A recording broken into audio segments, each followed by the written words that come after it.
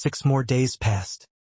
Thanks to the disclosure of records by the Bamul Alliance, the world now knows all the inside stories of the Temple of Evil. The deaths of Deepuz Runkendal and Lynn Milano are being finalized. Tower of Luther Magical Federation stories. Octavia said, looking at the newsletter on her desk.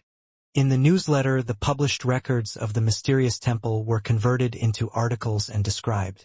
Deepuz Runkendal places his hopes on Mary Runkendal and Jean Runkendal and shares the power of the evil spirit. On May 22, 1803, Deepuz Runkendal passed away with a piece of the evil spirit's power. The chest becomes weak.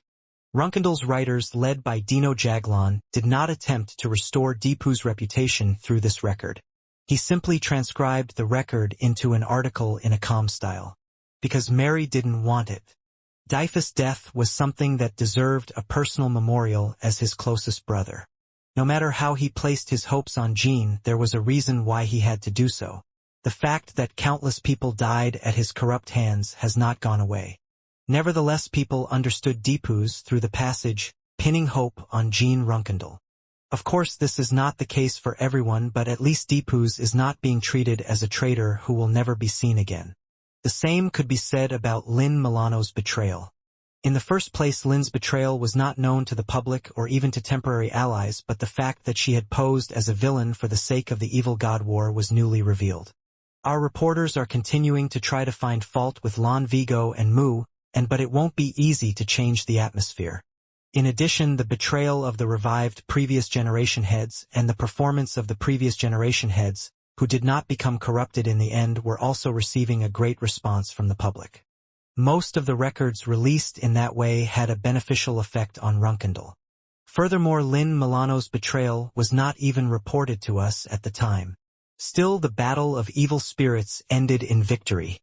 When Ronald answered, Cadden gritted his teeth. It's an obvious deception. 12 horsemen, that damn bastard played with us. It's shocking that they are disclosing information without even discussing it with us. Are you stabbing me in the back like this? Even if you chew it, it won't hurt.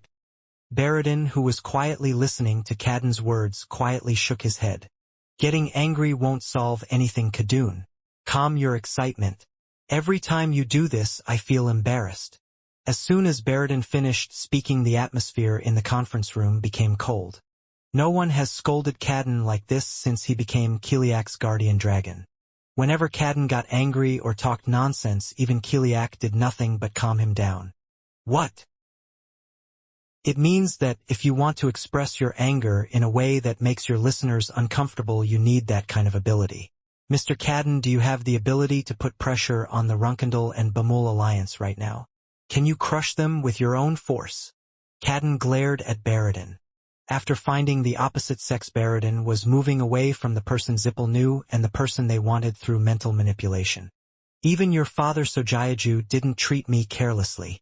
So what are you going to do? Is there any reason why I should follow my father's example in my attitude toward Cadden? I don't think there's anything wrong with what I said. Baradin. From now on, please refrain from unnecessary venting of emotions and ruining the atmosphere. It just looks ridiculous to both allies and enemies. This means that you should have a sense of weight as the guardian dragon of your family. I think I said something similar once before. Just as Cadden was about to shout something, Octavia and Ronald stopped him. If you don't like my methods, let me restore your father right away. Then I will respect you more, Cadden. Bang. Eventually, Cadden broke the table and left the conference room. Brother Ronald. After the meeting is over, make sure to warn Cadden. Also, if you leave in the middle of a meeting like this, you will never have to sit here again. All right. Have you received any response from the Bamul Coalition regarding the use of purifiers? I also need Kiliak's power during the final battle. Of course, it may be unpleasant, but if the purifier is improved before the battle and then the power of Kiliak Zippel is absolutely necessary, I'll use the purifier on him. What Jean said during the temporary alliance meeting. As soon as the war ended, Jeepel had requested the use of a purifier from Runkendal. Not yet. There is no response at all. It looks like you have no intention of responding. Should I ask for something stronger? No, it doesn't work. Since my father's encroaching state doesn't seem to be at a level that can be treated with their purifier, it would be better to find another way. Tell Khadun to take care of that as well. Baradin. No Sagaju. I don't think it's a good idea to treat Mr. Khadun too poorly. The Runkindle and Bamul alliance are firmly united as soon as the war ends, so there's no reason to create rifts among ourselves, right? Lord Captain, we need Khadun's ability to unite our federation. Not only that, but it also applies to all the leaders of the family, including me. There is a clear focal point over their Gene Runkindle. I believe that it is not your intention to show Sagaju's majesty to those below you by breaking Khadun's momentum. I guess we should consider that too. If Khadun becomes polite, my leadership skills will be proven again to my family and the forces under my command. Sagaju. I'll stop talking about this. The Wraith Captain should consult with the agents to find a way to lighten the atmosphere of Runkindle. Lon and Vigo Mu and... Rather than using them when they're dead, it would be better to make the case that Jin Runkindle is starting a new war as soon as the War of the Beast ends. It's actually stimulating us and Kinjalo a lot. I understand. We have received a report that a shipbuilding yard is being built near the second city of Hylon the Empire. Octavia, please pay close attention to this area and check for trends. You're probably going to be short on steel, so you'll have to keep tightening it so the problem doesn't go away. We are stopping the export of steel from the Lutheran Federation and inspecting all means of transportation in the neutral country of Huffister, a neighboring princely state. Like Sagaju said, he seemed to be having a hard time. I can't feel reassured by that.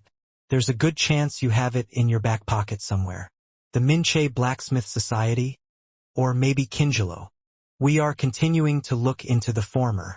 Transport ships from the Huffister or Bamel Alliance empires have not yet been spotted coming and going.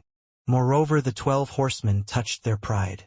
We won't be able to help you easily, because you are lending weapons made by the association without permission. What about Kinjalo? This morning Casimir Alprian from the Bamul Alliance visited the new headquarters. Transportation through the leader's portal will be difficult to detect. I'll meet you and make sure their deal is done. Whether it was successful or not. Please offer better conditions than the Bamul coalition and turn the deal in our favor. The meeting ended after a few more items were discussed. Baradin sat quietly for a moment in the conference room where everyone had left. It was definitely necessary to put pressure on Khadun, but I felt it was excessive. In fact, Baradin felt that he could not properly control his emotions at some point. What I had just done to provoke Khadun was a pre-planned action, but I felt like my words went a bit further than expected. Is it because of my father, or is it because of the power I gained through magical traces? It's not easy to control. Soon Baradin slowly moved to the top floor of the tower. Father. Baradin placing his hand on Kiliak's retainer.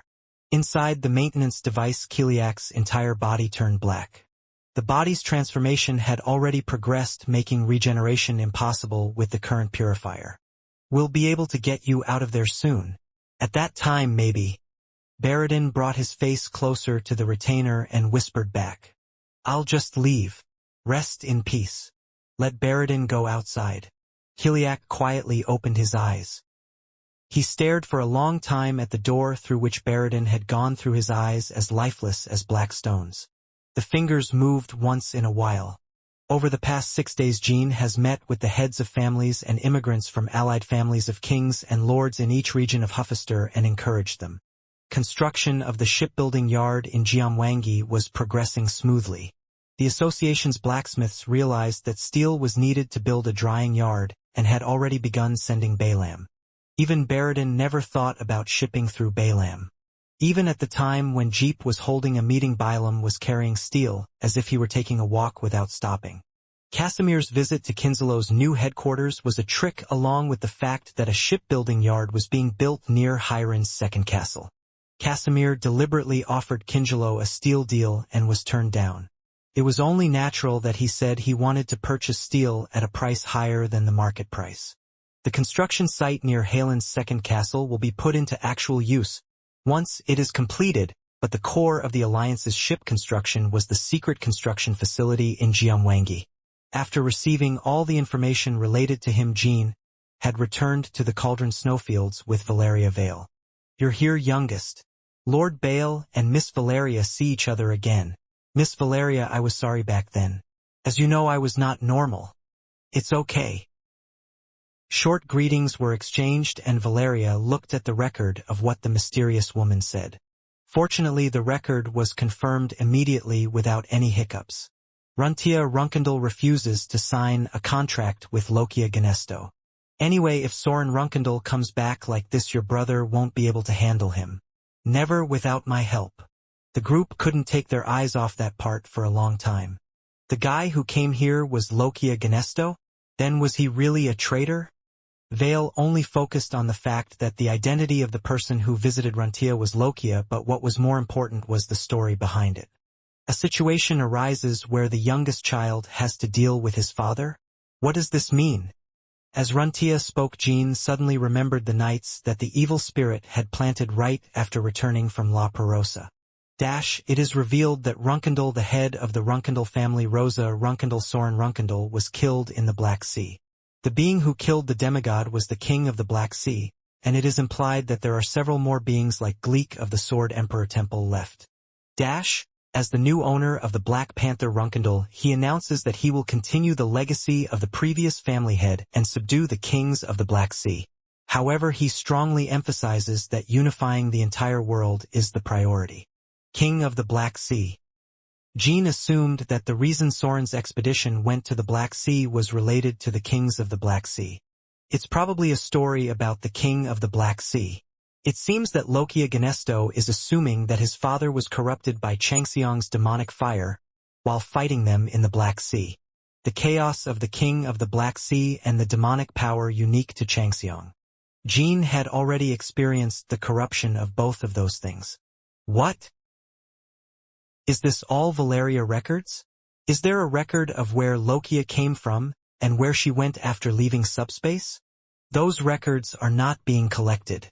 Seeing as the records are unstable, the problem seems to be due to the manipulation of history applied to Lokia Ganesto.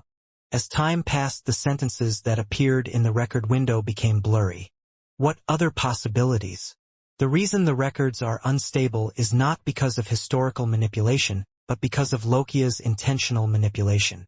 As soon as I confirmed what Lokia had left, my anxiety rapidly soared, but when I thought about it calmly, I realized it was strange. There was not a single record of the movement left, but only the ominous details about the theory were revealed. It is a power that surpasses recording magic. Lokia Ganesto is a person who is secretly working behind the scenes without even the evil god knowing, so he may have such power.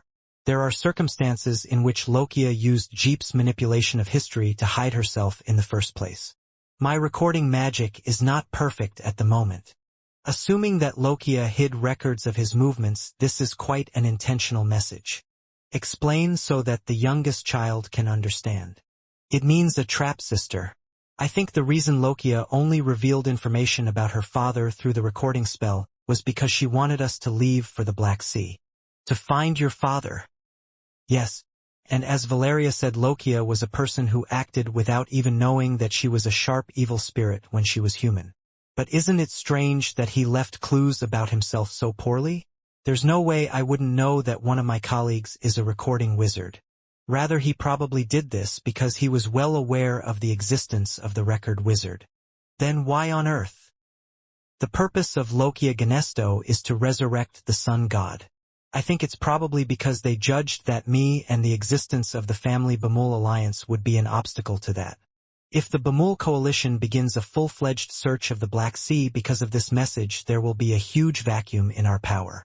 I don't think Lokia will think of you as a fool to invest all its power into the Black Sea with just this message. Yes, it will. However, if we only invest a few days, I and a few other key players will be able to visit the early to mid-Black Sea region. There is also Sir Hito, who is from the Black Sea. If I were Lokia, I would have aimed for that. Dig a trap there and wait.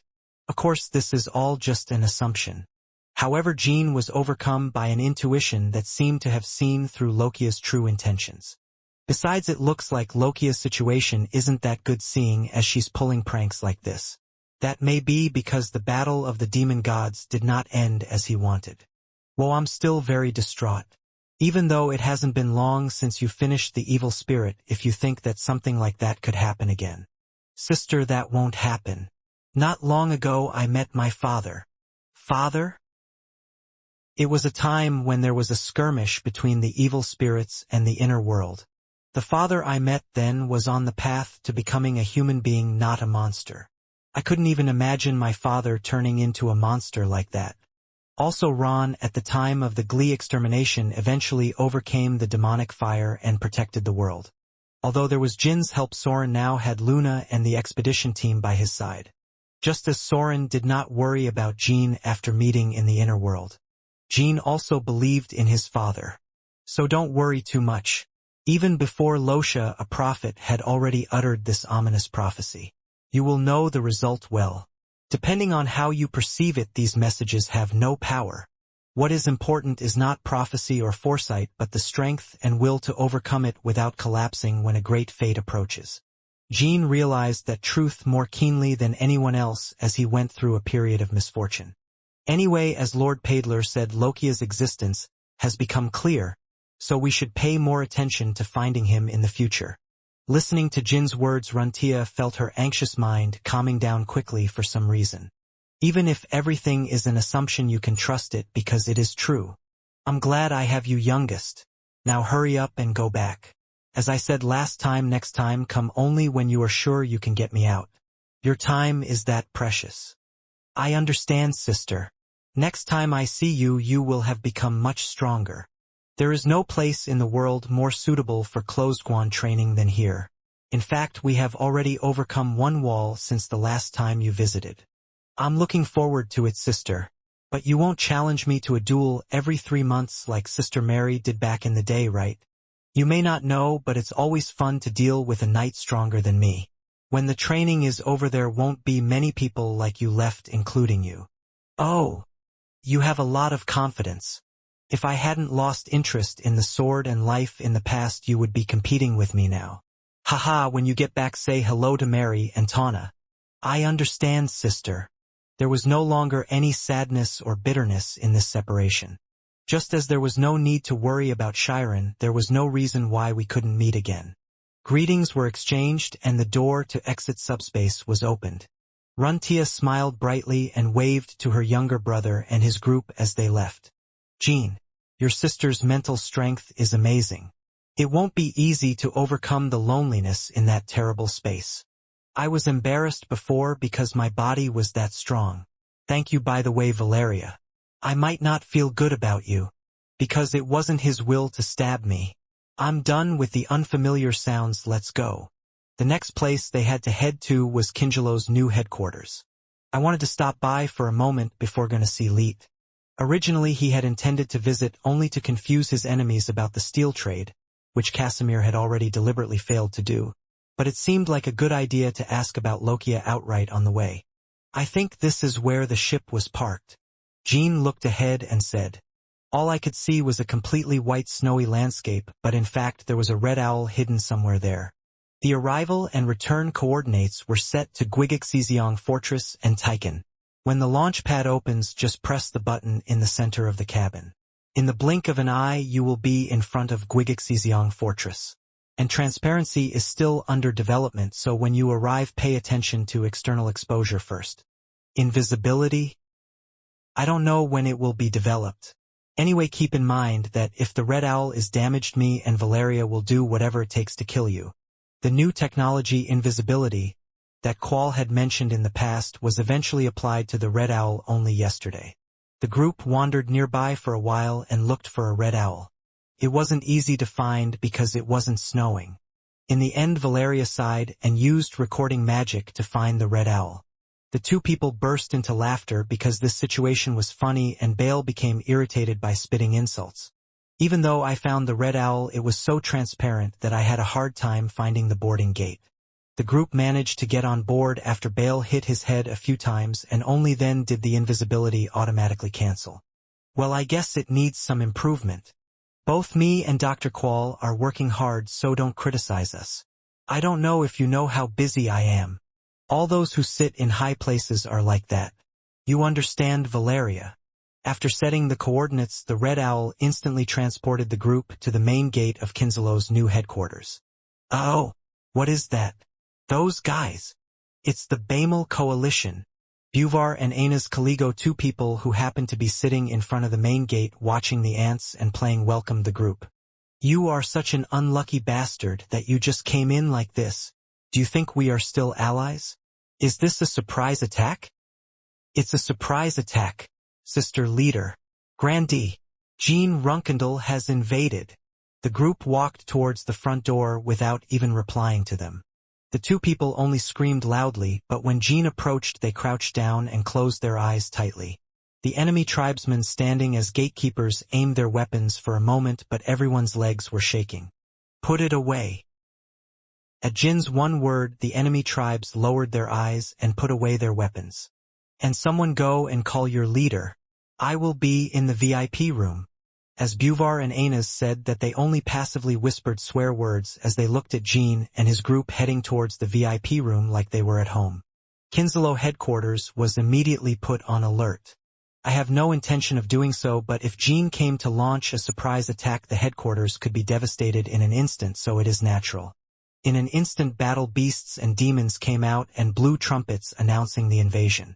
He even took out his weapon and aimed it, but like most of the previous Red Tiger gatekeepers, he didn't even dare to think of wielding it.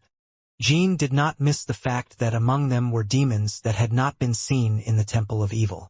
Have they already recruited demons since the Battle of the Demon Gods? Or is it a troop that was kept hidden rather than sent out at that time?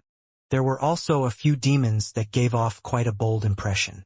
A few years ago, Jean was a strong player who could not avoid struggles or could not win. Of course, it may be just cute to Jean at the moment, but it could be enough of a threat to allies with relatively low combat power. In addition, there is a high possibility that demons have special abilities such as super regeneration or dark magic. Of course, the people looking at me when I suddenly come here are not very kind. If you get the chance, it wouldn't be a bad idea to check the level for your colleagues. It would be nice if just a few guys would come forward and attack us. Just as they were thinking about that, a demon rolled its eyes and blocked Jin's group. The size of the White Wolf tribe and the huge axe were impressive. Jean almost said thank you out of gratitude. Jean Runkendal, what kind of bullshit is this? The demon shouted, ready to attack at any moment. What kind of shit did I do? I heard from the leader that the temporary alliance with you has come to an end. But you came to the headquarters without permission and looked for Director Dajagoja? Do you think this is common sense? There was no room to refute the statement since it was absolutely correct, but Jean shrugged his shoulders. Your leader and I can have a cup of tea anytime. Playing with words. Stop. Another demon stepped in front of the large demon. Wearing old-fashioned clothing and calm eyes, he gave off a much more dangerous aura than his larger counterpart. He is not worthy of your rank, so please step down. All right.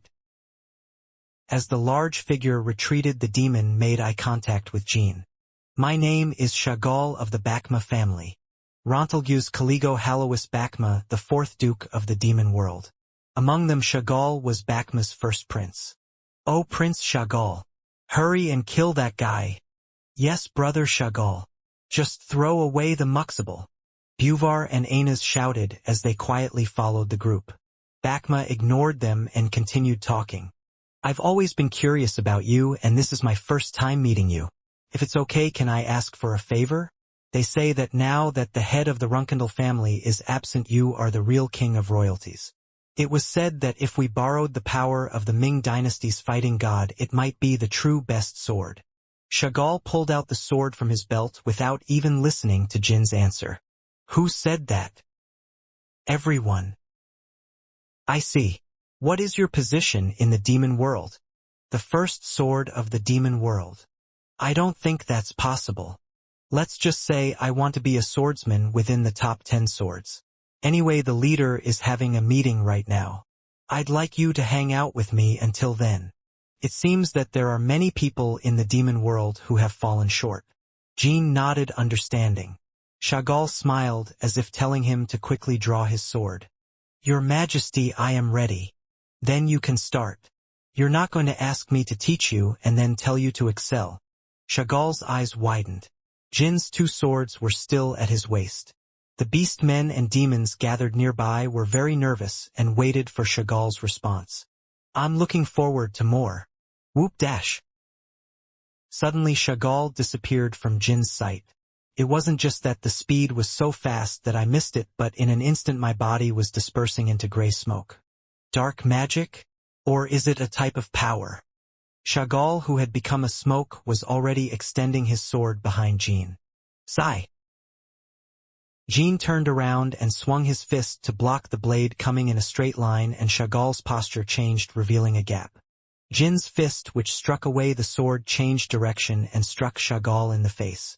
The impact should have sounded like metal exploding, but the fist was hitting the air. It's close to power. It reminds me of Ozdok. Even though he is impervious to physical attacks, he couldn't help but be exposed to blows when he attacks. However, Jin did not miss the moment Chagall was formed on the left again, and first delivered a deep kick to Chagall's ribs. Town! Next, Jin grabbed Chagall by the back and threw him to the floor. Chagall immediately turned into smoke and widened the distance. His ribs were dented and his face was covered in dirt. Don't blindly trust in talent. Jin adjusts his clothes as if he has no intention of dealing with him any further. The sparring was over before even 3 seconds had passed. And I always do my best when competing against stronger opponents. Has this been enough teaching? Chagall narrowed his eyes. Of course, Chagall did not think he would defeat Jin. According to what I heard from Orgel and leader Kinjalo, it seemed like there would be any chance of defeating Jin if at least the dukes, including his father, came forward in person. But I had no idea that they would be subdued so quickly. He expected that there was no way he would be unable to at least fight a battle. As Jin said, the fatal cause was letting down one's guard due to the inertia of power. Brother Cha Chagall, you're not going to admit defeat already, are you? Chagall gung. No, Prince Chagall was also in Ranka's class. Chagall looked at the 2 people with a disdainful gaze for a moment and then nodded toward Jin. I will do that. Because the sparring ended so quickly, Jin had to wait for Orgel's meeting to end. Chagall personally invited Jin and his party to the VIP room. Even though he lost face, he didn't look excited or angry. But Chagall. But why? If something goes, there must also come. Now that you've learned something from me, I'd like to ask you some questions. Isn't it enough to get over the rudeness of coming here without warning? It's not enough. According to what you said, you learned the sword from someone who is close to being the best swordsman. Chagall thought for a moment and nodded, concluding that Jin's words were reasonable. That makes sense. What are you curious about? I heard that, after the last battle to protect the Holy Kingdom, the demon world suffered damage that was almost annihilated. But are there still many strong people like you and Bianca Ranka left? The demon world is not one. It was my first time hearing this story. What does that mean? I'll just answer here. Can you tell me more about the sword? I decline, sir. Have some tea. It's a rare car. Due to Chagall's stubborn attitude, Jin did not ask any more questions. It's not one. It was a story that could be interpreted in many ways.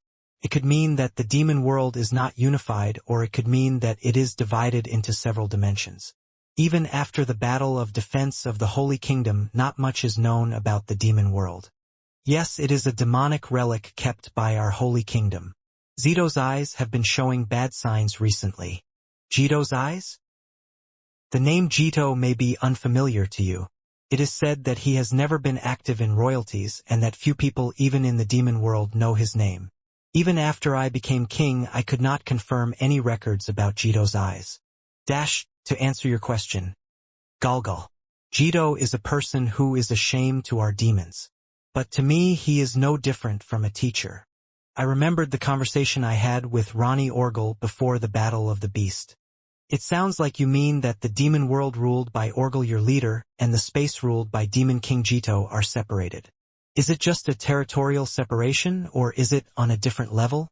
Chagall was so surprised that he just scooped it up because he had to get his money's worth, but he spat out tea water. Kalik Kohak. Are you really that surprised? Orgel did not inform the other demons that Jean had mentioned the Demon King Jito. You really do have an extraordinary talent for surprising people. It looks like the meeting is overseeing as the tricksters come out.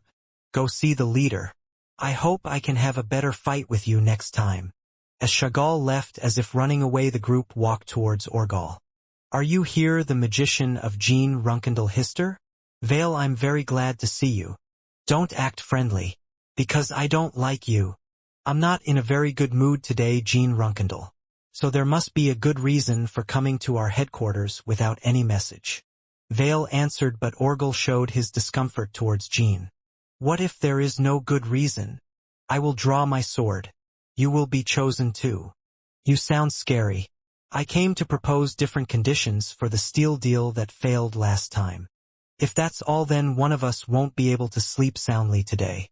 So let's hear about the terms of the steel deal after the rest of the story is over. Orgel was really ready to draw his sword. It looked like his hand was already on the hilt of the sword. Even the scenery that had just been a conference room changed into a golden subspace. Orgel used his power to prepare the battlefield. There was a moment of confusion at the unexpected development, but Jean calmly looked at Orgel. I feel like I'm not in a bad mood, but really bad. What happened to upset Orgel, the most cautious of Kingelo, who is mostly crazy? It won't be because of my statement. I'm not afraid, but now is not the time to fight him. However, there was a possibility that a battle would actually occur depending on how valuable the rice cake prepared before Jean came was to Orgel. Lokia Ganesto. What? I came here because I was curious about why the traitor from 1,000 years ago wanted the resurrection of the sun god just like you. Orgel's hand slowly reached the hilt of the sword and came down. The reason I told Orgel about Lokia's purpose was to see if he and Lokia were in a cooperative relationship. Looking at you quite surprised, could it be that you had no idea about Lokia's purpose? It doesn't seem like he's acting. In that case, I don't feel like I gave away the information too easily, but I couldn't say it was a real loss. If the two are not in a cooperative relationship, it would be like adding one more pursuer to Lokia without using the power of the Bamul alliance. There was silence for a while. Jean was convinced as he watched Orgel pondering an answer with his mouth closed.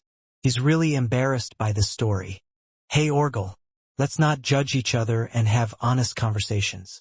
It looks like the information is quite shocking to you as well. I heard this story from Lord Paidler. To the Blue Brain King. Okay. Sir Paidler said that Lokia Ganesto was the one who betrayed his family 1,000 years ago and colluded with a witch to corrupt Timar. Sir Paidler was also attacked by Lokia, but before he died he revealed that his goal was to revive the sun god. The golden energy of subspace disappeared, revealing the conference room again. It is said that Lokia was the one who drove all the 10 great knights to their deaths at that time. Keeping Baal alive is necessary to achieve his goal. Then it's strange. I only remember now after hearing you say it. The manipulation of history applied to Lokia has not completely disappeared. Orgel was tracing memories that were gradually becoming clearer after hearing the story about Lokia from Jean. Remember what? Only once 1,000 years ago, there was a chance for the sun god to be resurrected, when he could finally return to this world. Right before that, the person who caused me to be erased from history. At that moment Orgel's eyes showed a murderous intent so great that even Jean was shocked. Lokia Ganesto. It was that wicked bug. I can't believe I'm only remembering this now. Whoa. Gray wings spread out from Orgel's back as if a dragon was angry. The entire building was shaking from the enormous energy radiating from his body. Oh, this can't be acting. It really seems like Orgel was defeated by Lokia 1,000 years ago, just as Sir Paidler said. I had a strong intuition that maybe I could blow my nose without using my hands. Mr. Why are you suddenly angry? Jean covered Bale's mouth as he tried to swear. There was no need to talk to Orgel, who could find and kill Lokia on his own. Orgel will be better at digging up information about Lokia than our alliance. For now, there are limits to finding Lokia even with Valeria's recording magic. Once they start getting information, you can create a situation where they can share it one by one. Alternatively, it would have been a good idea to keep a close eye on Kingelo tracking down Lokia. It would be much more convenient than chasing Lokia directly. Calm down, Orger, I think this is the first time I've seen you so emotional. Anyway, to sum it up, you missed a critical opportunity to resurrect the sun god 1,000 years ago because of Lokia, right?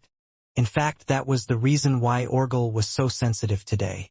As he was conducting the meeting just now, he remembered the opportunity from 1,000 years ago to resurrect the sun god. However, I couldn't remember how I missed that opportunity, but now I know thanks to Jean. The fact that it was because of Lokia. If it weren't for those disgusting bugs, the world could have become perfect again 1,000 years ago. I may not agree with that, but Runkendal also deserves blood from Lokia Genesto. Do you have to pay for blood?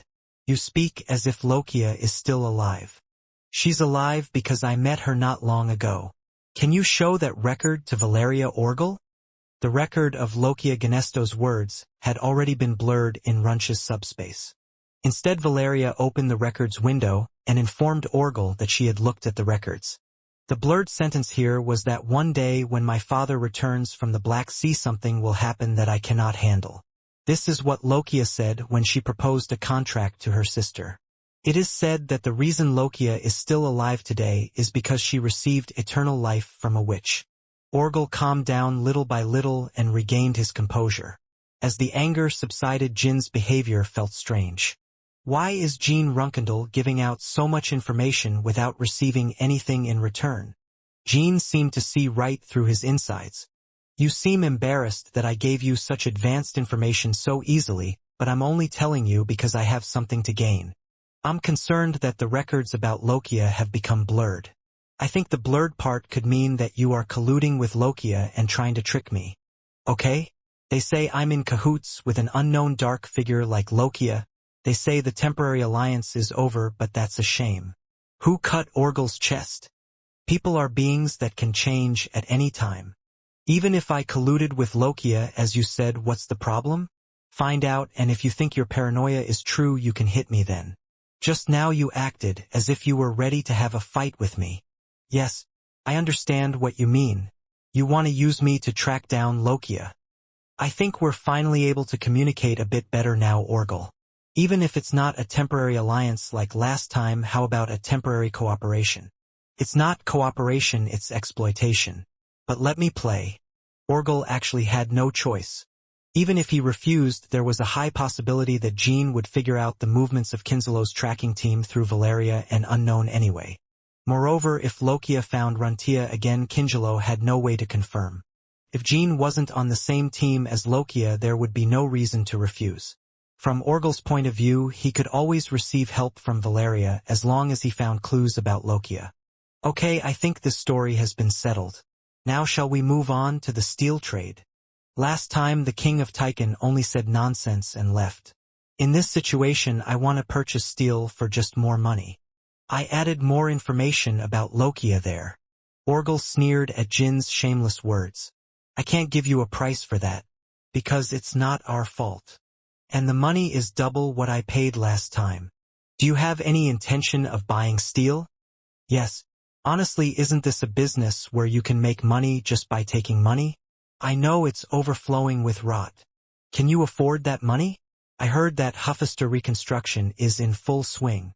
Any amount as long as you don't ask for a lump sum payment. Unfortunately, it still doesn't work. To be honest, I thought I would hear something great if you came in person, but I'm disappointed. Unless you share your technological prowess, don't even dream of trading steel. From then on, Jean put his all into acting and creating facial expressions. A look on his face that says he's really frustrated and angry but will never show it. Go past that. I think it would be more of a loss if your technical skills improved than if we gained more power by building a large number of ships. Fortunately, Orgel smiled softly, perhaps because it worked well. You are confident in your power. Do you believe in Tushin and Murican? In any case, negotiations have collapsed. I'm going back. If you change your mind, please contact Tychon at any time. But then we will have to deal with worse terms than this. That won't happen, so stop coming to me with the steel problem. If anything special arises regarding Lokia, please contact me. As Jean and his group left the headquarters, Chagall found Orgel. Captain. Chagall. Jean Runkendal knew Zito's name. You must have been taken aback by him suddenly bringing up Zito's name. There is no other reason for not informing you that he knows Jito. I don't want you to have unnecessary curiosity. I thought so. However, Jean Runkendal asked me about the demon world. Did you give me an answer? Yes, I'm asking for compensation for responding to the sparring.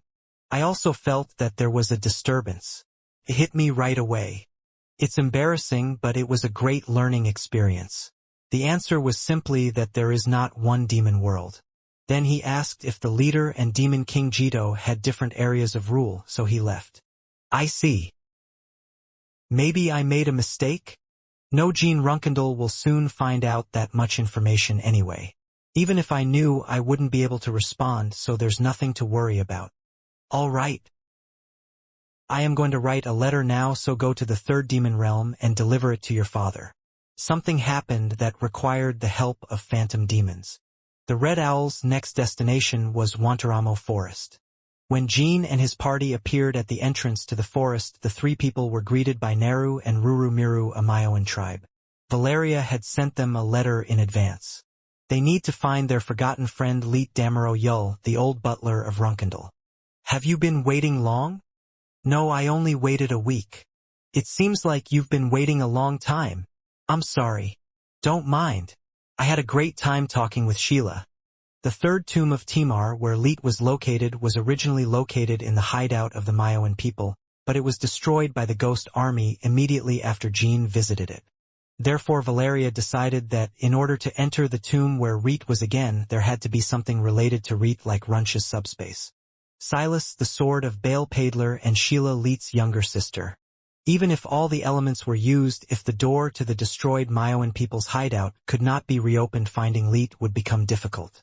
Let's go and check it out. I think it will work. I took a little of Sheila's energy and went near the destroyed hideout, and there was a strange reaction.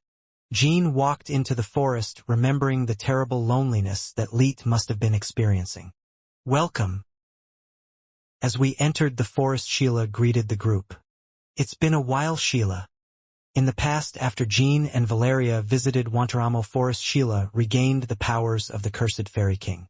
Seeing her for the first time in a long time, she possessed stronger magical power than before, and the order in the forest centered around her appeared to be perfectly organized. Even though it wasn't that long by our standards, I'm also very happy to see you and Valeria. In particular, Valeria seems to have improved a lot. Can you see my heart? Valeria asked with a playful expression. She had felt a kind of bond with Sheila since their last meeting.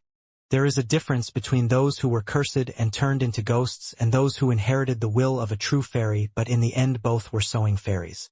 Valeria felt Sheila was like a loving grandmother, and Sheila also thought of Valeria like a granddaughter. Then anyone who knows you will think so. The girl's face, which was full of only mission and revenge, has become so clear. I think it's thanks to Jean and his colleagues. When Valeria looked embarrassed, Sheila smiled and looked at Jean. I should say thank you to you, not only for Valeria getting better, but also for saving this world. All living beings on Earth are indebted to you. That's too much praise. That's right, that's too much praise. In fact, it's not him but a warrior from the Ming dynasty who saved him. Oh, why are you hitting me? These little things. It was not Jean who hit Baal but the Mayans. Jean burst into laughter as he looked at Baal, who was huffing and getting angry at the Mayoan people. You must be Lord Baal Runkendal. Oh, you know me? Sheila was recalling some of her memories from before she was cursed by Hilurum 1,000 years ago. As Jean solves one huge case after another, Zippel's manipulation of history is losing its power. I saw you 1,000 years ago. You don't seem to remember. At that time I used the name Shil Damaro. Shil Damaro? I think I might remember it. Ah, was she the deacon's maid? This is my younger brother. The concept of maids did not exist for fairies at that time. I see. Didn't you have another brother? The child was sent directly to me, because we forgot our duty and betrayed ourselves, putting our family in danger. Oh, I asked about something pointless. No. However, Lord Baal certainly has that duty as well. A duty that must be performed. Perhaps it has something to do with the guardianship of Runkindle or the legacy of Sodaret. Sir, he was a teenage knight. I don't know much about that. At that time I was only fighting for Sarah, not my family. No, you will remember it someday. Obviously my sister said that everyone was fighting with one mind at that time. Normally he would have complained and asked what it mattered, but for some reason Bale didn't want to say anything bad to Sheila. Mr. Nehru said this on the way to Sheila. When I took Sheila's energy to the destroyed hideout, there was a strange reaction. Yes, Jean. They say a blue light appeared due to my energy. My sister's power manifested beyond Sodaret's subspace. Record magic archetype fairy powers. What the Mayoan people saw was the exact trace. Jean nodded, feeling his heart beating rapidly. I wish I could tell you a lot about Runkindle from 1,000 years ago, but unfortunately I don't have much memory of that time. What Leet said at the third tomb of Timar. Even if we find Leet right away, all the secrets from 1,000 years ago will not be revealed. Even if the manipulation of history has been weakened, it is unlikely that all of Luiti's memories will have returned. But just the little clues she remembers will be helpful. Above all, it would be of great help in developing Valeria's recording magic, which meant that the history of that time could be restored. You're probably feeling it too. I have to go quickly. The aisles have already been prepared. Nehru said, creating a purple energy on the floor. The mysterious purple color unique to the Mayoan tribe was drawing a magic circle. Then a door rose up from the magic circle. Isn't the door a bit small? Because the distance was so far, meeting our standards was limited. It's okay. Please come back. Somehow I think I'll be able to hear good news soon. Sheila's voice was excited as she felt that she could finally offer a belated apology to the sister she lost 1,000 years ago. The Mayoan received energy from Sheila and placed it in a basket. The energy seemed to be overflowing, but it did not leak at all. Yes, Sheila. The group crouched down and entered the door. Beyond the gate was the hideout of the Mayoan people, which had been destroyed by the ghosts a few years ago. In the middle of the ruin-like hideout, a blue light similar to recording magic was seen fluttering like fireflies. For some reason Valeria was moved to tears as soon as she saw that sight. It was because of the thought that Leet, like himself, was struggling not to be completely forgotten in order to complete his mission, even if he remained alone. There were similarities between her fate and that of Luiti, who were lonely people with a mission to record. Veil. At Jin's words, the veil opened its power and spread golden power. As soon as his power increased, the blue light caused a more intense reaction. Your prediction was correct, Valeria. As soon as I touch something related to Leet, I get an immediate response. Then when Silas was placed at the center of the energy, the blue light was amplified once more. Oh! Can I finally meet Reet? The Mayoan people shouted with joy. But the change stopped there. It was a surprising enough phenomenon so far, but it felt a bit weak compared to Shakan's reaction to Timar's tomb. It was the same even when Jean unleashed his spiritual energy. Even though all the tombs in Timar have always responded to spiritual energy in situations like this. What should I do? Shall we bring more of Sheila's energy? That's the method we already tried before Jean came. While the party was lost in thought for a moment, Valeria quietly infused magic into the silver pine staff. I'll look at the records. A blue record window appeared amidst Leet's energy. This? As always in situations like this, the recording magic showed only extremely limited information this time. I don't think it's going well? Doesn't that mean you can't take out that Leet guy? Do you need something more? Don't criticize me and just stay still. Because Valeria is concentrating. Even after 10 minutes had passed, there was no change in the sentence that appeared in the record window. Valeria was already sweaty and hot. If this continues, he will be the first to leave. That's right, Jean. Valeria is going to get hurt. Wouldn't it be better to find some more clues and come back? Just as the Mayoan people also added their concerns about Valeria. Valeria opened her eyes and looked back at Jean. Right now, Lord Leet's energy and my magic power are resonating. Okay. It didn't look like that at all to Jin's eyes, but he didn't complain. Because there was no way Valeria was talking nonsense. But we need more catalysts.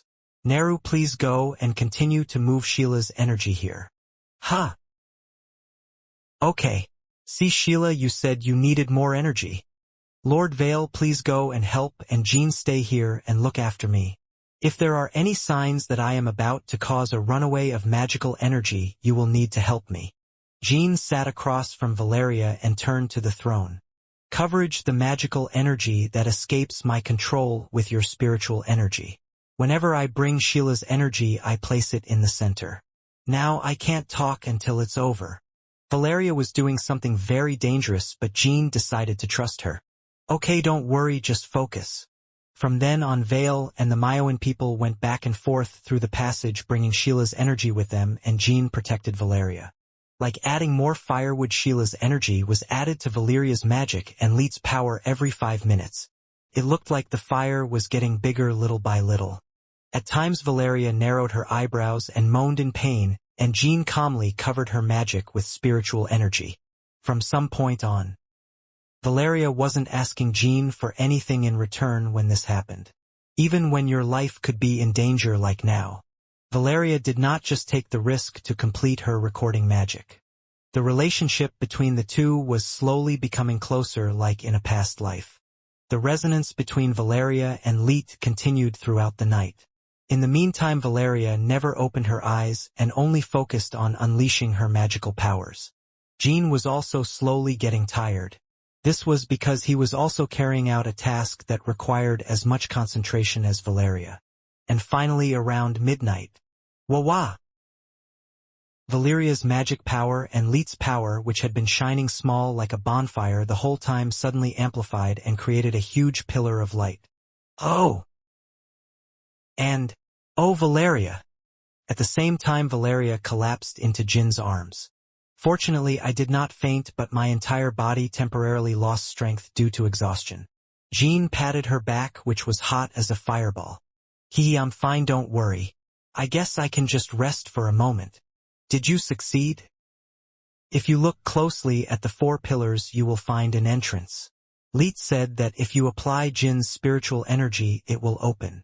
In the process of resonating with Leet, Valeria had several internal conversations with her.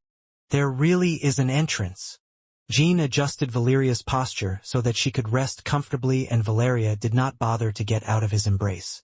Seeing this, the Baal and Mayoan people exchanged glances and whispered, "That's enough, let's go." Jean stood up with Valeria and stood at the entrance to the pillar. When I put a handful of spiritual energy in my palm and held it, the door opened immediately. Inside, I saw Leet, just like Valeria, sitting down and catching her breath, exhausted. Really? You didn't forget and came back to look for me? Leet was smiling. Lee. It's really Lu Edge, right? You exist like this, but we have forgotten you all this time. Water formed in the large eyes of the Mayoan people. Tell this to your friend inside.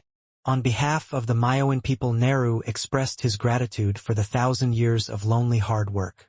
No matter how hard I try, I can't remember who he was. What Naru said when Jean first visited the 3rd tomb. The Mayoan people's hearts were pounding with excitement at the fact that they had finally met their old friend whom they had only recently remembered. Has 1,000 years of solitude finally ended? Leet remained motionless for a while as he looked at Jean and his group that appeared in front of him. Although I communicated with Valeria the entire time, it didn't feel real when I saw the door open. Yes, I came to keep my promise, head deacon. Jean said, passing his hand inside the door. Leet fixed his gaze on the hand and then looked around and behind him. A landscape recreated from 1,000 years ago. It was once a place where the man I loved and my colleagues always stayed together, but after they all passed away, it was filled with only deep sadness and loneliness. The scenery was shaking and losing its shape. It was a phenomenon that occurred when subspace was forcibly opened. Now it was time to leave this place and walk toward the light they left behind from those days. Leet walked slowly and held Jin's hand. In fact, my eyes heated up at the warmth of another person I was touching for the first time in a long time. As soon as we meet again, he shows his sloppy side. It doesn't feel that way at all, so don't worry. Leet, it's me, I'm Naru. Do you recognize us? You were very lonely inside, right? Naru Rurumiru. You are all safe too. Would you be happy to see me too, Chief Butler? Leet looked back at the veil and narrowed his eyebrows. Bale cleared his throat as if stinging at the not-so-pleasant gaze. Lord Vale. Although he showed a disappointing side 1,000 years ago, it seems that he has now followed Jean Lord and returned to his true role as a teenage knight. It must have been Lord Jean who released him from the seal. The ones who sealed the veil were the teenage knights of that time. After Sarah's death, Leet remembered how Vale ran rampant and destroyed the world every day. So, that's it, right? I guess. It's not that I don't understand Kyung's sadness, but I wonder what it was like for those of us who had to seal away Kyung's companion who was going crazy. Have you thought about it? When he first awoke from the seal in the Sea of Swords, Bale spoke as if he and Reet had a very comfortable relationship, but in reality that was not the case. He was immediately startled by Leet's voice and muttered, "Sorry about that. Remember, something like that will never happen again. Lord Jean just called me head butler, probably because I still have to carry out that role just as I did then. Therefore, as the head of the family, I will watch over the Lord. Do you understand?" Looking at his behavior so far, he could have been scolded for nagging him as soon as he arrived, but Bale looked at him carefully and nodded heavily. In the past, Leet had disciplined teenage knights, including Bale. When Bale, who suddenly became depressed, lowered his head, Leet smiled and patted his shoulder. "Of course that doesn't mean I'm not happy to see you. Thank you for coming back now." "Ha! I've come to my senses now, really." There was no difference between a skilled teacher and a weak-minded troublemaker, Jean thought to himself and laughed to himself. Leet's gaze landed on Valeria. Valeria had been holding the silver pine staff tightly without realizing it since Leet appeared. "Miss Valeria Hester, you are the recording wizard that Lord Jean spoke about, using powers similar to our fairies." Leet and Valeria had a conversation in resonance just now, but it was mostly about ways to open subspace. Leet still didn't know that the name Hester came from the will of a fairy. Nevertheless, as soon as Leet saw Valeria in person, he felt an inexplicable sense of kinship. No, it was like that even from the time it resonated. There was no need for the party to separately explain the situation. As Leet gently waved his hand in the air, a bright blue recording window appeared, and a video was played inside it. In the video, a woman resembling Leet and Valeria and Sheila were depicted. All the fairies who fought against Ziffel to the bitter end have been forgotten. Human, what does that mean all of a sudden? But the final record of their souls became seeds that seeped into the nature of this world. The seed passed through the world for 400 years and finally germinated, and the human being was born. This is Minka Hester. You must know this king of the cursed fairy descendants. It was that day that Minka Hester, the founder of the Hester family, came to visit Sheila. Leet and Valeria could not take their eyes off Minka in the video for a while. For Leet, it was the moment when she confirmed the existence of a descendant she did not know about, and for Valeria, it was the moment when she saw the progenitor of her family. Just as Runkendal left behind the spark of Lord Jean, our people left behind the light of Miss Valeria. Now I understand what Jean said to me back then. Our people are your roots. Leet gently hugged Valeria. I heard that you are the last survivor of Hester. Perhaps your life has been full of trials and sorrow. I hope my return can be of some comfort to you. Valeria held back tears from flowing. It was because I didn't want to appear weak to Leet. Instead of comforting Valeria, who was suppressing her burning emotions, Leet nodded, as if he was proud of her. I didn't feel it the last time we met, but surprisingly you seem like a boss. Well, seeing as how Bale couldn't even make a noise, it seems like he was a very strict head deacon.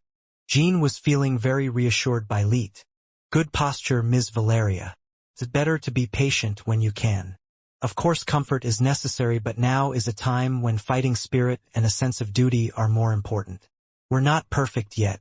I don't have any memories from 1,000 years ago, and my powers have weakened significantly. Your magic may not be perfect either. Yes, Leet. From now on, let us work together to regain what we have lost. From now on, I also want to use the name Leet Hester instead of Leet Damaroyul, because that is the name my people left behind.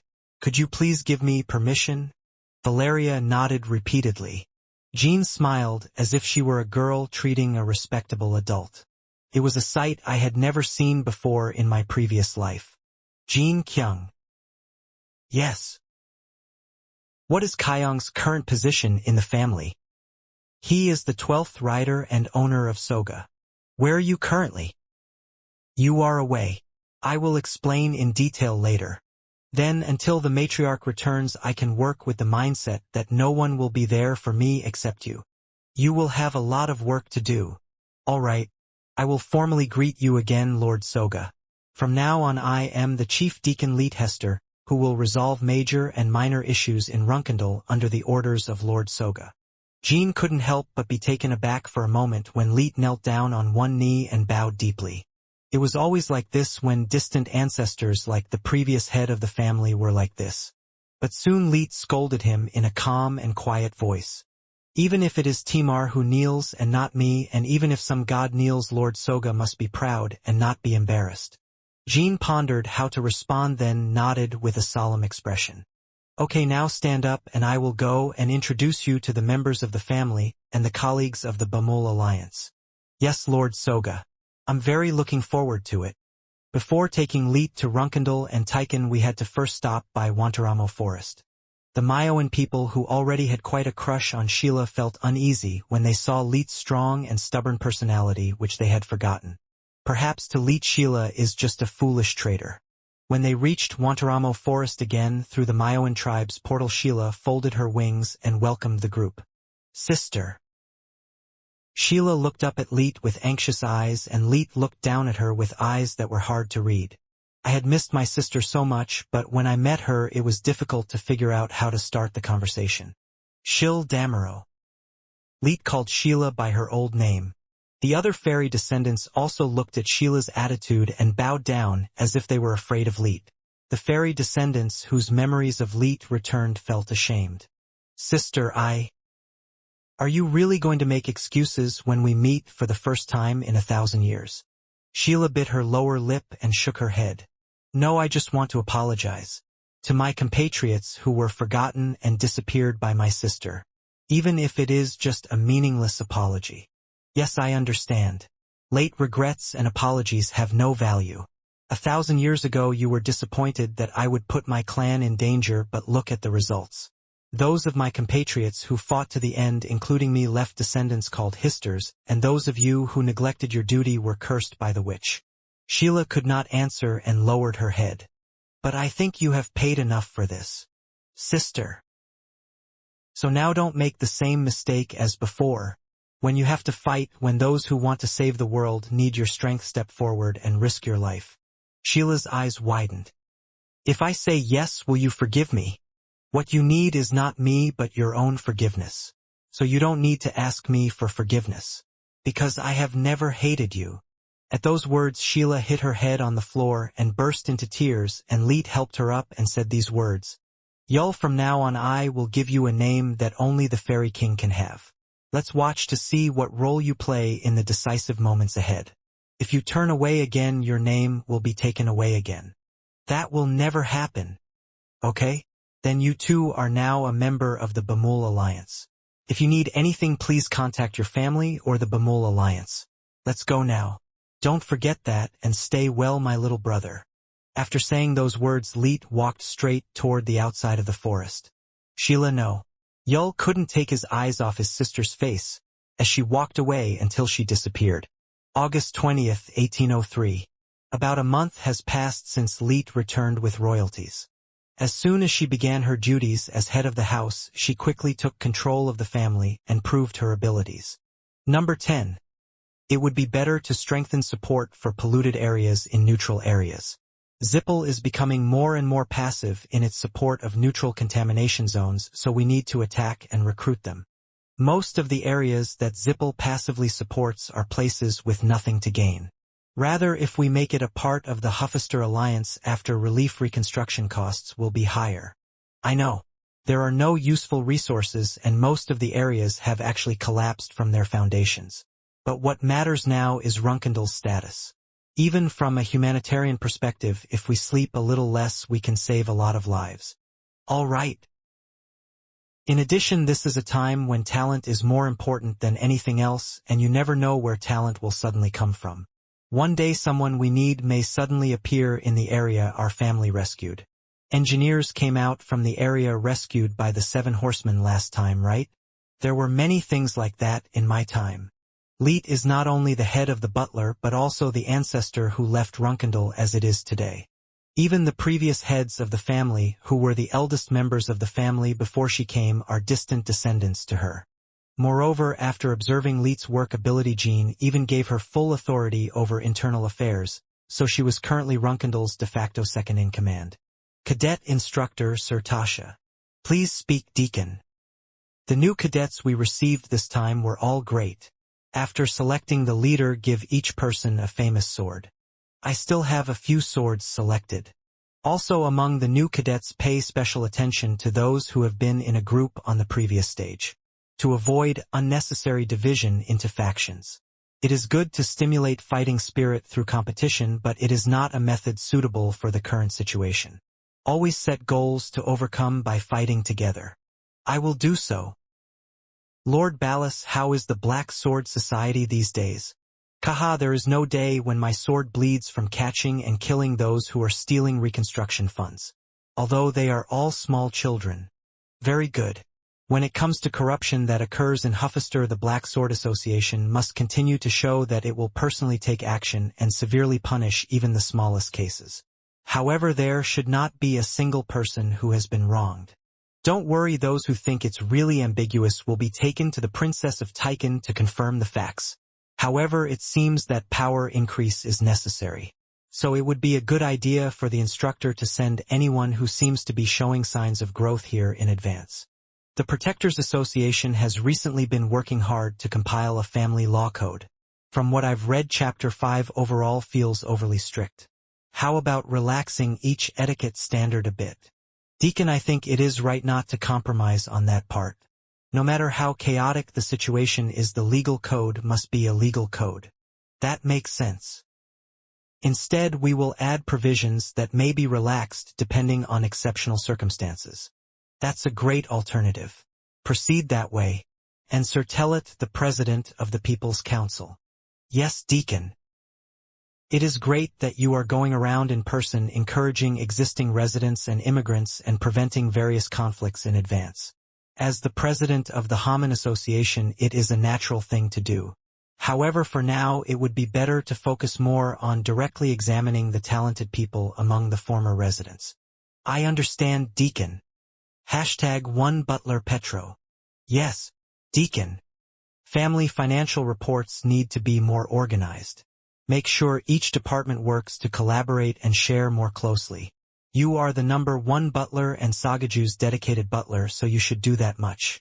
And one thing about Luther Federal black market sales was missing. I can't tolerate a mistake like this twice. I'm sorry. I will correct it immediately. I think this is roughly all sorted out. Let's all go back to our seats and get to work. The next meeting will be held at 2 a.m. The members of Runkendal were truly spending their days without any hardships. But no one was dissatisfied. Leet had a strange magical power that constantly energized his subordinates while pecking them like crazy. 2 hours after everyone went out to carry out Leet's orders, Jean came to the conference room. Leet stood up and greeted him with courtesy. Deacon. Are you here, Sagaju? I heard you haven't been able to sleep for several days. Are you okay? For a fairy, this is insignificant. Thanks to Sagaju's good plan, I am working very easily. It smells like dirt and iron. Has Lord Soga been to the Empire? Yes, I came to check out the drying yard construction site. The underground foundation work has already been completed and the interior work has now begun. There must be a shortage of technicians. Extremely difficult construction engineers were a very valuable workforce even in my time. I guess so. We are still recruiting engineers somehow, but the bigger problem is the absence of a construction manager and the lack of engineers to build the fleet after the construction site is completed. Originally, just drilling underground in the Jiamwangi area required tremendous technical skills. However, that part was resolved in a short period of time through the power of high-ranking warriors' various magic and the power of Manbing. They literally dug out the ground with force and prevented the collapse with full ice and magical powers. However, full-scale internal construction could not proceed that way. To realize Qual's blueprint, the world's best construction engineers were needed. Although Qual is currently in temporary charge of overall responsibility, his main job is magical engineering. No matter how many centuries ahead of his time, he was a genius. The realm of architectural technology was a different matter. Even the Empire's best engineers were having difficulty realizing Qual's blueprints. Dr. Qual said that to do the job perfectly you need to have at least the skills of Zippel's top technician or Buvar. Or a new construction contractor appears. We are emphasizing that we must continue to recruit talented people, but we do not know how much time it will take. Besides, if you need that level of genius, you really have no choice but to rely on heaven. If you can't find engineers, it's not impossible to complete the construction, right? Yes, I said it was possible. It just takes a few times more time and money. It's a few times, so I don't have much money already. You said you were the new contractor for Gumen Architecture, right? Has something occurred to you? Finally, I need to check when and in what region a new construction contractor was hired. Luiti called in civil servants and collected historical books on contractors kept within the family. Let's see. Here it is. The last contract was made in March 1666 by a man named Clap Modal of the Barkel Borough of the Rudero Magical Commonwealth. He died in 1701. The previous contractor was Kien Salasa of Barclay Borough in 1603, and before that Harriet Bayer in 1541, also of Barclay Borough. They're all in Barkel Borough? The old name of Barkel Borough was Barkel Kingdom. In my time it was known as a kingdom favored by the god of architecture. Now I remember. We also sent knights to get a new contractor for the construction of the Bakel Kingdom. If the god of architecture is still only contracting with people from Barclay Borough, he is likely already part of Zippel. Probably so. Still, if there is a contractor in Barkel Borough, wouldn't it be okay to give it a try? Invading and capturing them like we did 1,000 years ago will not work. I think it would be a good idea to use a compass to check whether a contractor exists within Barkel, and if so to collect information through the 7 colors and then send an unknown person to bring him back. This is a dangerous method that could easily lead to a big fight. However, as Leet said, it was necessary to first confirm the existence of the contractor using a compass. Jean immediately rode the Red Owl to Tychen and returned with a compass. All the compass does is place a red dot in the area where the contractor is located. Even the precise location was not disclosed and no other information was provided. Looking through the compass, there was a red dot in Barkel Borough, but it was not one. It looks like there are more than 5 contractors in Barkel alone. As Barkel is a borough close to Draka, it was bound to be an area frequented by Zippel's contract wizards. For the time being, I will take a look at the red dots in Barkel Borough as I work. Look at the numbers that fluctuate. Just as Leet had finished speaking, a new person came into the conference room. Deacon and Sagaju. Lord Tellet. What's going on, Sir Tellet? President Tellet cleared his throat and looked a little embarrassed. I came here because one of the refugees was a boy who claimed to be a new construction contractor. I tried to tell you after confirming as much as possible in advance, but I think I will need help from Princess Tychen or the head deacon. I asked him to show his power, but he was just talking nonsense. Jean and Leet looked at each other for a few seconds and blinked. What did you say? He said that since he was a prospective contractor, he needed to go through some trials to properly sign a contract. Anyway, he's in the hallway. Normally Tellet would have dismissed the boy's words as nonsense, but he knew how desperate the situation was for a new construction contractor, so he came to the conference room. I need to meet you first, so please come in. As Tellet gave an order outside, the waiting knights let the boy into the conference room. His scruffy appearance was that of a typical refugee, and his eyes had the unique anger of a deviant boy. The entire time he stretched out in front of Tellet without being discouraged. Oh really, I am the new construction contractor. You shouldn't have treated me so harshly. Ugh, Jean Kyung. You're really Lord Jin Runkendal, right?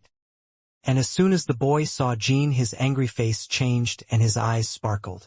It was a look in his eyes that said he had finally accepted his idol.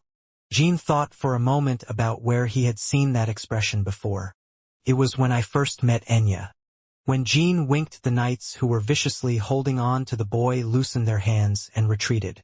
And, let me meet Jean Kyung for real. Nice to meet you, Jean Kyung.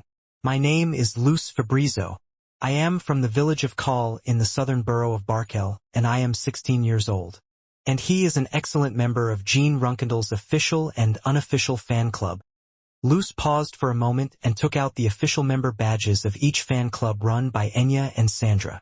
Even though his entire body was tangled, his badge had been cleaned so cleanly that it was shiny and shiny. Enya and Sandra said that not everyone can get that. Luce was grinning while holding out 2 badges until Jean nodded once. Seeing that Tellet touched his forehead as if he was in pain. Not only had Luce been flirting with him all this time, he never thought he would dare to be so careless in front of Runkendel's small head. Among the fan club, she is called the Tenacious Luce Jinseong Jinbaraji. Okay, let's shake hands first. I'm thankful that you like me so much. What an honor. Shaking hands with Sir Jean? It's crazy. Lord Tellet, could you please give me a handkerchief? Hee, I'm almost bursting out laughing. How on earth did this guy lose his cowardice? When Tellet shook his head and handed over the handkerchief, Luce rubbed her hands together, instantly staining the handkerchief, and held Jin's hand.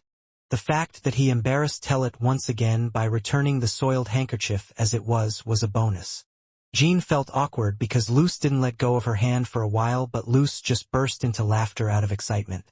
You are the new construction contractor? Yes, Jean. I found out about that not long ago. Suddenly I heard a voice in my head. Would you rather make a contract with me than with Barbo, the god of architecture?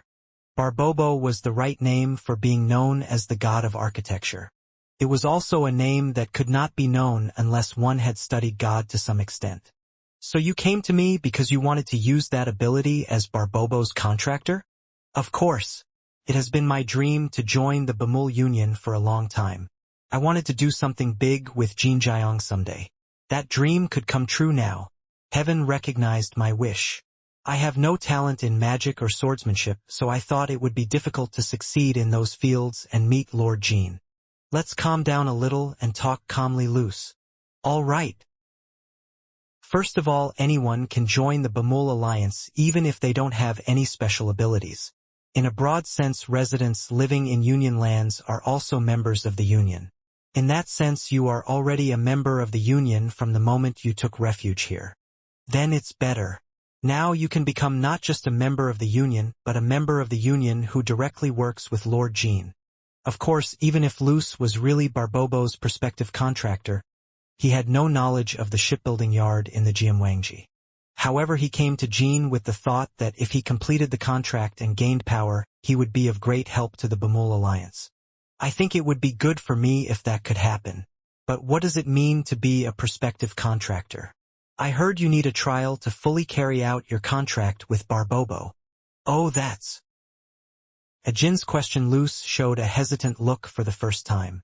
Jean calmly watched him without reproach. No, now that I think about it, I should first ask you, who is from the southern part of Barkel Borough, how you ended up here. If you were from Barkel, you would have been quite wealthy in the Lutheran Federation. As it was a city close to the federal capital, most of the people living in Barkel belonged to the wealthy class, even if they were commoners. The reason Luce didn't get discouraged in front of Tellet in the first place was because of his outspoken personality, but it was probably also because he grew up in a situation where he didn't have to be humbled. Above all, when Jean asked Luce why he came here, he had an idea. My family was ruined. Is that what happened when the 4 horsemen of our family attacked the Bakel Autonomous District before the evil spirit died? While we were requesting support from Taiken, there was another attack. Is it possible that there was another large-scale troop movement in the meantime? No. Deepoo's Runkendal attacked the Barkel Borough accompanied by 2 Black Knights. Because preparations were made, civilian casualties were not very large. But the ghost captain was seriously injured. Mr. Cadden fought back with a body that had not fully recovered and suffered internal injuries. A conversation with Ronald when Dyfus attacked the Lutero Federation. When ye Deepoos attacked, I lost my house and all my property. Luce's family inevitably suffered damage at that time. As I watched Luce say that her family was ruined because of her older brother, I felt like my heart was being squeezed. As Jin's expression darkened, Luce repeatedly waved her hand as if there was no such thing. But it's none of your business, Lord Jean. Sir Jean did not give the order, but rather Sir Jean came to the Lutheran Federation for support at that time. Also, although the house and property were lost, no one in the family died. It's fortunate that everyone was outside at the time. That's a good thing. I will restore your lost property to the best of my ability. Wouldn't that be Lord Jin's job too? Originally there should have been insurance money, but those damn jeepers didn't pay it. At that time there were about 15 affected households, including me, and not all of them received anything. Is it difficult to pay during war? I almost died when I went to argue with the fire dragon Cadden. Tellet clicked his tongue again at that point. If Cadden had met her, Luce would no longer be from this world. Anyway, at that time my whole family was completely crazy about Jeep. A strange rumor started going around, so the whole family decided to immigrate to Hewister. Strange rumors. There are rumors that Jeep is conducting biogolem experiments on residents again. There is no evidence yet to see if Jean Kyung couldn't come to his senses after being exposed and humiliated so much during his time as a reserve jockey, but they are still like that. Jean had always kept in mind that Zippel was conducting biogolem experiments again. There is no way the demonic swordsman biogolems seen in the Holy Land were just created. Anyway, losing my house and money is a bit painful. My family is generally positive like me, so I am determined to live well in Huffister from now on. As long as I succeed as a core member of the Alliance and make a living, that's enough. Jean smiled and patted Luce on the shoulder.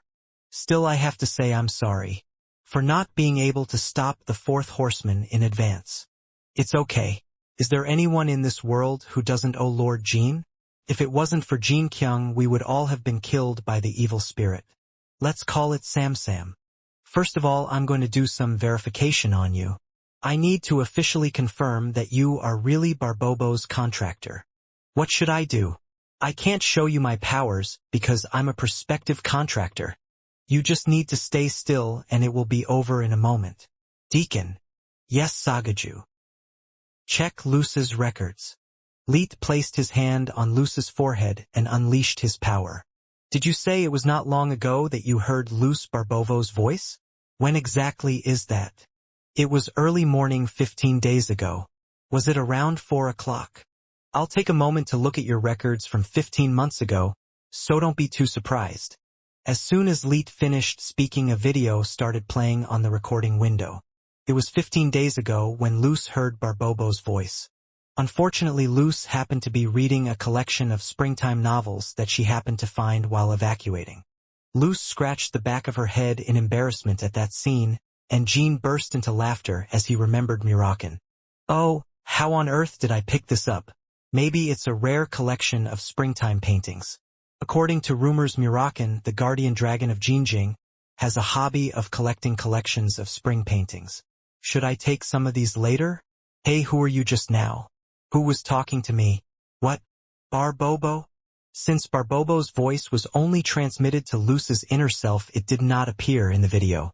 However, the possibility that it was manipulation or acting was extremely slim. There is no reason to pretend to hear Barbobo's voice while reading a collection of children's books in a corner of the shelter alone at 4 a.m. without family members knowing. I'm finally getting an offer from God. Okay, what should I do? What? How do I do that right now? Wait a minute, Barbobo. God of architecture. Give me some advice. The video Leet confirmed ended there. Ha ha ha. I had no idea that my private life would be exposed like this. It's a bit embarrassing. By the way, do you think Murakan will like this collection of springtime paintings?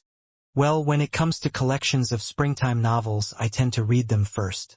Looks like the verification is over. Now will you tell me what trials Barbobo said were necessary? It's the same with Luce's hesitant reaction earlier and the questioning of how to do something like that in the video. The ordeal seemed like an impossible task for Luce to accomplish.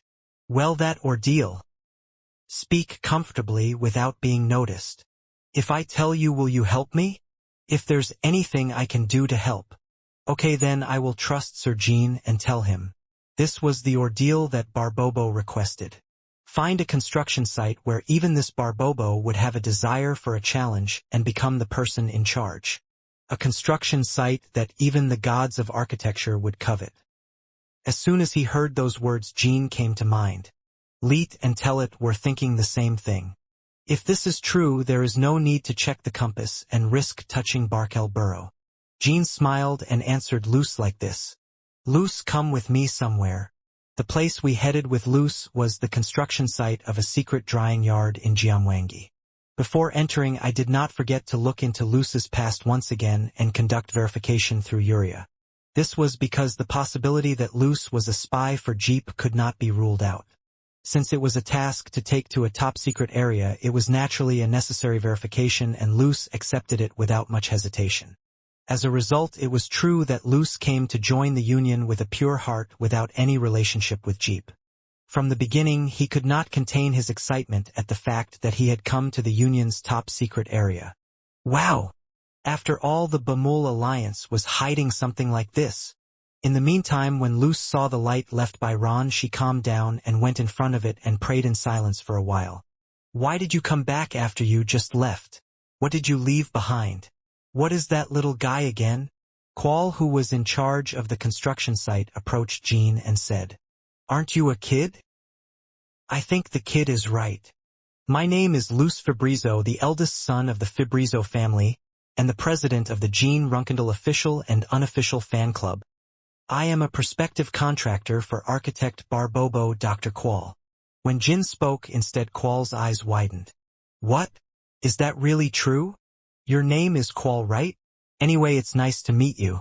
I'm also a member of the Union from today, so take care of yourself from now on. Qual looked Luce up and down as if he found it hard to believe.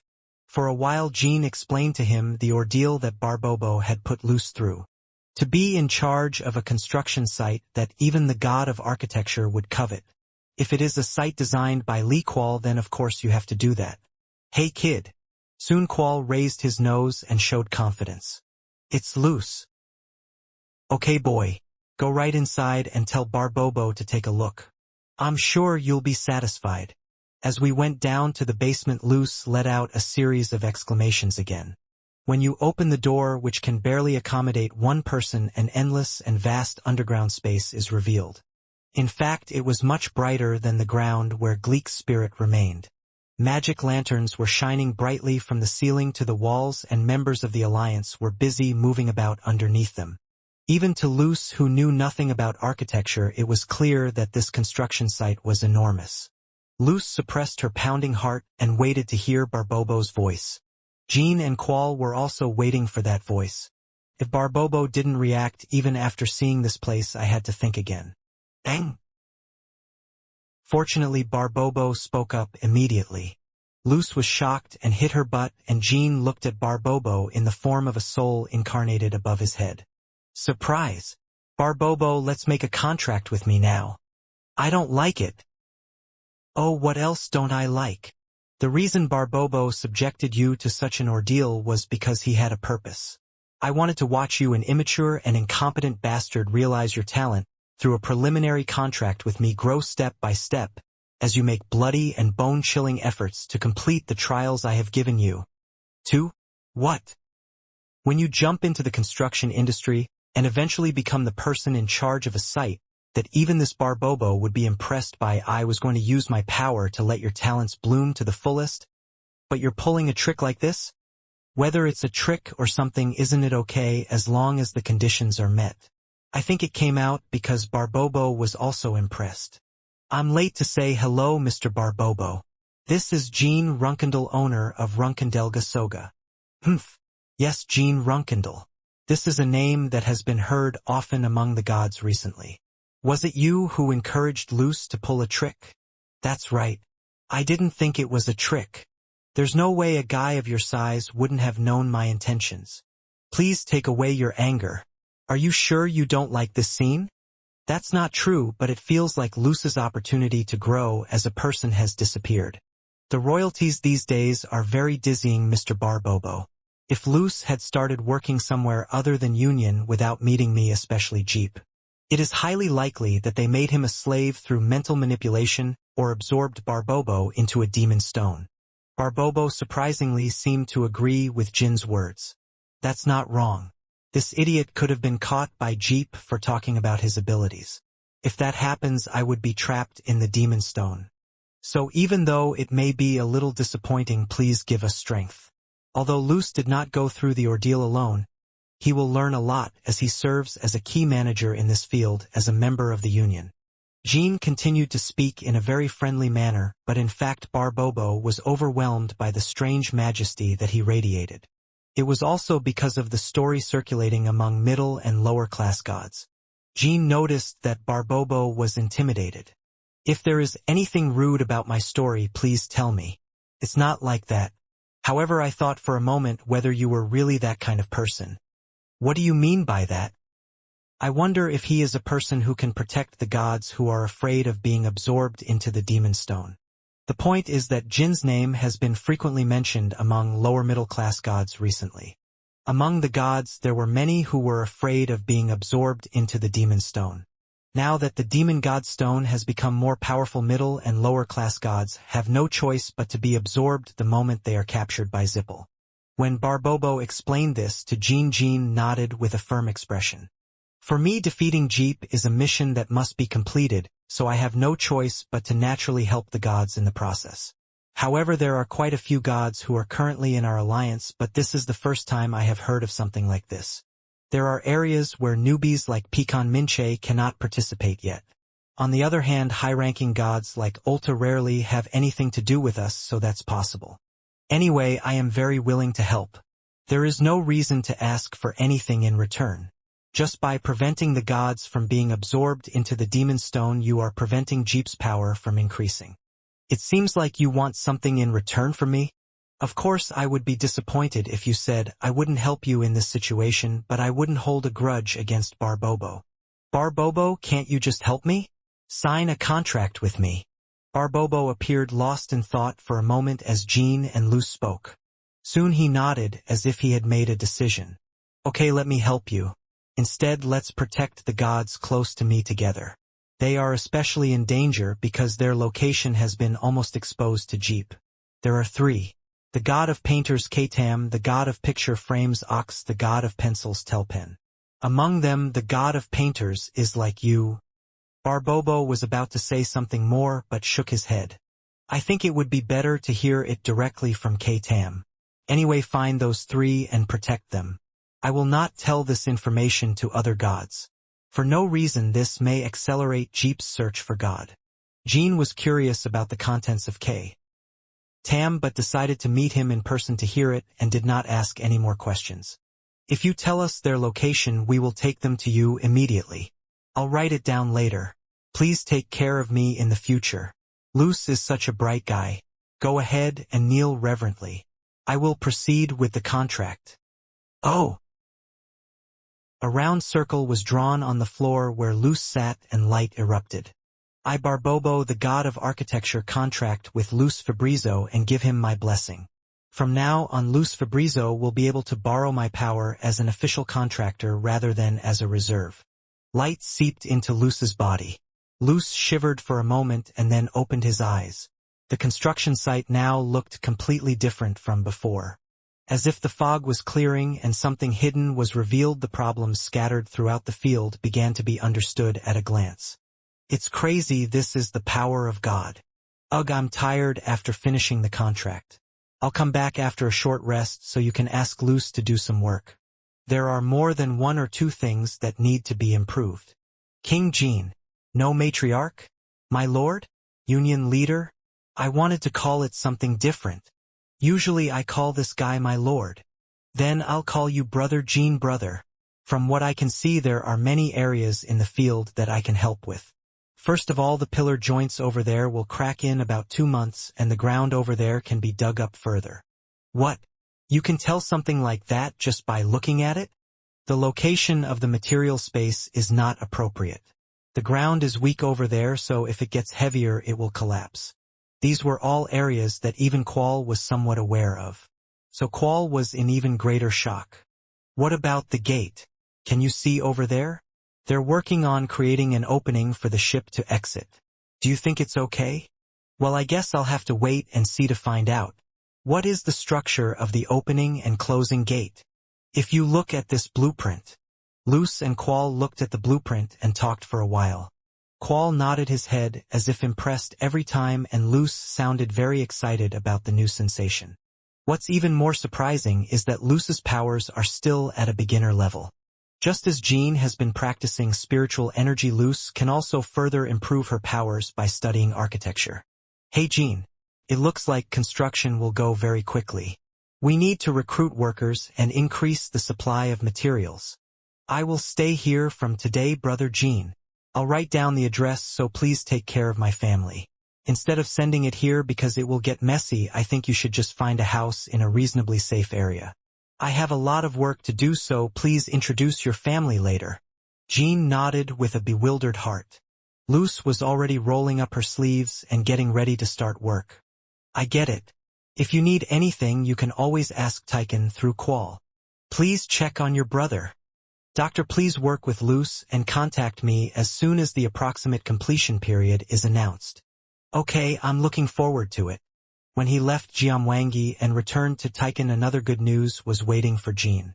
Jean. As if she had been waiting, Valeria came straight to Jean. Your expression is bright. Is something good happening? Valeria. Valeria took out a piece of paper from her pocket. There were dozens of names written on the paper that Jean had never seen before. What names are these? Valeria smiled and answered. These are the names of magic engineers who saw my name and requested a transfer. Did I tell you? I'm sure if my existence becomes known, people like Kidad Hall, who are crazy about Hister's magic, will come to visit. The blessings kept rolling in. Knights, warriors, and wizards fundamentally pursue different directions. The ultimate point of martial arts can only be said to be stronger power, but most wizards are often more passionate about exploring the mysteries of the world than about power. That's why so many wizards are requesting transfers just by looking at the name of the legendary magic family called Hister. For wizards who know what recording magic is, the existence of Hister itself was the key to the mysterious destination. Even though the Heister family was active for a short period of time compared to other prestigious families, and most of their history has been lost, that fact has not changed. Suddenly Jean thought of the promotional billboards for Valeria that Goldtop had placed all over the world. I burst out laughing when I remembered the picture of her with a refreshing smile and even a wink which was not like Valeria. Why are you smiling like that? I remembered your advertisement picture. Looking at the list at first glance, it seems like there are well over 100 people. This is also a selection of magic scholars, engineers, and professors or doctors or higher. Over 2,000 applications came in. 2,000? It far exceeded my expectations. And yet it keeps coming in like a tide. If Valeria had been a member of Zippel and the world had not been as chaotic as it is now, there would have been several times as many requests. It's thanks to this that not only I but also Leet's existence is known. Because Leet also uses Hester's name now. After bringing Leet home, Jean did not bother to hide her presence. Rather, it was announced that Runkendal was actually protecting the new survivor of the Hister family. Not only was there no reason to worry about Jeep's opinions, but strictly speaking it wasn't wrong.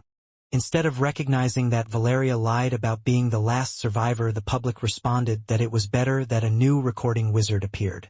Of course, Zippel and Kingelo either know or guess Leet's identity. However, Zippel cannot provoke Jean carelessly, and Kingelo actually welcomed it.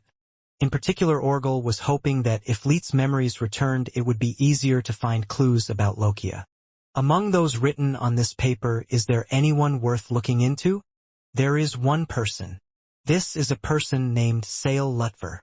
This is my first time hearing this name. I am a low-level noble from the kingdom of Palin. Palin is a junior engineer at 3rd University and is 33 years old. Palin 3 University was not a university that was well known among magical engineering students. If Maldan is on the list of top engineers, does he have some special ability? I'm going to check that from now on. I have seen the story of the Rutberg family in the Hister family heritage site that I have opened.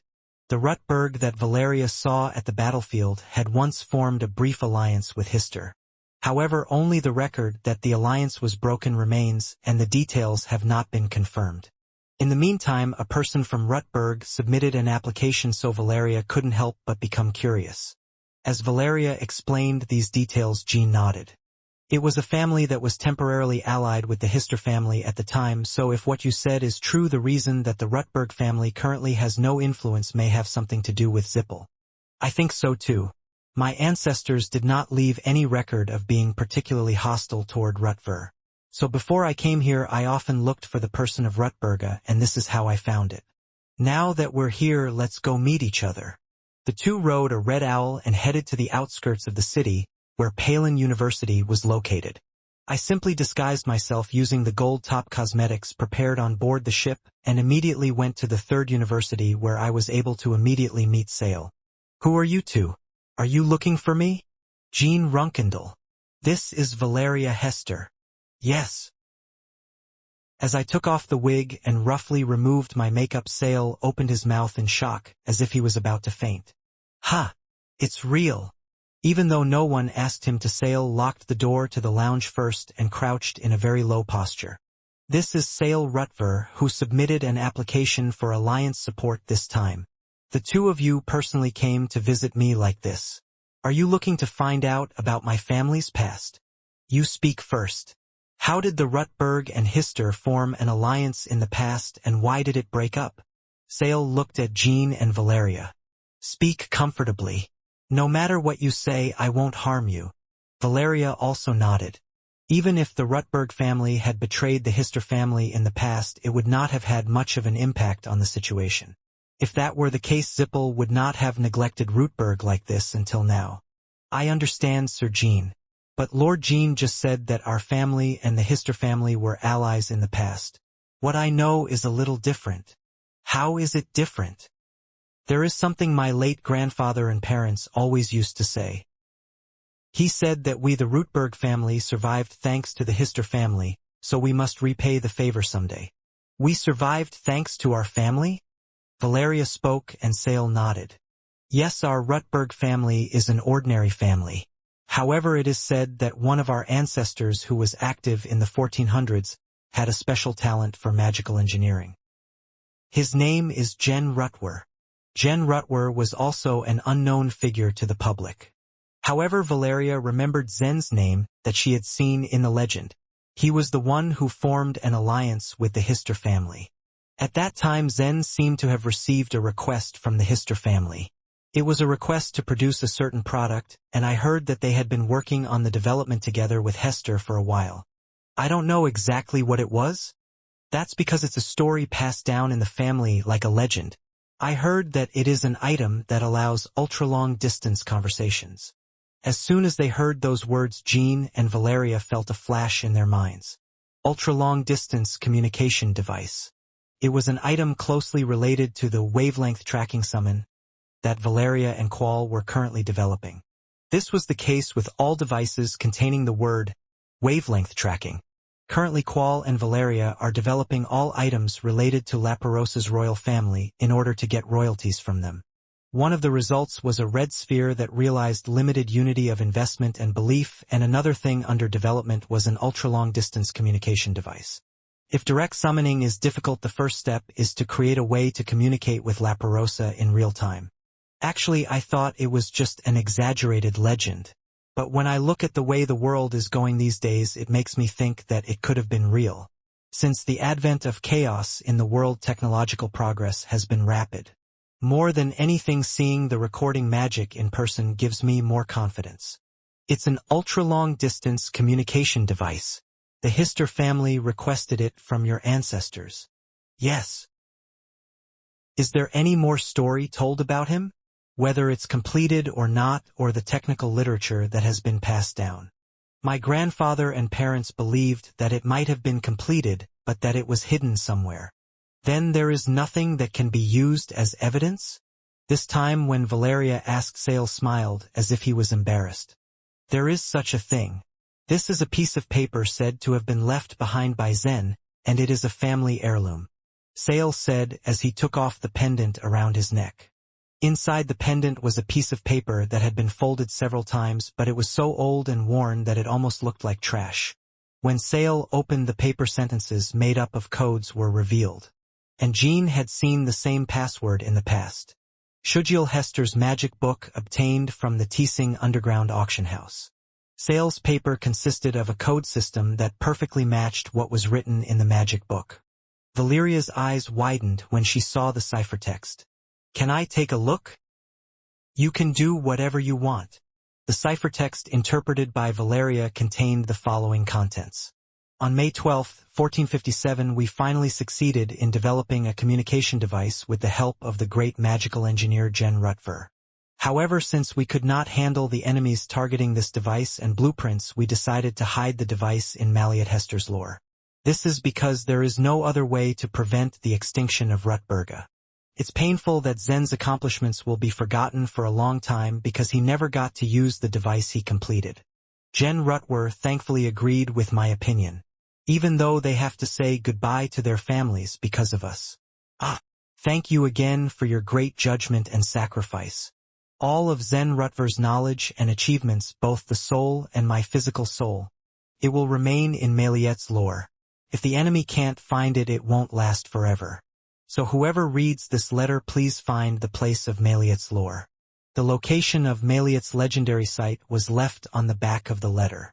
It is a very infamous legend even among record wizards, so make sure you have sufficient skills before attempting it. According to the paper, the communication device that Jen Rutberg created together with the Hester family was already completed in the 1400s. Moreover, Zen of the Rutberg family has never betrayed the Hister family, but rather the Hister family owes him a great debt. Valeria calmed her pounding heart and looked at the paper again and again. And I shared this with Jean and Sale. The family legend was indeed true. Rather contrary to the legend, if the contents of this paper turn out to be true, it is I, Hester's legitimate son, who must express gratitude and repay the favor. Oh, you don't have to think like that. This is what my ancestors did, not me. I just want to be part of the Bamul coalition and work. Even if there wasn't a piece of paper left by my ancestors, I would have submitted an application to the Federation as a magic engineer. Jean and Valeria nodded and smiled. Not only the sudden appearance of a new construction contractor and the arrival of top-notch magic engineering students, but also the legacy of the Hister family and Zen. Good luck was continuing. I will go to Maliet's place of legend and give you a reasonable reward as soon as the verification is complete. Let's go to Tychon first. At Valeria's words, Sale jumped up and showed a happy expression. Leet and Yuria completed the verification of Seal as well. It was true that he, like Luce, submitted his application purely to become a member of the Bamul Alliance. Of course, it was Qual who was most excited about the fact that the complete ultra-long-distance communication device may have already been developed over 300 years ago. If what's written on this paper is true, that engineer named Zen must be a genius on a similar level to me. It's very interesting because there's no way our Valeria ancestors would have fabricated it. But what does it mean that the bodies and souls of Zen and your ancestors remain in the Valeria legend? All of Zen Rutver's knowledge and achievements, as well as my physical soul. It will remain in Maliet's place of lore. If the enemy can't find it, it won't last forever. It was a sentence written on a piece of paper given by Sale. I don't know either. Is it just a metaphorical expression, or does it mean that the body and soul were actually sealed through some kind of method? I think you have to go there to find out for yourself. If it's the latter, Zen Rutver and this Qual might be able to meet. You too will be able to see your ancestors in person. No matter how special our family's magic is, I don't think something like that would be possible. However, it is certain that the lore has not been revealed to Jeep until now, so there will be a great harvest in anything. If Ziffel had discovered Maliet's legendary site, the tower owner's wands would not have had a simple calling function like they do now, and Sile would not have been alive. Okay. The place called the Legendary Place is very infamous, so it may be a little bit difficult to be careful. But you don't have to worry because Jean and I will go together, right? There aren't many traps in this world so terrible that even that guy can't handle them. Don't worry, I always did well even when I went to dangerous places alone before meeting Jean. Please organize all the data related to communication devices until I return. Since it often jumped long distances, Qual simply maintained the red owl. The area where Maliet's transmission location was located was an island named Honka. Because it was an uninhabited island located in the northern part of the empire, there was no need to worry about unnecessary friction with enemies. However, the problem was that the entry conditions for the site were somewhat difficult. The ancestor named Maliet seems to have been a bit of an unusual person, Valeria said as the red owl arrived in the sea near Honka Island. I know. Looking at the entry conditions, I wonder if this is an area where magic is possible. No, it's definitely impossible, Jean said as he summoned Shuri. Shuri swam toward Honka Island, pushing a red owl floating in the sea. Mayam. Hello, Shuri. Some of the conditions will be like a prank or some kind of test disguised as a prank. But no matter how strange it is, I will follow the conditions left by my ancestors. Upon reaching the island, Shuri shook herself off and basked in the sunlight while Jean fixed the red owl in an appropriate spot on the beach and made it invisible. Are you ready, Jean? Okay. Now then, let's do them one by one. After saying that, Valeria cleared her throat as if she was embarrassed. My teacher's personality has really improved a lot recently. If it were like before, no matter how absurd or embarrassing it was, I would have said it in a dry way. Jean smiled to himself as he thought so. However, he also felt embarrassed and ridiculous. First of all, once you got to the island, you had to circle the elephant's trunk 20 times and touch the ground. When Jean asked, Valeria nodded. Anyone who arrives at Honka Island to enter the historical site must circle the elephant's trunk 20 times and point to the ground. That was the first condition. The two looked around for a while and then assumed an elephant trunk pose. Then one by one it started to spin 20 times to the beat. Foot. Big haha. As soon as we hit the ground together, laughter burst out without anyone telling us first. The second condition was to climb a tree on the island and imitate the sounds of monkeys. Even though they had already burst out laughing while performing the first condition, the two people felt confused when they made monkey noises. Oh, Kiki. Aki. Shuri's head tilted as she looked at them. Then crawl on all fours, roar like a lion, and sing two folk songs that everyone knows. The two fulfilled all the conditions, feeling more and more mysterious. Both of their faces looked red. Well, I think it's a strange experience.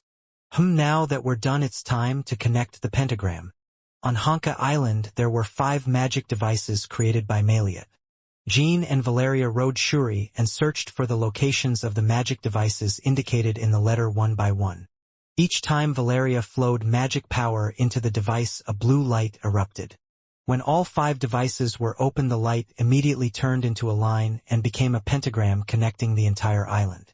The group went to the center of Pentacle Fortress and took a seat.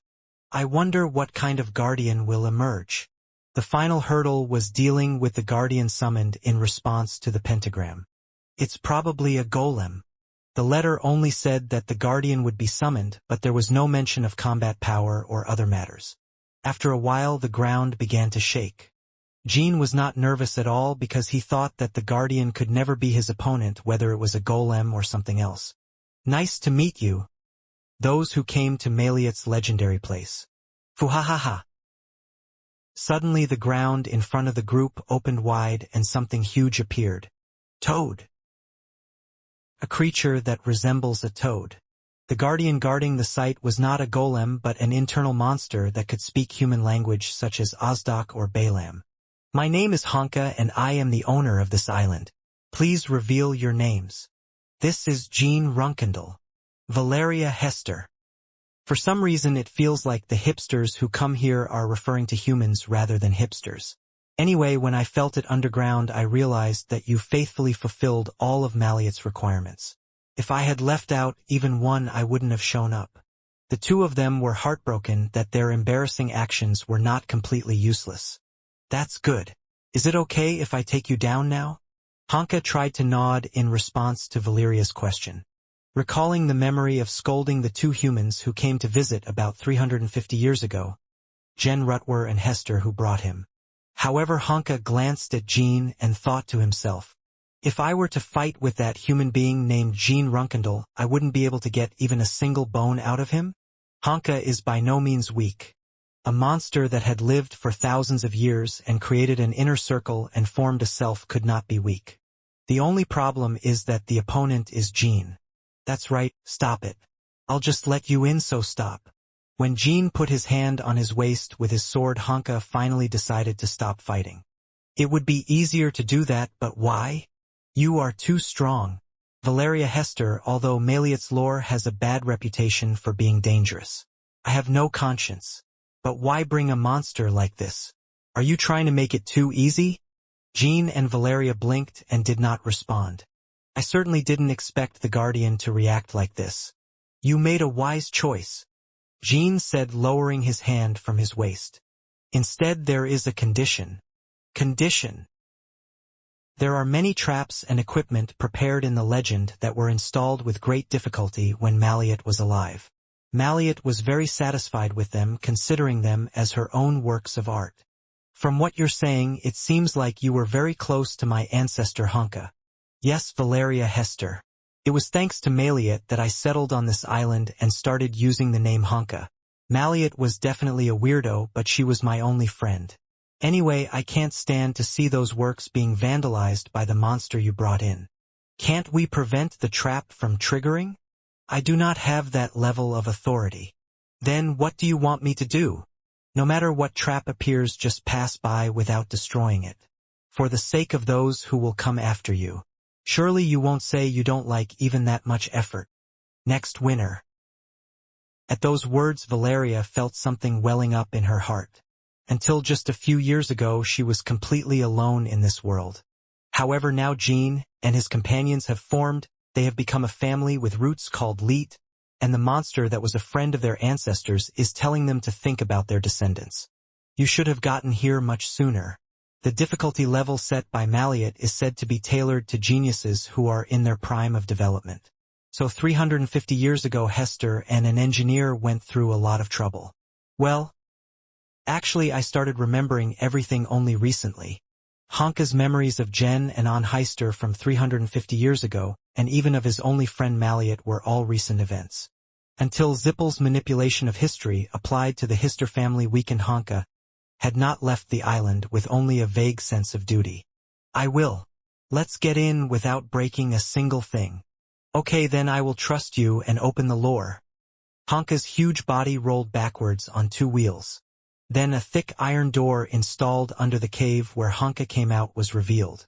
Come back, and leave this red jade grave behind. You guys can hang out while you go. Mayan. As soon as Jean opened the iron door, a light so bright that it was hard to believe it was underground pierced their eyes. So just as they were about to open the protective shield, Hanka, who was outside the cave, blew hard at them. The wind that shot out like a cannonball was pushing the two people into the door. The first trap was a cliff 1,000 miles away. TCH, this is the only prank that seems to work on those guys. Even that won't have much effect. As Hanka said, the two people were not embarrassed at all as they fell into the basement. In any case, when you fall to the ground, all you have to do is create a sword wind or magical energy to offset the impact. Maliet, I guess it will end on a dull note this time. Let's promise next time. Still, it makes me feel good to see that your descendants are still in good spirits. Maya. Hanka said that and stretched out with Shuri. Huang dash. The wind of magic created by Valeria gently enveloped the two people. The two landed leisurely on the floor and adjusted their clothes. Is pushing it away like this the beginning of a trap for the legend? It's an interesting monster. The same goes for your ancestor named Maliet.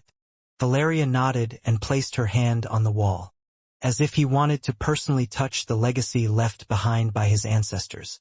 The wall was made of crystal clear ore and magical energy flowed softly through it. This was something she would never have done if she had been the old Valeria and had come here alone. Because you never know what kind of trap will be triggered if you touch the wall. But now I felt that no matter what happened there would be no problem because Jean was there. Jean read her psychology and felt happy. The atmosphere here is a bit different from the historical sites I've visited so far. How? The historical sites so far have usually given off a sacred aura that makes you feel solemn from the moment you enter. But here I feel like someone is watching me playfully. Okay? Contrary to the fact that Jian Sungji was notorious for being vicious, it seems that Maliat was somehow a good person. In his previous life, Jian had never heard the name Maliat from Valeria. In other words, this was a place of legend that Valeria from her previous life could not find. I hope there is something more that can be of great help to the teacher besides the communication device that Zen Lutver created. There will probably be some records or magic left behind by Maliat. As I looked around, I saw a short drawn road. There was a fork in the road at the end. It's a crossroads from the beginning. Which way should we go? Valeria lightly waved her silver pine staff to form a recording window. The idea was to look at the records to see which was the right path. However, the last record left in this space was more than 300 years ago, and there was some kind of disturbance. It seems that Ancestor Maliat has taken measures to prevent the records from being easily reviewed. That means I have to take a picture. Let's go left first. As soon as the two entered through the left entrance, an ominous noise was heard from far away. A sound and vibration as if a huge piece of metal were rolling at high speed. Cough gurgle. It was actually an iron ball about the size of a young dragon's body. If you have the fighting power to barely beat Honka, it would be best to just turn around and run. Jean reflexively clenched his fist to crush the iron ball, then remembered Honka's words. So instead of breaking the iron ball, he spread his palm and stopped it. Thud dash. The iron ball stopped moving and a heavy noise was made. The slope of the path the ball rolled down is quite steep. Does this seem like a device that intentionally forces you to proceed through the right entrance? Jean said. Valeria was also thinking the same thing. The two people went out and entered the right entrance, leaving the iron ball alone, but it turned out that a trap of a lower level than the iron ball had been activated. All that happened was a few stones were fired. I think so. If you intentionally make people choose the easier path, it is more likely that this is the real path. I decided to turn left again and enter. Jean opened the way by pushing the iron ball up with his strength. And when they got halfway up the road, the two people noticed a hole in the floor. It was a hole into which an iron ball could never fall and a person could easily enter. Sounds like a shortcut, doesn't it? Yeah, probably. As I fell into the hole, a vast communal landscape was immediately revealed. And the two immediately recognized that this cavity was a space used as a kind of battlefield. Even the floor walls and ceiling were full of traces of battle. Starting from the sword marks, there were traces of magic that had gone astray. They were marks that looked like they had been scratched. Goo invasion reached 3 minutes, 24 seconds. New record update. The average is 78 hours and 13 minutes, which is extremely fast. A person stronger than superhuman level. This time it was a golem. Jean and Valeria turned their heads toward the golem's voice. A golem similar in size to Jin's, similar to a human being, was seen moving awkwardly with flashing yellow eyes. 78 hours? If you don't have the ability to take a shortcut, does that usually take that much time? Even though it doesn't seem to be a biological golem, it has this kind of judgment and intelligence. I had never heard of such a golem either in my past life or in my current life. Honka. Survival confirmed. No damage to historical sites. Completely magical body with red hair. Hister. Check. The best armed level 1 enemy does not apply. The golem made a slurred and slow voice. Chi dash. Suddenly runes appeared all over the golem's body and tremendous magical power began to be released. Jean was more surprised by the golem's intelligence than its magical power. Victor, the final test begins. If you feel like you're going to die, shout. Surrender. As soon as the golem finished speaking, transformation magic in a form I had never seen before began pouring out. Jean and Valeria formed a protective shield at the same time, not to avoid getting hurt, but to observe the golem's magic. It's amazing that a golem can use such high-level magic. The golem told them to shout surrender if they felt like they were about to die, but the two observed the transformation magic comfortably for a while inside the protective shield. This was possible because of Jean. If you were an 8-star knight or wizard, you would never have been able to avoid a struggle, and there was a high possibility that you would ultimately be defeated. Your ancestor was an incredible person.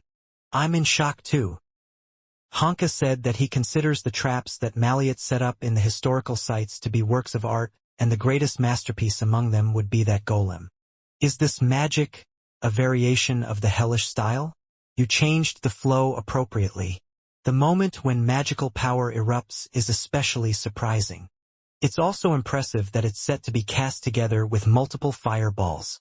And seeing as his casting speed is at the level of an initial incantation holder, he is probably firing the magic stored in the runes. Storing magic in runes? It's theoretically possible, but is it possible to store this much high-level magic? It's impossible using the methods that ordinary wizards use. I think it's a variation of recording magic. It gives records the property of storage. As Valeria said, the golem's magic was all used by Maliet when she was alive. Maliet recorded her magic to the golem. Recording and storage. If we can make this into Alliance technology, all the knights in the Alliance might be able to fight like magic swordsmen. Even if you don't even have 1-star level magic, all you have to do is use the stored magic at the right moment. Surprisingly, it was not Jean who said that but Valeria. Jean looked at Valeria's profile with wide eyes. Suddenly Jean remembered that in his past life he liked seeing Valeria's profile like this. Of course, it is nothing compared to a true magic swordsman like you, but the combat ability of all knights will increase significantly. If we could study it, it would be as great a discovery as the communication device we were trying to find. The two people talked for about 10 minutes inside the shelter. By that time, the golem's firepower was noticeably weaker than before, as if it had run out of stored magic. 10 minutes and 32 seconds have passed. 871 magic items consumed. 0 effective hits. The test is over. Successor. Soon the golem cleared its eyes and spoke. When Jean and Valeria lifted the shield, the golem raised its left hand to its chest to show respect. Follow me. It's time to see the master's world. Jean and Valeria walked along the golem and couldn't take their eyes off its back. Looking closer, the much more elaborate and complex construction stood out. After a few minutes, I saw a huge door leading up to the ceiling. We will notify you in advance. What? Is this something to keep in mind? There is a dead person inside who has written himself in the legend. They are previous successful applicants. Although the condition is unstable, you can rest assured that it is harmless. It's also not your future, unless you make the same choices yourself. Are you by any chance a person named Jen Rutwer?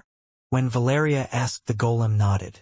What was written in the letter was not a metaphorical expression but a literal expression. Yes, and Teben Hester. Theven Hester. That was the title of the ancestor who wrote this letter. Okay. By the way, what is your name?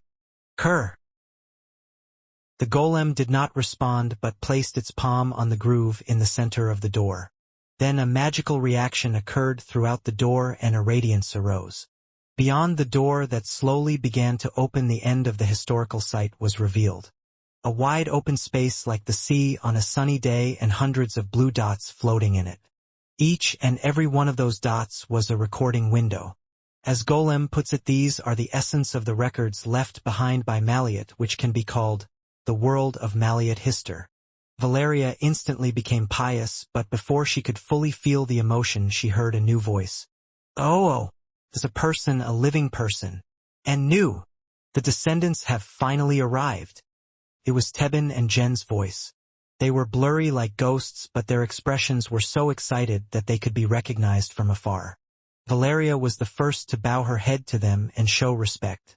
These days I'm used to seeing the dead, so I wasn't too embarrassed. Nice to meet you, ancestor.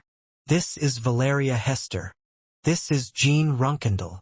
Teben and Jen smiled brightly, and instead of answering, they immediately asked a question to the two people. You guys, did you do all those strange things with the elephant trunk when you came here?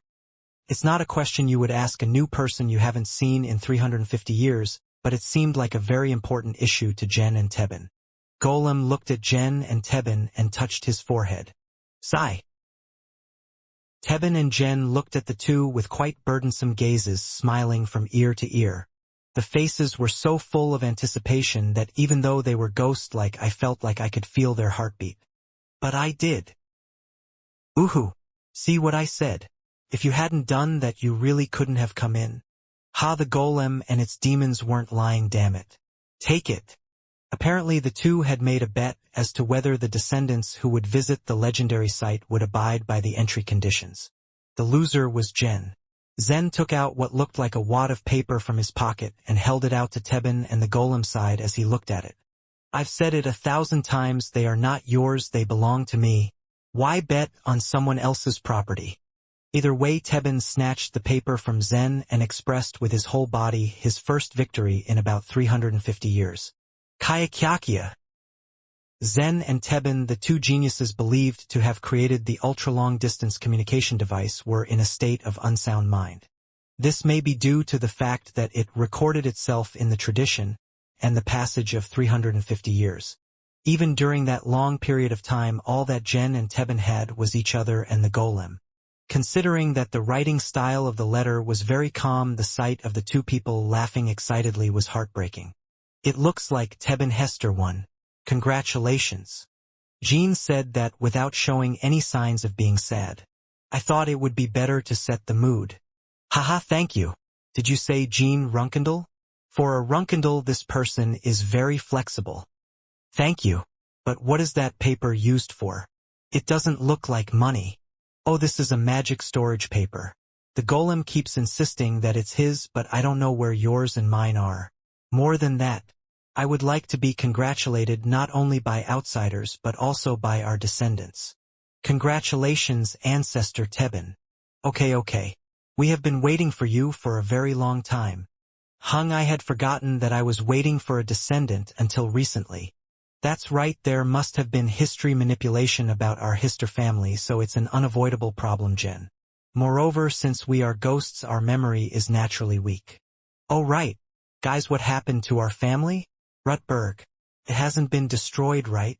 You're safe. For a while, Valeria explained to them how she met Sale and came to visit the place of legend. Yes, I remember it more clearly. I'm so glad. Jen, as we expected, they couldn't find your family. And our family couldn't finish it either. Kyak. But you came all the way here, so why do you look so fine? We wandered around for days and ended up like beggars. That's because the successful applicants used the side road. Possesses the power to ignore the set difficulty level.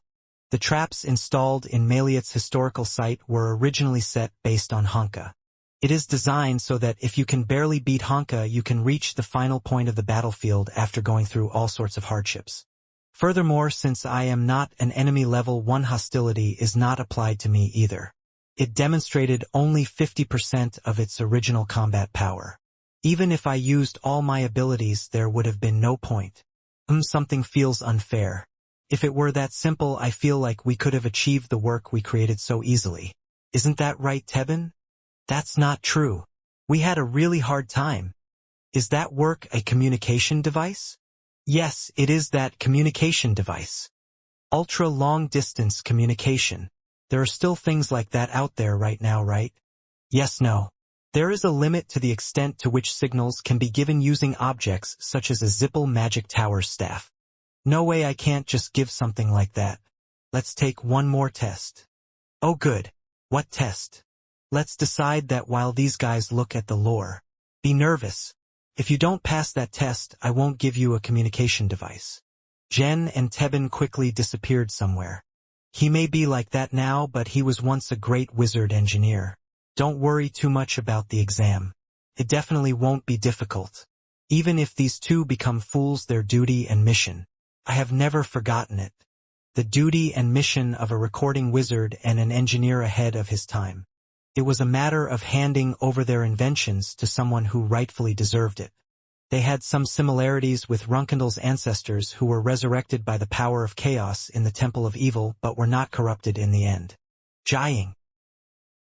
As the golem stretched out its hand over Maliot's recording windows floating in the air, a pleasant vibration occurred throughout the legend. The master has predicted a moment like today for a long time. Foresight? What does that mean? But fortunately, Valeria Hester, you don't seem very tired and lonely. Did Maliet know Valeria's future in advance? Jean watched the golem with such doubts. The golem's touch was activating the recording window. I will take you two into the master's records, so please lie down. As the two people lay down, it started to get dark little by little. Soon it became completely dark, and the recording windows on the ceiling, flowing like a blue Milky Way, glowed beautifully. You will feel dizzy. Please do not refuse. After following those words, after a while, the two were able to fall into the story of the past, like when they drank Gawangju in Wantaramo Forest.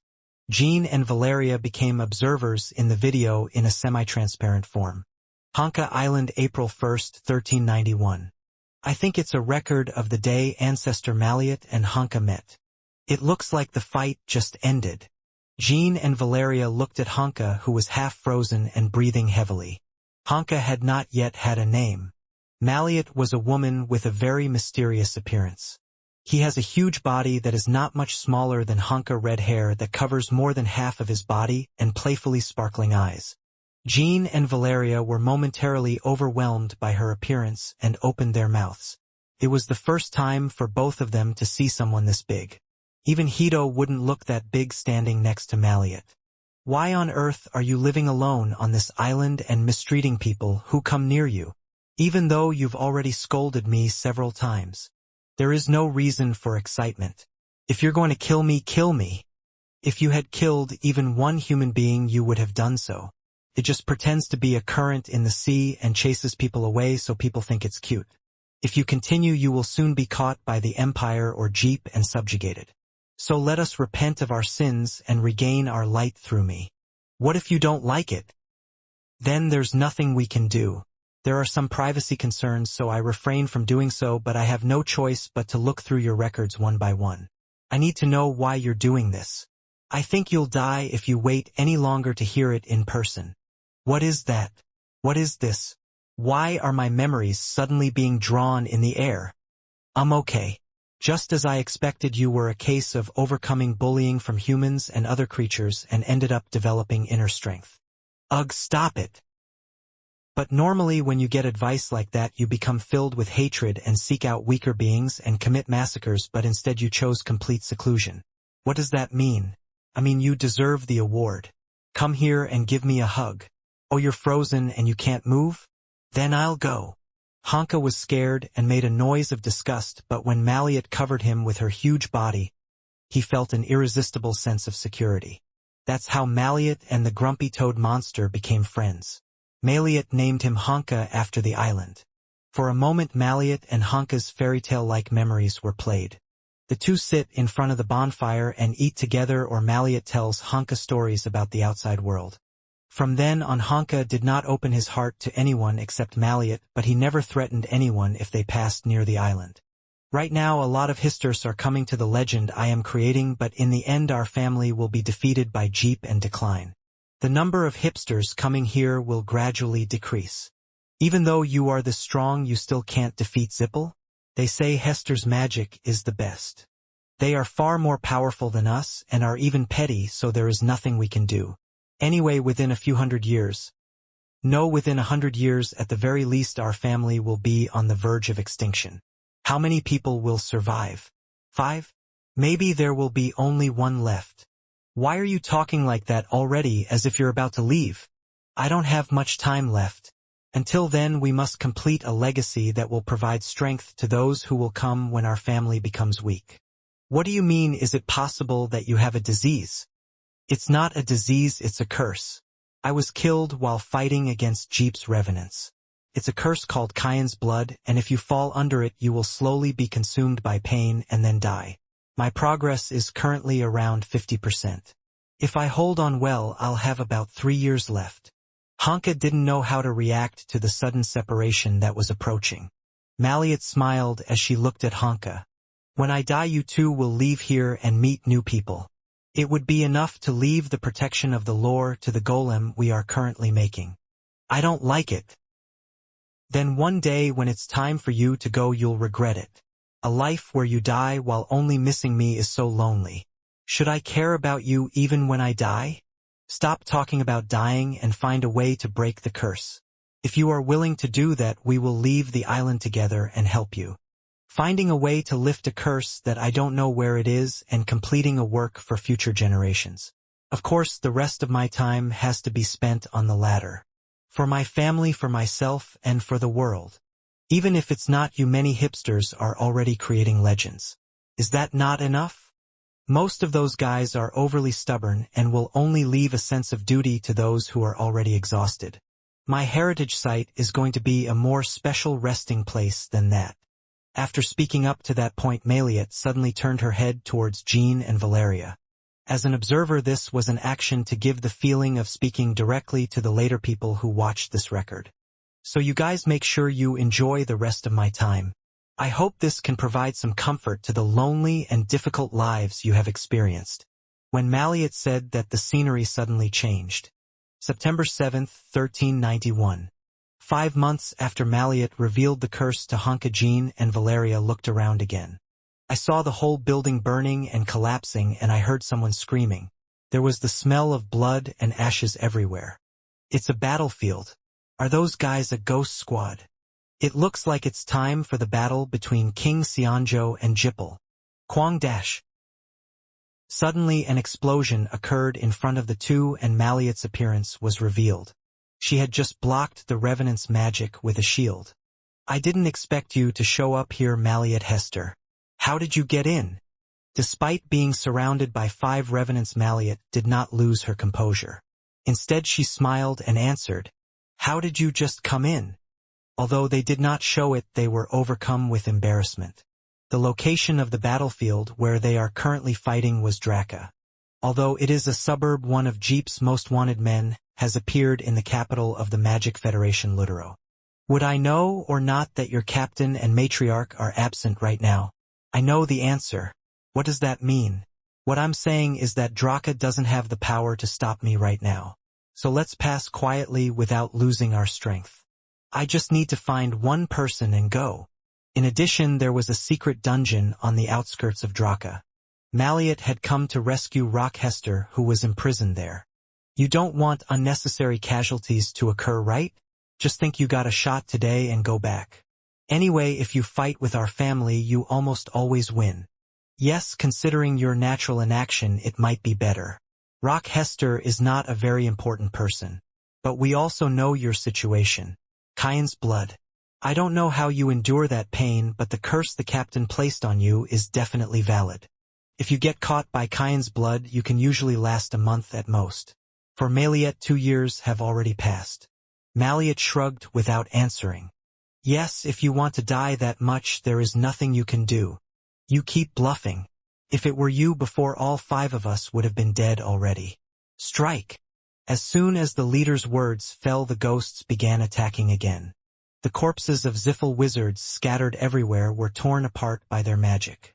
Maliet was falling into a painful sensation, as if her entire body's blood was boiling hot because of the curse. However, even in the meantime, he waved his staff and blocked the enemy's magic. Even though the head of the family and the ghost captain were not there, it was impossible for them to return alive if the battle lasted even a little longer. This was Jeep's headquarters and reinforcements would pour in endlessly. Therefore Maliet decided to throw a gamble. I decided that even if the curse was amplified further, I would raise my magic power and get rid of it all at once. Hister Vision Magic Second Story. Golden Spear. As Maliet finished chanting, golden magical energy suddenly formed a huge cloud in the sky.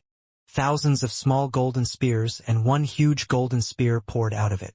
Both Jean and Valeria were momentarily speechless at the power of the magic. Golden spears poured down like rain and instantly tore apart the protective shield of the Revenant Tower. The largest spear was stuck in the center of the battlefield, emitting endless magic waves. The Revenants who tried to refill the shield had no choice but to disperse to avoid the magic wave, and Maliet simultaneously deployed different elemental magic to intercept them one by one. Kahak! Maliet spat out a handful of blood. I could feel the energy of the curse amplifying rapidly. 2 people from the remnants survived, but both suffered damage to the point where fighting was impossible. Instead of finishing them off, Maliet moved forward and opened the recording window. Above the record window, the location of the dungeon where Hester was imprisoned was described. When the floor of one of the collapsed buildings was broken, the entrance to a dungeon was revealed. "Who are you? Help me! Please save me!" The imprisoned people were listening to the vibrations and noise of the battle going on outside the entire time they were trapped underground. Several of the guards pointed their swords and canes, but Maliet ignored them. They did not dare to confront Maliet and ran out of the prison. "Rock! Where is it?" Maliet shouted, breaking down the prison doors one by one. After being released from prison, they appeared to quickly run away after briefly thanking Maliet. I couldn't hear Rock's answer, so I used the recording magic again. There were many records scattered nearby, so it took some time for the results to come out. The record that appeared about 5 minutes later revealed that Hester had already died. Maliet bit her lower lip and lowered her head. Rock was her lover. However, there was no time allowed to collect the lover's body. The noise was spreading from the ground again. "It's a dungeon. Pour magic into the prison." The entire ceiling of the prison collapsed due to the magic fired by Jeep's reinforcements. Maliet spread her shield and desperately searched for Rock's body, but most of the prison was already engulfed in magical fire. I was about to start escaping when I felt a sinking feeling inside. Maliet heard a voice. It was the voice of a child crying out for help.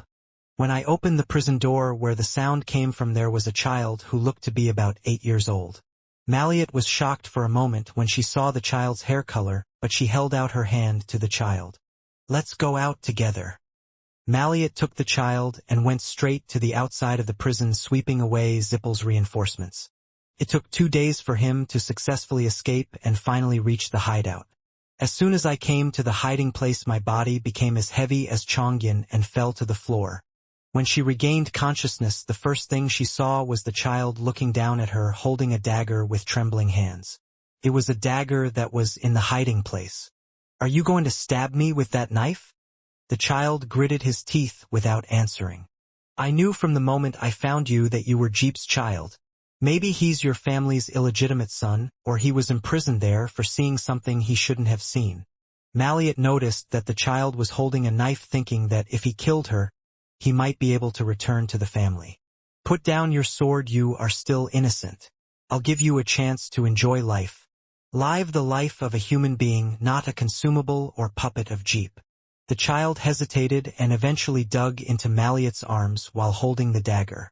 Maliet simply waved her hand and struck down the child's dagger without using magic. The child fell and cried. "You still aren't guilty because you couldn't stab me. Let's put it that way. As soon as my body recovers, I will provide a foundation for living, so let's forget all the memories of the past and start anew." Maliet is the person who hates Jeep more than anyone else. However, she did not want to harbor hatred even towards children who had never participated in a fierce war between families. A week later, when he was able to move, Maliet took the child to the land of the Beastmen and gave him a disguise. They gave me a new origin and made me an ID card. Now the child would live his life as a commoner named Yellow, not Elgia Zippel.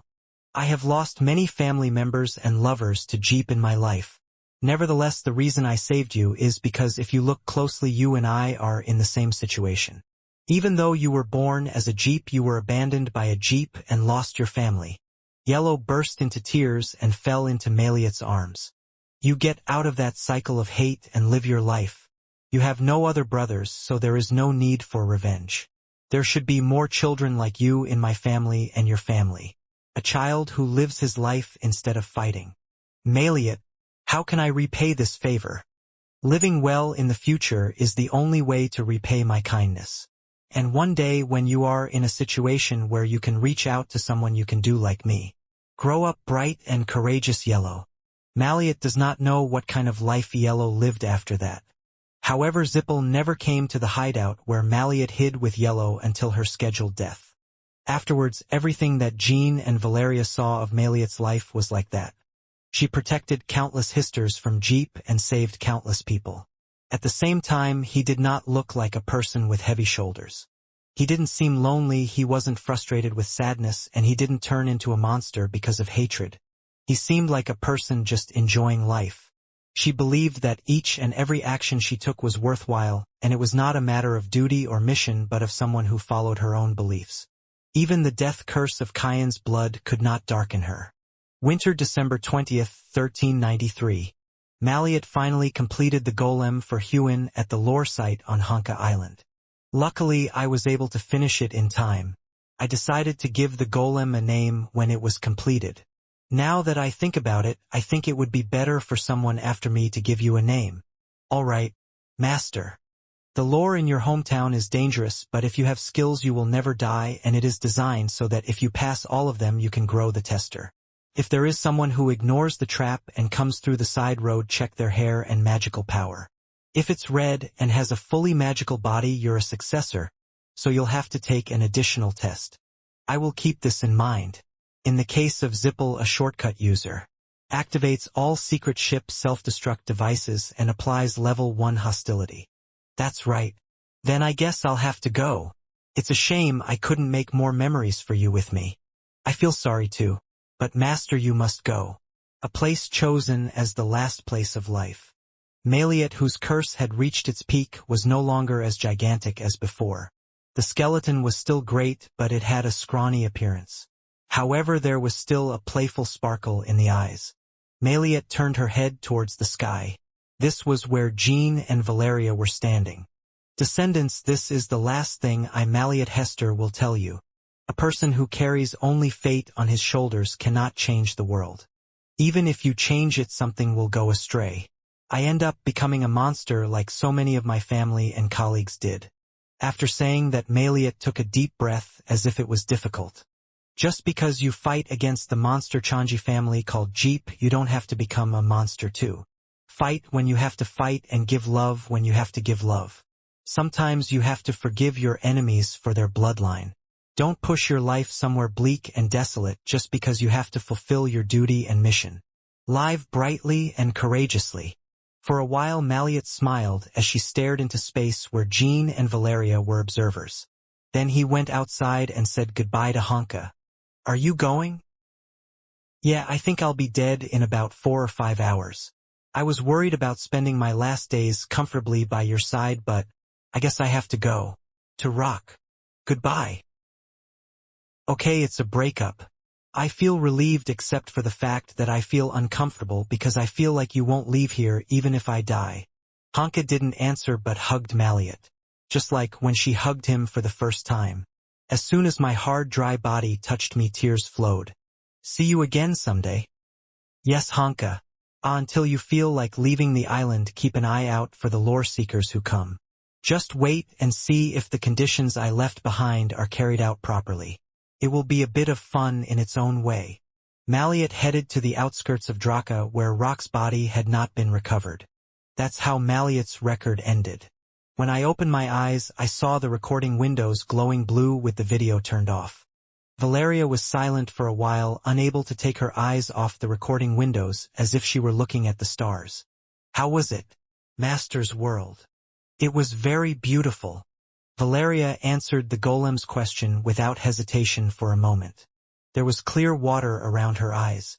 Jean hesitated for a moment, then extended his right hand to Valeria's left hand. Jean's hard calluses scratched against the back of Valeria's hand, and she did not avoid his touch. Was the teacher's hands this small? It felt quite different from when I held hands with Valeria in my previous life. That was because Jean became a bigger person than he was then. In his previous life, Jean mainly leaned on Valeria, but now it was the other way around. The two lay like that for a while, looking up at the ceiling. Don't push your life somewhere bleak and desolate. The will that Maliet left behind ignited a fire inside Valeria that she had never felt before. For example, a heart that can love the world. Even if the days of carrying a harsh fate and losing the people I walked with from birth and chasing distant revenge like an illusion continue. Still, sometimes the feeling of needing to fill one's life with something shining and reaching out to someone was passed down from Maliet to Valeria. Jean was also greatly impressed by Maliet's great life. As Maliet said, there needed to be more children in the world who were not driven to fight. Valeria. Ha! I feel good because I feel like you are getting better. That was something Jean often heard from Valeria in his past life. Every time Jean got out of a state of despair, Valeria praised him. "Oh, what? The picture is nice. Wow. Ha ha ha, isn't this the time to start dating like that?" It was Jen and Tebin who appeared speaking like third-rate villains. Jean and Valeria stood up and naturally released their joined hands. "So will we be able to take the big test we prepared so hard for?" 5 hours passed outside while Jean and Valeria watched Marliot's life. Jen and Tebin have been thinking carefully and preparing a test to give the communication device. Golem sighed and shook his head. "Jen, Tebin, if you really fail the test, they won't give you a communication device. What a strange act this is, considering they created it to give descendants. Joy. Just as Marliot left a trap, we are just taking a test. Cancer. You shouldn't eat it raw." Tebin and Zen had very flushed faces and their eyes were glaring, even though they were ghosts. There have already been sufficient achievements and impressions at the battlefield, but it is unacceptable to go back without missing the ultra-long-distance communication device, which was the original main purpose. If the test requires force like the traps in the battlefield, there is no reason to be nervous. However, it seemed unlikely that the two would call for battle. "What kind of test is it?" "I think it might be about magic or magic engineering." Even though the test was about solving related problems, I felt confident. Jean and Valeria are talented people who can get perfect scores even if they take the highest level exam at Beemont or Zippel Academy right now. Just as a little tension and curiosity arose, Tebin stepped forward. Kia, I guess I finally understand the situation. Why are you afraid that the test will be difficult?" "Nothing in this world is easy. Mr. Sionjo and Dr. Zen. What test are you preparing for?" "That's right. As soon as. Right away. Scissors. Rock. Paper. All." The two people were momentarily speechless as they saw Jen and Tebin talking alternately while taking strange postures. "Rock, paper, scissors.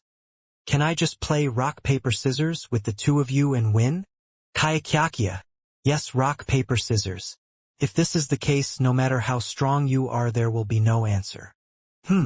Coming up with this fair and perfect test enriched my research life. I speak in the name of Hister. If you can't beat us at rock, paper, scissors, there is no communication device. The content of the test that I thought about for 5 hours was rock, paper, scissors. Jean was speechless once again, but Valeria felt somewhat caught up in their pace. In Valeria's opinion, rock, paper, scissors was purely a matter of luck. If you are harsh, you may lose. For your information, we have been practicing rock, paper, scissors together for the past 350 years. Tebin and I are almost like the demon kings of rock, paper, scissors. No, it's definitely the great demon king. Can kids like you beat us? Ancestor, you just said that it was a fair test. Who will come out first? The rules are simple. Whoever wins 20 rounds first wins.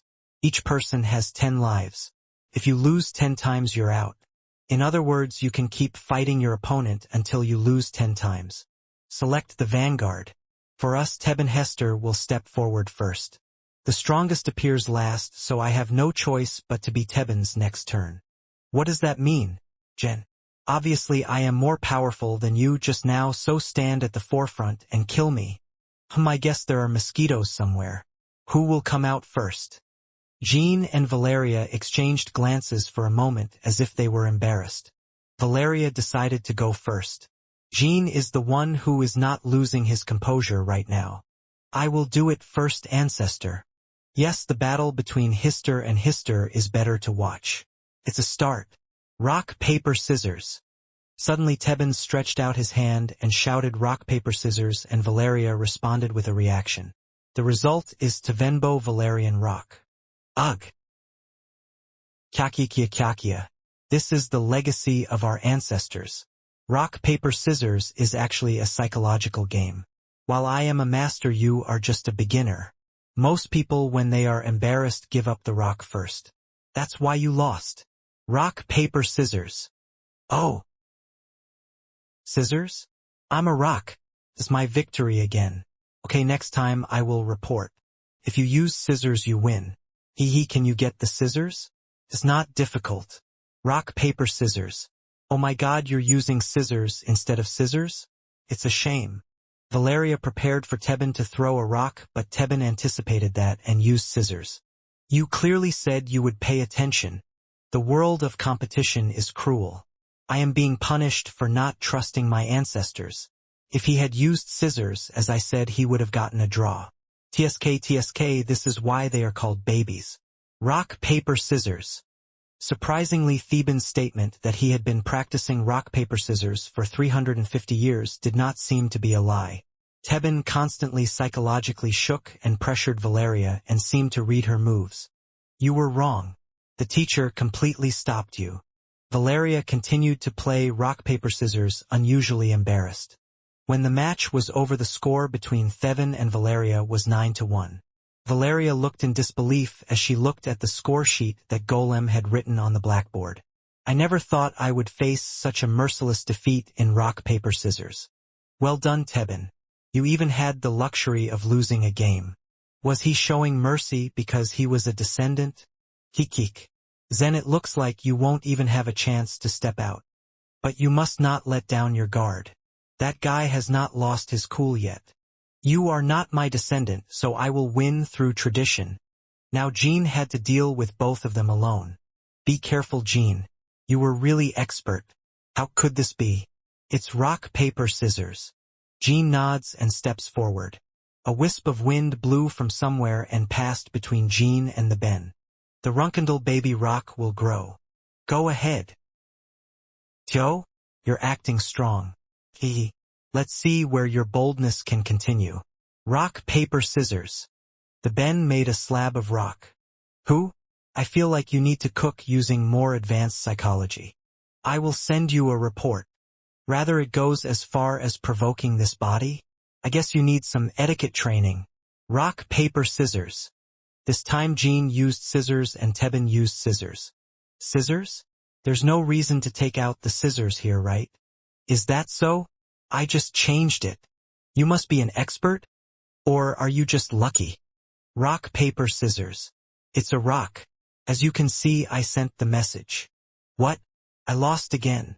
In that way, Jean instantly killed Theban's momentum. The Ben did not achieve a single victory among his remaining 9 lives. Valeria looked at Jean and Tebin alternately with wide eyes. This can't be happening. Something was manipulated. No manipulation. Although the probability is slim, it is possible. Step back, Tebin. I wasn't your opponent. As Zen stepped forward speaking like a big man, Tebin gritted his teeth and glared at him. Zen, don't keep talking like you're stronger than me. I can't believe he even showed his ugly side by manipulating a loss with his entertainment skills. I'm disappointed, Tebin. Was that all he could do? Really, that bastard? Oh, don't stop me. As Golem and Valeria caught Tebin, Jen smiled. My whole body trembles at the feeling of meeting my opponent after a long time. Jean Runkendal. If you can even defeat this Zen Lutver, I will give you a communication device. If you're ready, let's get started. There was tension between the two for a moment. In fact, Jen was the only one who was excited and nervous. Jean was confident that he would win every game, not just 10 but 100 or 1,000 times. I'm glad I saw rock, paper, scissors. It would have been really dangerous to do something like tossing a coin. In fact, rock, paper, scissors was a game that could never be fair to a martial artist with superhuman level eye strength. Jean, who can dodge even the soulful sword of a 10-star knight by looking at it, cannot miss the moment when the hand shape of rock, paper, scissors changes. Like Tebin before him, Zen also had no idea of that fact. Rock, paper, scissors. I won the rock. Ugh. I lost this time. Rock, paper, scissors. 2 wins in a row. Jean deliberately created a fierce match. It was decided that in many ways it would be better for Zen to draw a satisfactory picture and ultimately win than to be doubted for no reason. Paper. Scissors. Result. Teenager pal Jin Runkendal wins. Jean and Valeria clapped their hands and laughed, and Jen bowed her head for a moment before accepting the result. I should have just paid the price like I initially wanted. It was a good fight, Jean Runkendal. It must have been a lot of learning for Jen. Hehe, I learned a lot, Jean Runkendall. Get the communication device, Jen. It is time for winner take all. This time Tebin pretended to be bigger than Zen. Don't be cocky. I'm definitely better than you at rock, paper, scissors. I played rock, paper, scissors, and what is the result now? So I decided to flip a coin. The two bickered for a while and then brought a communication device together. Some harsh words were exchanged, but it didn't seem like any real feelings were hurt. I will finally be free from my obligations. Thank you for winning. Our descendants and Jean Runkendall. Congratulations to the new winners. The golem clapped its hands and congratulated Jean and Valeria. Jean and Valeria were walking on the beach. The sea surrounding Honka Island outside the historical site was colored by the sunset and each wave was filled with red shining jewels. I've never seen it before, but it's the evening night view of the island. I heard it was good. Airs go out and get some fresh air and wait. It's a mess in here. This was what the golem said shortly after the rock-paper-scissors test was over.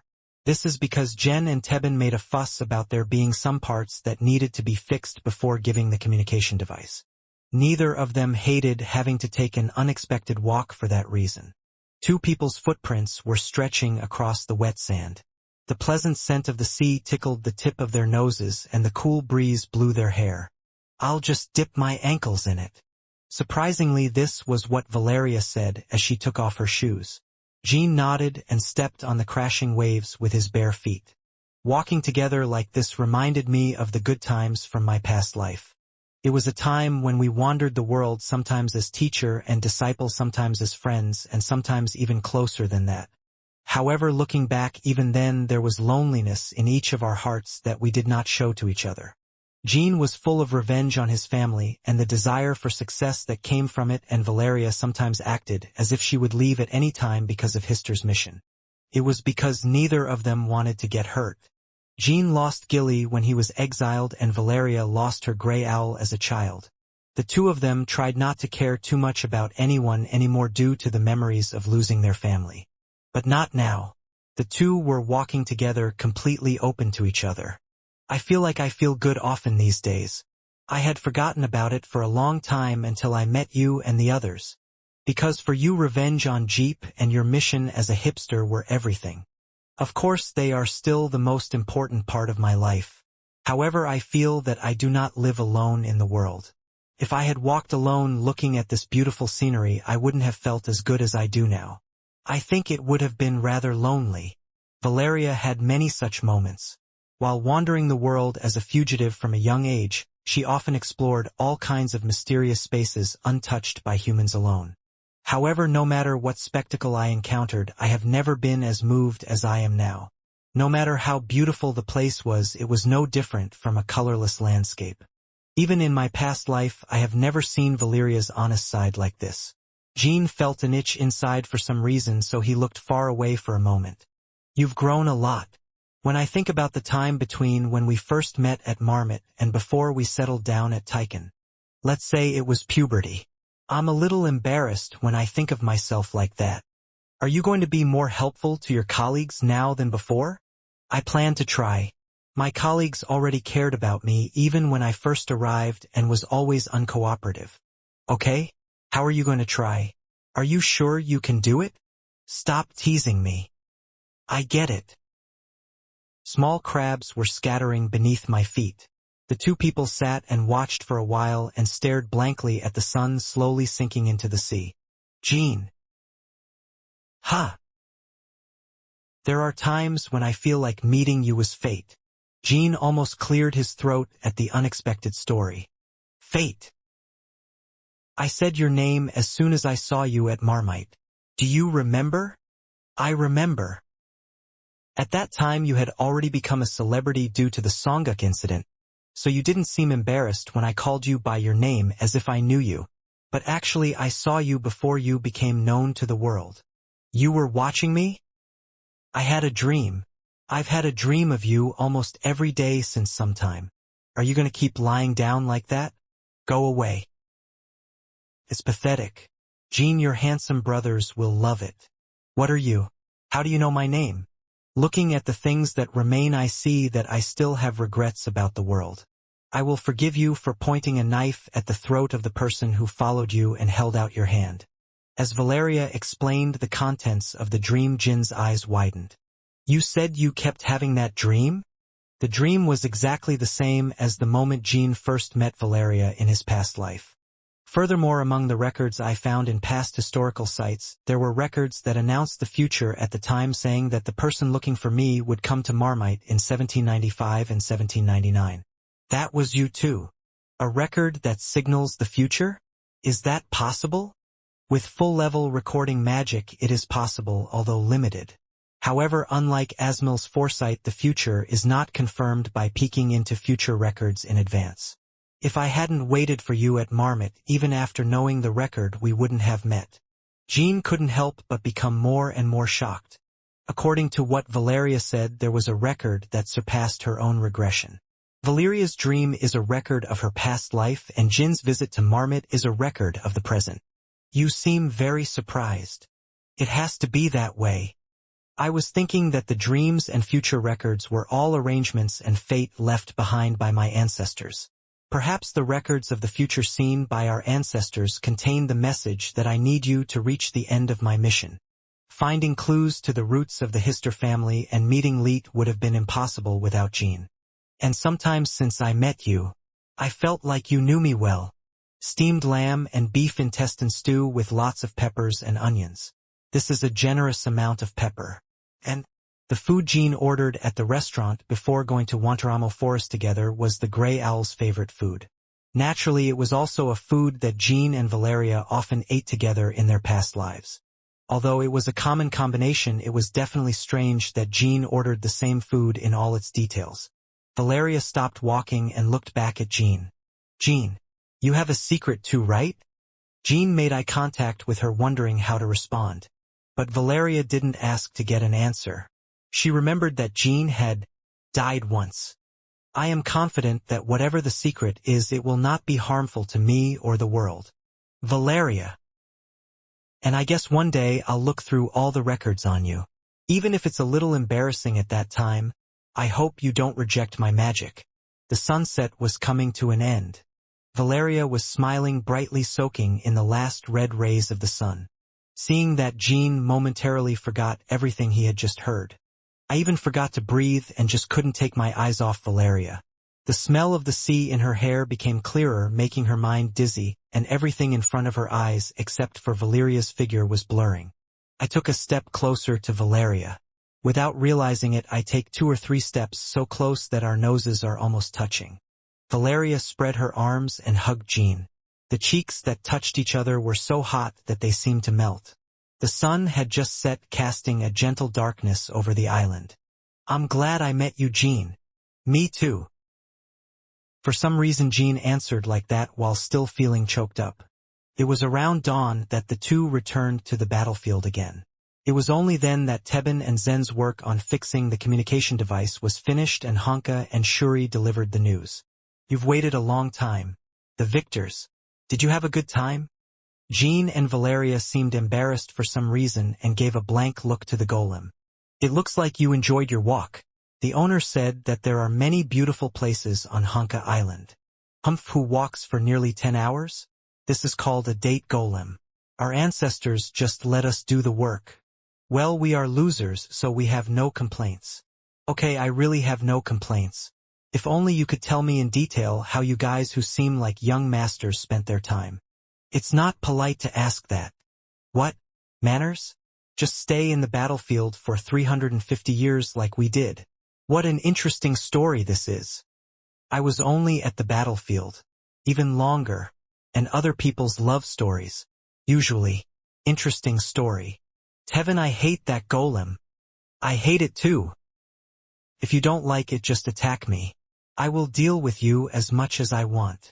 Jen and Tebin chuckled and took out a communication device while avoiding the golem's eyes.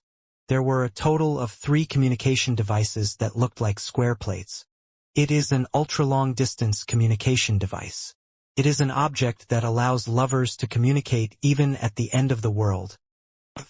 My internal organs and 6 parts are twisted when I think about how you will always stir-fry them with this. But be happy. The descendants must have walked a lonely path. I have no intention of using it for that purpose, but thank you. My ancestors. What? You're saying you don't use it for that purpose? Then I can't give it to you. If you are a lover, you should talk often. You can't give it to me? You're showing your ugly side again, Tebin. Do you still not know how to give in to victory? Who the hell is you? Jean and Valeria burst into laughter at their seemingly harmless foolishness. All instructions for use and production are described in detail in this manual. Right now there are only 3, but if you have the materials and a high-level engineer, you can make more. Then go now. We will focus on practicing rock, paper, scissors again. I guess I can feel more comfortable now that I have overcome my long burden. Jean looked at the manual and then handed one of the communication devices back to Jen and Tebin. I think it would be good for you two to communicate with us often. With the golem. Whenever you're bored, I'll tell you stories about the outside world. For now, I think that's the only way I can repay my ancestors. At those words, Jen and Tebin looked as if they were about to burst into tears. Is that really true?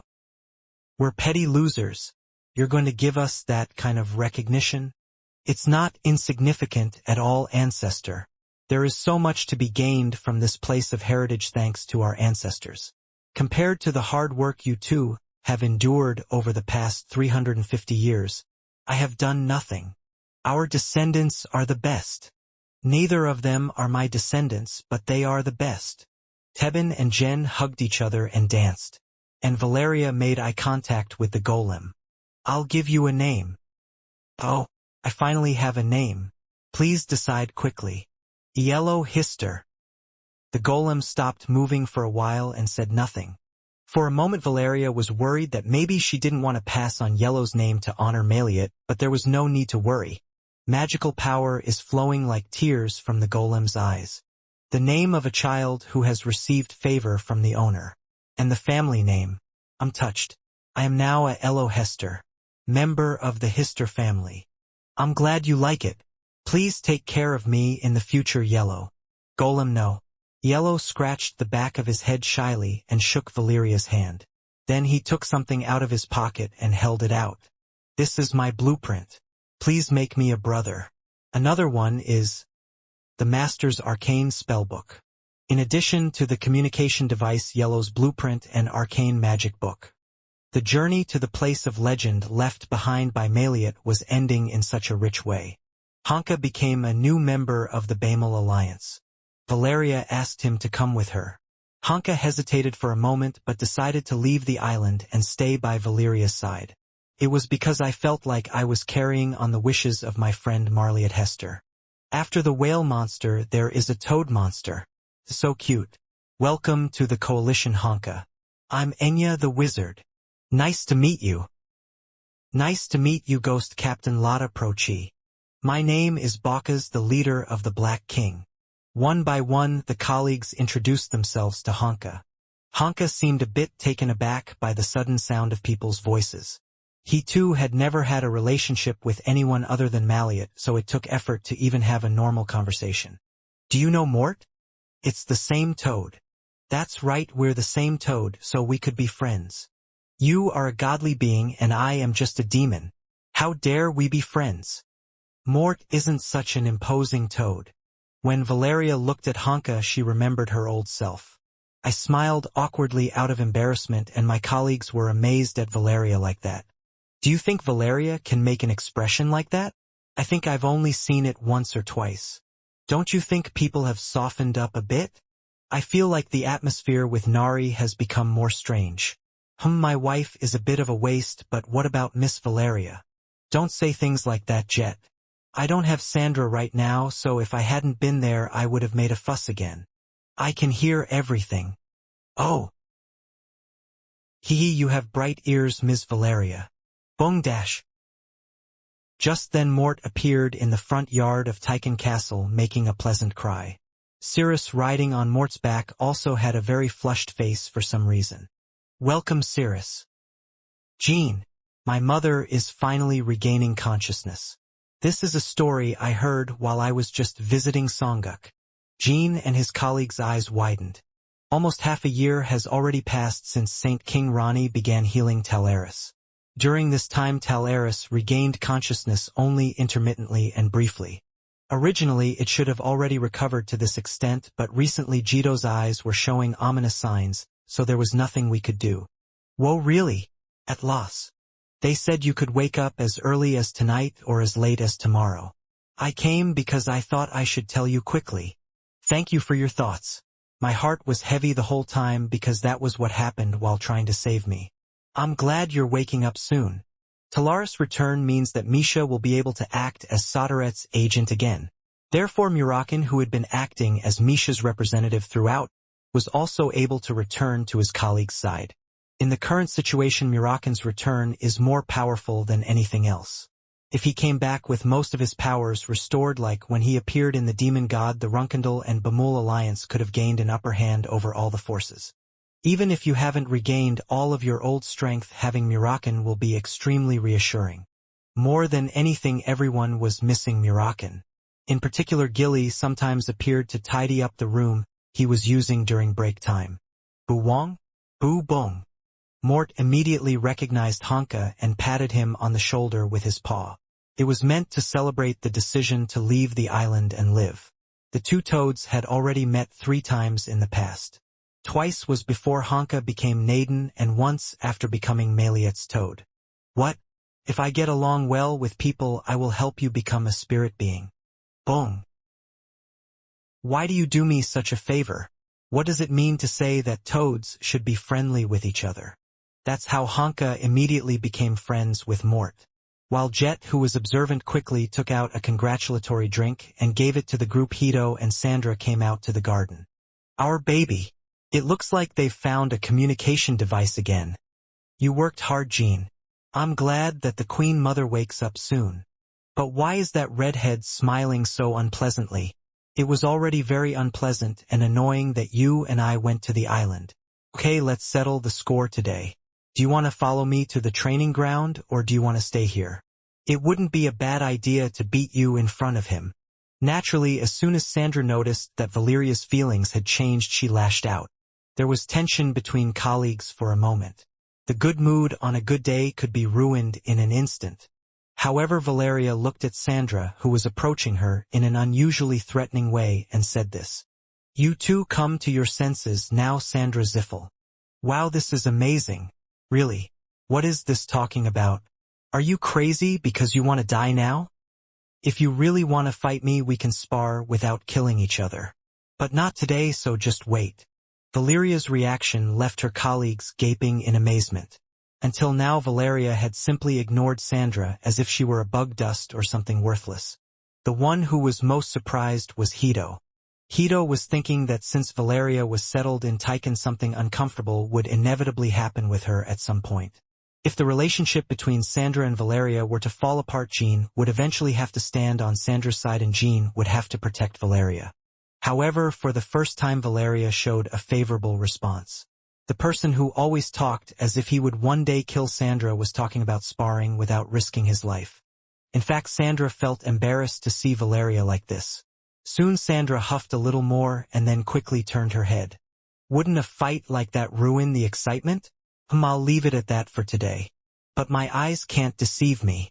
As long as you keep targeting our Mr. Jean, we can't be under the same sky. Now let's not act like this and take a drink each. After the messy conversation passed, Jet finished giving his congratulatory note. Now it was time to check the rewards obtained from the victory site in earnest. Qual was picked up by Cirrus by riding Mort to the Sword Emperor. Oh, this is an ultra-long-distance communication device. It's quite similar to the product that Valeria and I are developing. After all, we weren't wrong. Qual said, looking at the communication devices and blueprints. He concentrated for a while, unable to take his eyes off the blueprint. Amo, what are you thinking here? Jen Rutwert was truly a great writer. According to Qual, the communication device was based on wavelength, like the Red Owl or the wavelength tracking synchronization device. The biggest challenge in developing a true communication device was to accurately match the wavelengths of each device placed in different spaces every time. Zen succeeded by using the catalyst called tree. As long as the same tree can be inserted into a device at any time, communication becomes possible. The manual obtained from the lore site included bark from trees growing on Honka Island. Qual inserted one of them into a slot in the communication device and a blue light erupted. At the same time, a hidden button rose up. The button represented another communication device that could currently be connected. Currently, there are only 2 devices fitted with tree bark, which were communication devices on Honka Island. As Qual pressed the button, the bark of the tree burned little by little with blue light, creating a pleasant resonant sound. It was a sound created by a request for communication to Honka Island. This is Honka Island. You are checking the communication devices of the successors. Oh, they've already contacted you? Did it go well, guys? The voices of Golem and Jen Tebben were heard simultaneously from the communication device. The colleagues were momentarily speechless and blinked at the newspaper's incredible performance. It was a moment when I realized that the world was developing at an insanely fast pace. Ships have become common, space-hopping ships have emerged, and the era of ultra-long-distance communication has arrived. Yes, thanks. For a while, greetings were exchanged between colleagues and Honka Island. The rate at which tree bark burned was so slow that communication was possible for a long time with just one piece.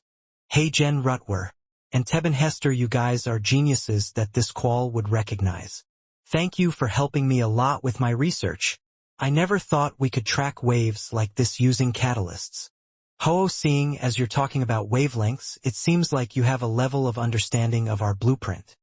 Kaha, as soon as Qual looked at the blueprint, he even discovered areas that could be improved.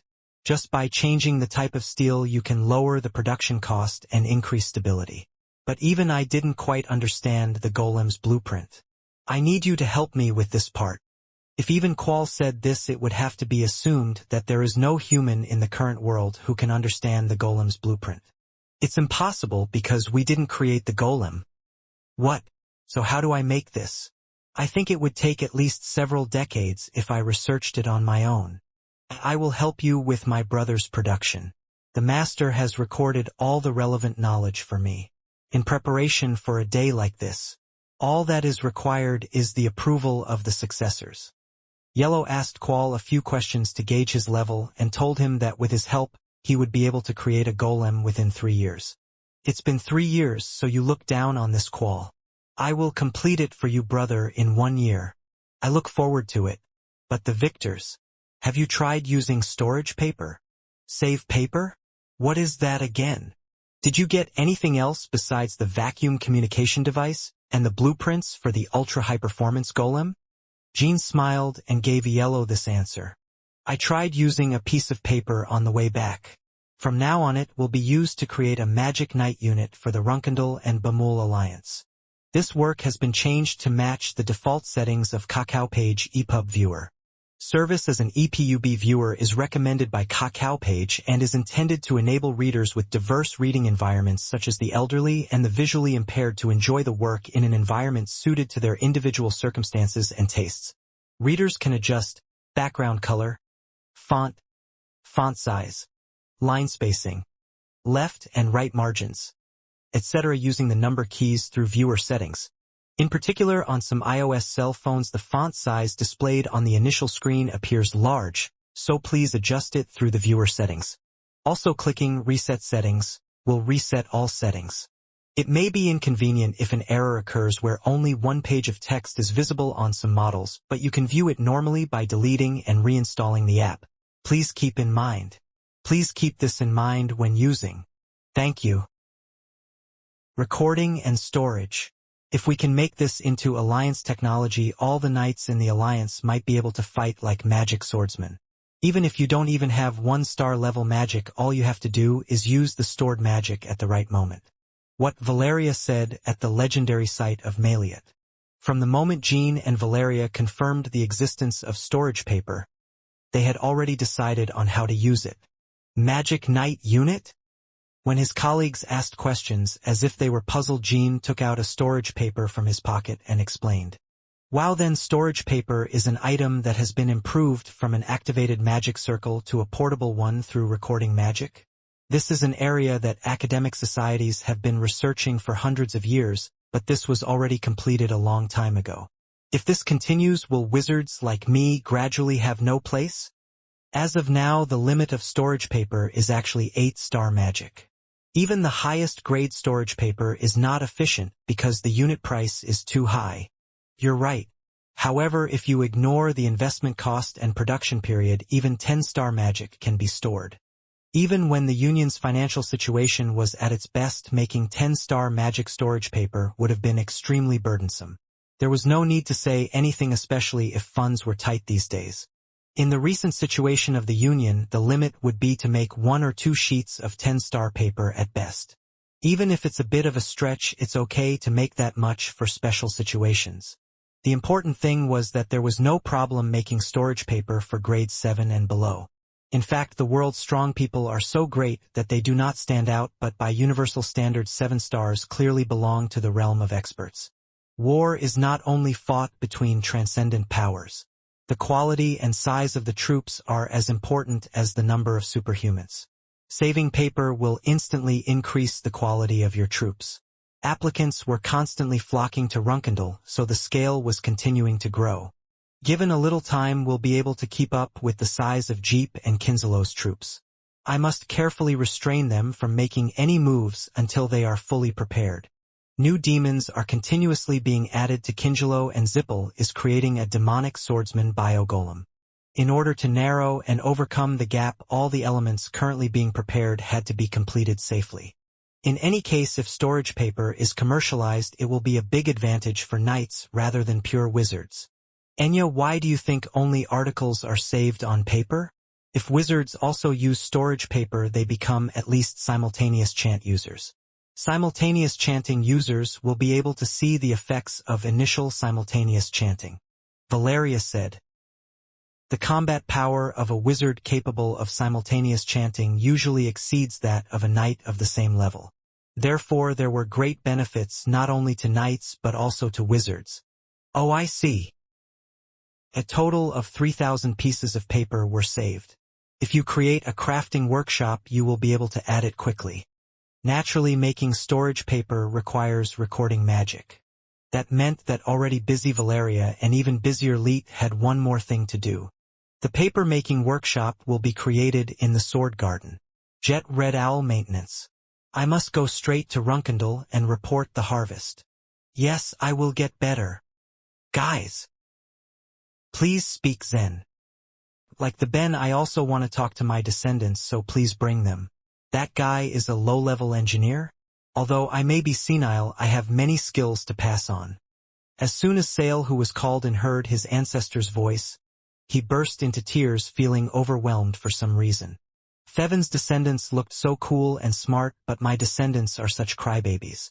Wow. Stop crying, I will transform you into a top-notch engineer. Ugh, I understand. My ancestors. Thank you, Sale Lutver. I don't think any compensation for the skills I've gained thanks to you will be enough. Say whatever you want. It would be enough for me if I could just work as a researcher for the Bemol Alliance. But if you really put it that way, as long as you pay for monthly research expenses of about 1,000 gold coins, invitation membership to Beamont Academy seminars, and premium accommodation to be used each time. Although it was quite explicit and specific, it was only a very small request. Moreover, Sayal's request was solely for research purposes. I will allow you to live a life without worrying about research funds or other support. If you need anything in the future, please ask at any time. The historic first communication ended with a conversation between Zen and Sale. There was no reason to be upset, as we would continue to communicate frequently. Now there are 2 communication devices left.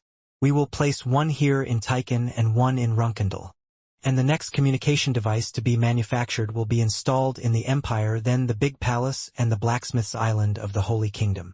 These are all central strongholds of the Bemul Coalition.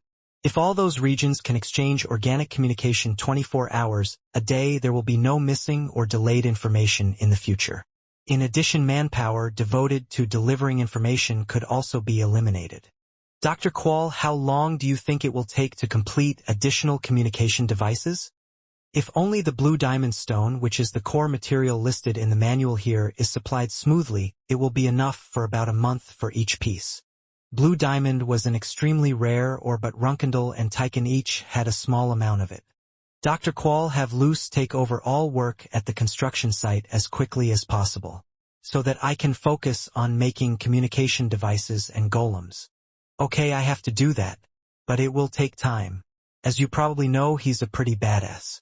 There is an inevitable process until the kids who are excited and try to get ahead become more cautious.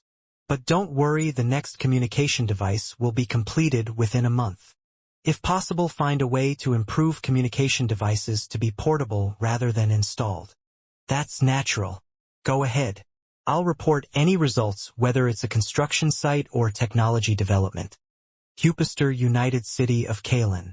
Leet smiled broadly after hearing the information and harvests Jean brought. The horsemen and deacons who were by her side also clapped their hands, saying it was a blessing, but they all had haggard faces. Anyway, it looks like everyone needs a little rest, head butler. Is that so? But the flowers that bloomed after overcoming adversity are more beautiful. If it were another family, we would have to give it a rest at a time like this, but this is Runkendal. If that's the case. Of course, if it's an order, you have to obey it. I believe the head deacon will take care of it well. Jean felt internally relieved that Leet was not his boss, while the others cried silently and gritted their teeth. Thank you. Sagaju has worked so hard to obtain items that are ahead of their time, so how dare the inferiors like us take a break? Even though everyone is exhausted, our work is becoming more and more sharp. Jean didn't have any trouble at all on Honka Island. In fact, I felt a bit of remorse because I had spent a lot of quality time with Valeria. It's a communication device. It'll be used in a lot of places. After it is supplied to each base of the Alliance, it would be nice if Lord Soga and his riders could also carry one. If only Dr. Quall could make such improvements. Leet's eyes landed on the storage paper. Looking at it, I remembered the nostalgic days of Runkendal, a family of magic swordsmen, and a bitter smile appeared on my face. Making storage paper is not that difficult. We don't need a lot of goods to reach 7 stars, so if Valeria and I reduce the amount of time we sleep, we will somehow be able to supply them. It may not be at a level where all senior knights can fire wildly whenever necessary. Leet narrowed his eyebrows as if he was thinking for a moment and then spoke like this. But it's not very efficient for me and Valeria to focus only on making stored paper. I think my brother and the children of Wantaramo Forest could help if I master the recording magic needed for production. Jean and Valeria's eyes widened at Leet's opinion. Gawangju, made by descendants of fairies, is an ability differentiated from record magic. Although it was inferior to recording magic, the nature of the ability itself was extremely similar. It would be great if mass production like that were possible. First of all, we will hand out the 3,000 pieces of storage paper brought from the victory site only to the highest-ranking knights. And the items produced in the future should be given to those who particularly stand out among the current knights and cadets. Do you have any personnel in mind? Yes, I will make arrangements soon, so that you can take a look at it in person. But is there a special reason for handing out storage papers only to the highest-ranking knights? It would be a very useful item for other riders except me. Oh, I was too busy listening to the good news, so I was late in reporting. 7th base, 11th base. Please come forward and show Lord Su your recent achievements. Mary and Haytona. The two people had particularly thinner faces than the other people in the deacon's office. Jean watched his brothers with a feeling of pity. The two stretched out their right hands towards Jean. Then a lump of fire and cold wavered across each of their palms. Magic? Jean already knew that Jeep's manipulation of history was weakening and the brothers' magic was awakening. I never imagined that the level had already risen this high. When Jean looked surprised, Leet smiled and said this. These days I have been restoring the horsemen's magic and teaching them magic. As you can see, results are coming at a fairly rapid rate. The magical power shown by Mary and Haytona was slightly past the basic level. However, the important thing is that the jockey's training period lasts only about a month. Jean blinked, unable to understand the speed at which his brothers were growing up. This was because it was impossible to do without someone as talented as Jean and Valeria. Lord Soga will be well aware of the process by which wizards grow, so the performance of the riders will be especially surprising. Could it be that you and your brother have a genius talent for magic? Surprisingly, the riders all have excellent sense of magic. However, he is not a genius like Lord Soga. Then, I was telling the riders about my past experiences while learning magic. So to speak, it can be said to be a kind of tradition. The lore left behind by Hister record wizards is not just a memory but also leaves memories of magic and magic to descendants. I thought that was only possible for fellow recording wizards. Jean had previously thought that the benefit was only available to those with the same hysteria, especially those with completely magical powers like Valeria. When I heard about the legacy of the Hister family from Valeria, I thought that perhaps I, as one of its roots, could do the same or similar work. So I did some tests and discovered that it was possible to transfer my memories to a pure-blood Runkendel. The reason it was only possible for pure-blood Runkendels was no different. The memory transmission, discovered by Leet, is possible through her power and the bond she built with Timar 1,000 years ago. If the object was not related to Timar at all, no matter what method was used, the transmission could not be accomplished. Pure-blood Runkendels share the same blood as Timar even if they have never met him. Only those who possessed Runkendel's blessed body could receive memories from Leet. Like when Jean takes over Ban's senses through Tushin unification. While Leet was explaining these things, Jin's eyes were shining the whole time. This is an incredible discovery, Chief Butler. But it doesn't seem like there will be any restrictions or costs. You saw it correctly. First of all, when I pass down memories, I get very mentally exhausted. Also, the riders learn the sense of handling magical power through memories of when I was learning magic, but I am not able to realize it perfectly. Even if you understand it with your head, your body doesn't follow suit. There are quite a few missing memories. The same was true for the investment trust merger. When the synchronization rate is at its highest, the sense of singing can be used as is, but not when it is insufficient. As we experienced in the battle of evil spirits, if our attunement becomes too high, we may lose our sense of self. From now on, whenever I have time, I plan to increase the magic skills of all the riders except Lord Soga in this way. The magic that was suppressed by the manipulation of history is being revealed all at once, so if you have enough knowledge and senses, you will soon be able to use quite destructive magic. Ugh! Leet stumbled forward as if he would fall. Deacon! Are you okay, Deacon? Although he looked fine on the outside, it was Leet who was suffering from the most severe overwork among the Runkendel members. The job of head deacon was serious enough, but with the memory transfer I couldn't survive. It's okay. As Sagaju said, it is true that we need rest and recharge. Please excuse me for a moment, Leet said, opening the window wide. Then he stuck his head out and took several deep breaths. Whoa! I'm glad it's a crisp day. The clean air makes my whole body feel refreshed. That's it now. Are you sure you're calling this a break? Originally, fairies can come back to life at any time with just wind and dew. That is why I was able to perform my recording duties day and night. Anyway, now even horsemen are becoming magic swordsmen. I don't know when the final battle with the enemies will be, but I have to somehow become stronger until then. No one knows when the war will begin. Although there is a 1-year non-aggression pact, that is just a rumor. The reason the great powers are not attacking each other now is because neither side has overwhelming power. It is clear that the world's strongest people except Soren are now defeated, but their power can never be said to be that way. For example, the world is in an unstable balance. The moment one side attacked, a war would surely begin.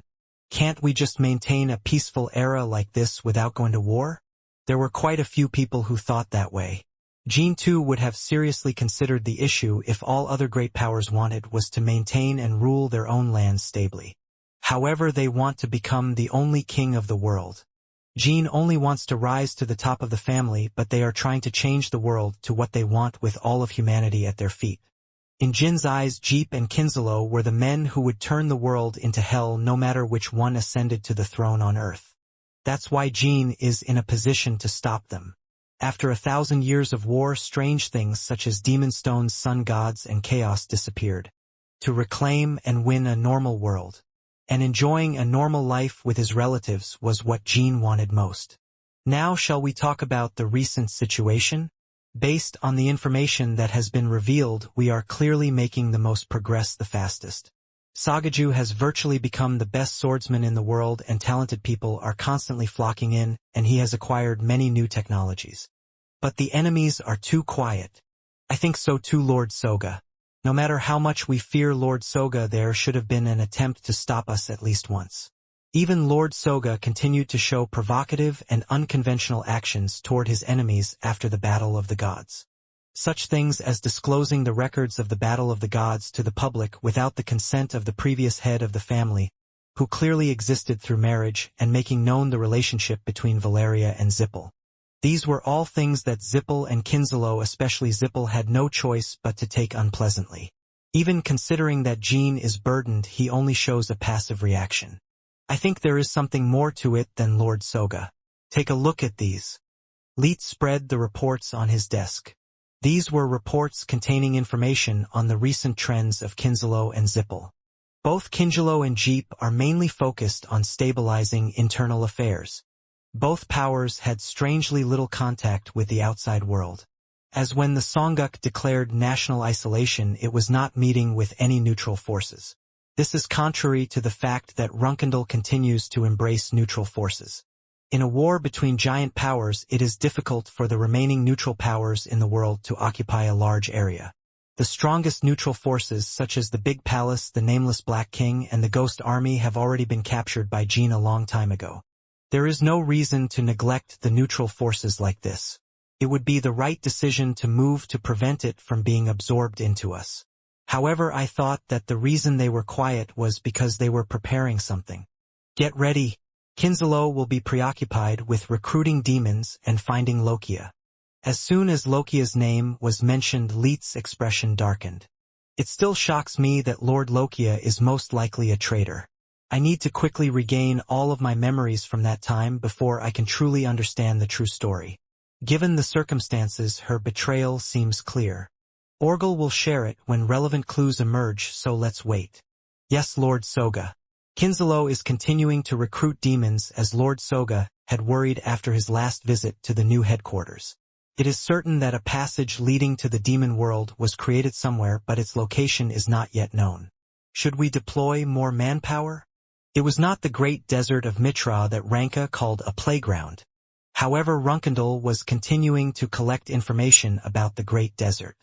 No, we're not going to find and hit you right away anyway, so please investigate as carefully as you do now.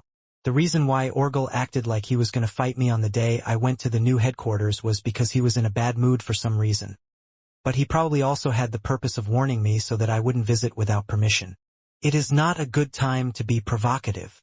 It makes sense that he did not want to show Lord Soga that the demons were being replenished. It is natural to hide power. However, trying to hide your power while risking a fight with me would also mean that you are not yet confident. Let's slowly and carefully analyze their power and the demons' combat power to increase our strength. Alright. Shagal Bakma, who was suppressed by Lord Soga at the new headquarters, is a member of the Phantom Clan, so let's first look for information about him. Zippel has not contacted us since they ignored our last request to use a purifier. This is probably because Kiliak's condition is at a level where a purifier cannot be used. Yes, and Jeep keeps putting out articles about how we're causing a new war after the Battle of the Gods, but that's just looking at that and our main modes of transportation. I haven't noticed anything about the Blacksmith's Island. Is there any evidence that the steel deal with Kinzalo was successful? Yes, Jippel is currently purchasing steel from Kinzalo at a higher price than Sagaju offered to Orgel. Tell your informants on the federal black market to keep acting like we need the steel. Some will be put up for sale at very high prices, but you have to fool your eyes by buying some. Alright, and if you look at the most recent report here, there is one strange part. Jin's eyes landed on the report. Khadun is often showing his discomfort? Yes, for some reason it is said that there has been a lot of trouble within the Federation recently.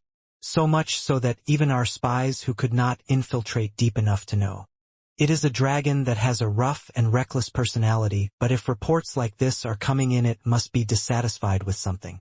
Is it because Zippel isn't more proactive in asking us to use purifiers for Kiliak? The moment Jean said that, suddenly an informant hurriedly visited the office. Master Soga, head deacon. A report has come in from federal spies. Tell me.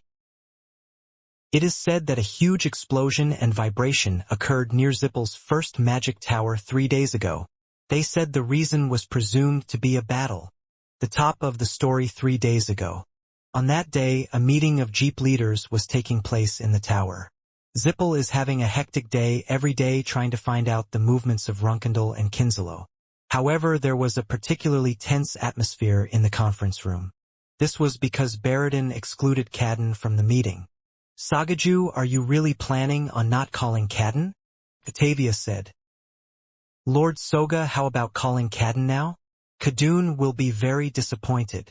Even Ronald, who had never complained about Baradin's judgment, thought his actions this time were excessive. During the time when Kiliak was alive, Cadden was the guardian dragon of the entire Zippel and a being of higher rank than Andre or Octavia. Cadden did not do anything wrong to warrant being excluded from the leadership meeting. Surprisingly, Cadden had never shown his anger at the meeting since being insulted by Baradin at the last meeting. Even though there were unpleasant stories about Runkendal, he showed his temper and remained silent.